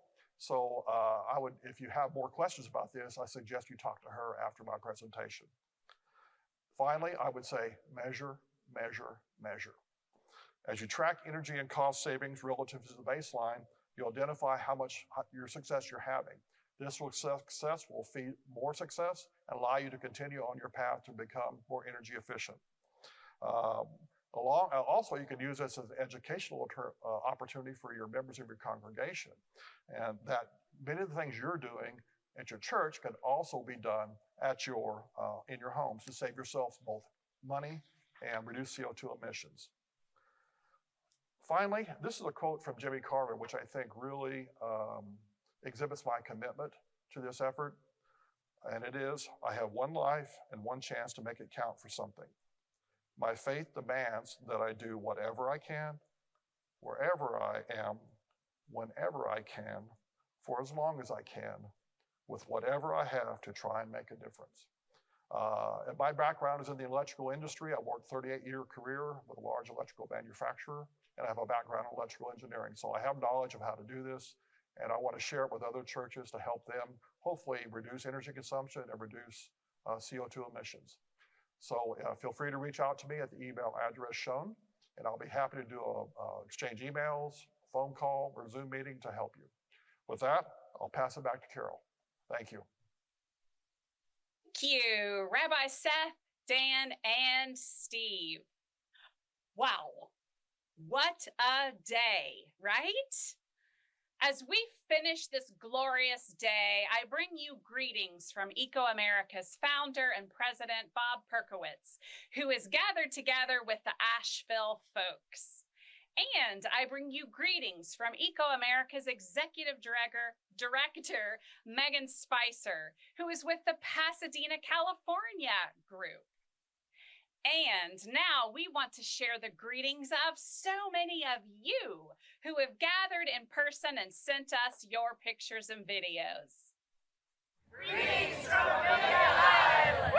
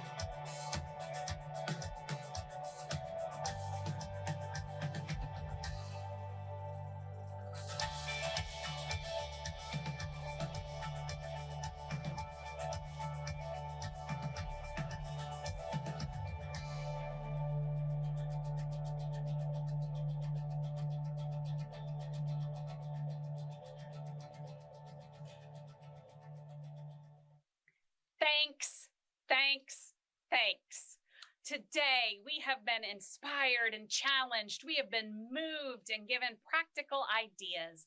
We have a resource packet to support ongoing climate action in our congregations and communities. Please share it with others. We started the day with Senator Warnock. We heard from Bishop Brookins and Supervisor Burnett about the fires in LA County. Scott Hardin-Nieri led us through a grief and gratitude practice. Jane Goodall reminded us that together we can make a difference. Frank Myers of the Yoruba tribe shared with us to help bring balance to this earth. The inspiring Heber Brown shared about the connection of gardens and freedom. Sarah Flint encouraged us to be brave and take action. Paul Harbridge inspired us to share faith and creation with our children through his book. The young leaders, Daniel, Ellie, and Lori, called us to find ways to support youth in our congregations. Caroline and John told us things that we must do to prepare for climate disasters. Huda, Jean, and Eric told us to build community. Kim Rahibi and Cherie Wharton told us to have successful green teams, and Rabbi Cardin to integrate chief sustainability officers into our boards. And then we had these last three speakers who gave us a glimpse of three congregations who are leading on energy efficiency. Along the way, we have enjoyed the music by Pax and the Many. The forum is ending, but our work is just beginning, and now we must take action. The Pasadena, California location has just issued a challenge for every location and every individual to make a commitment to your next steps. You can include your commitment in the follow-up survey that will go out shortly. Please complete the survey feedback and include your commitment. What are you going to do next? Please know that we read every single comment and all of your suggestions and take them into account as we plan our next event. Where is the Holy calling you next? People of faith are the best to lead on this issue because we understand that we plant that fruit tree, as Huda shared with us, not because we will enjoy its fruit, but for the good of the earth and future generations.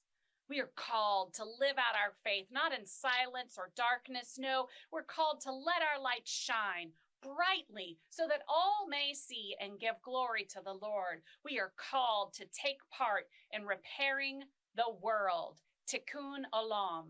This is our call. Where is God nudging you? Where is God stirring your spirit? Maybe the next step for you is to take the Climate Ambassador training, to deepen your knowledge and learn how to communicate effectively on climate and faith, to connect with others who, like Sarah Flint, are leading in their communities by being brave and acting out on that nudge. Remember, there are customized versions of this training for AMEs, American Baptists, Disciples, Episcopalians, Lutherans, UCCs, and as of today, Methodist. There's also a version for clergy and one in Spanish. Maybe what you want to do is to learn with others. Get a group together. As you just heard today, you can host a training for a group and take the training together. We provide all you need to host the training. And the Climate Ambassador training gets updated and refreshed every single year. In fact, some people take the training more than once in order to stay up to date. To all the clergy in the room, please consider taking the Ambassador training for clergy. It includes some extra stuff like eco-theology, how to preach and teach, how to pastor, how to model advocacy, and more. You can even get a clergy group together to take the Climate Ambassador training for clergy. Maybe what you want to do is start a green team at your congregation or get support for creation care at your congregation. So join One Home, One Future. Check out the 48 partners who support it. Maybe your denomination is one of them.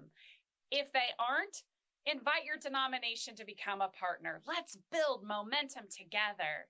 In One Home, One Future, new resources are added regularly by all the partners. We have quarterly gatherings that are open to all the participants to share ideas and ask questions. And Eric is available to meet one-on-one every week. And if you join by April 11th, you can receive an Earth Day tabling kit to support happenings in your congregation and community around Earth Day. Perhaps you have ideas, nudges, stirrings to start something new or do something new with a current program. So apply for the Getting Beyond the Walls grant by May 1st. This is only open to forum attendees and hosts will receive priority. Look around the room. Invite someone to plan with you who's from another congregation. We go further faster. This work is all about relationships. Please send some love to the ecoAmerica team, either in the survey, by email, on social media, or in person.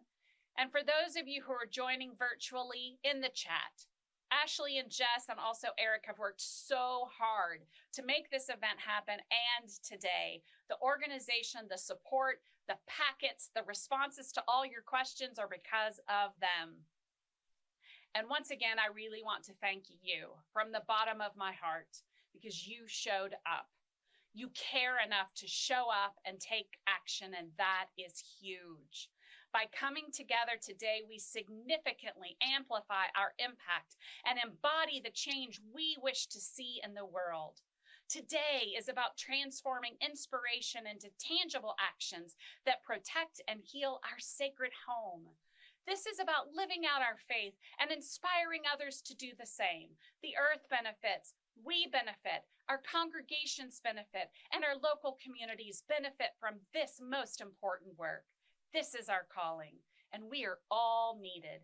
Your leadership makes a real difference. Please don't leave all these ideas and all this inspiration here. Take it all with you and grow the impact exponentially. Talk about climate every day, on social media, in your congregation, to your neighbors. People are concerned about climate change, but they think others around them are not. And they don't know what to do about it. They think they can't make a difference. Let them know they're not alone and that they can join in this work. And now it's time for us to sing together. Shortly after the One Home, One Future campaign was launched, Reverend Carolyn Gillette of the Presbyterian Church USA was inspired to write a hymn. So I invite you to turn to the last page of your resource packet on the back, and let's all join our voices and spirits together in song. Godspeed, take care, many, many blessings. I now invite you to join with me in singing We Have a Common Calling together.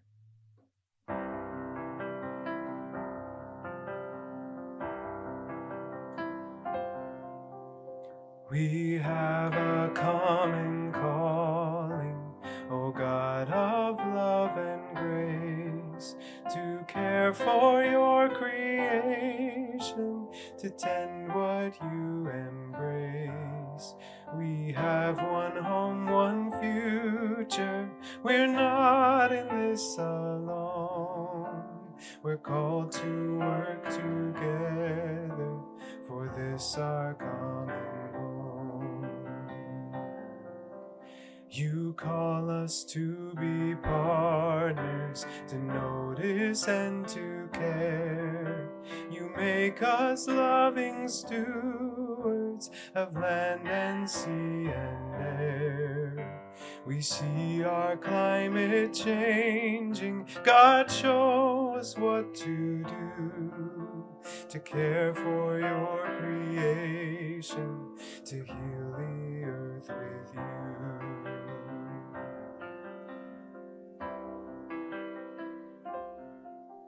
We'll work to build strong leaders. We'll listen to our youth. We'll strengthen congregations to help them speak the truth. We'll work with other partners in our communities, for moral wise perspectives must shine in times like these. We see our neighbors suffering, especially the poor, and so we'll work towards justice and toward the earth restored. We'll work as loving neighbors to plan and to prepare. We'll allocate for climate. The earth deserves its share. Oh God, as congregations, we don't act out of fear. Our moral obligations will motivate us here. We'll seek a blessed tomorrow. Our voices rise above. May we today be faithful in this great work of love.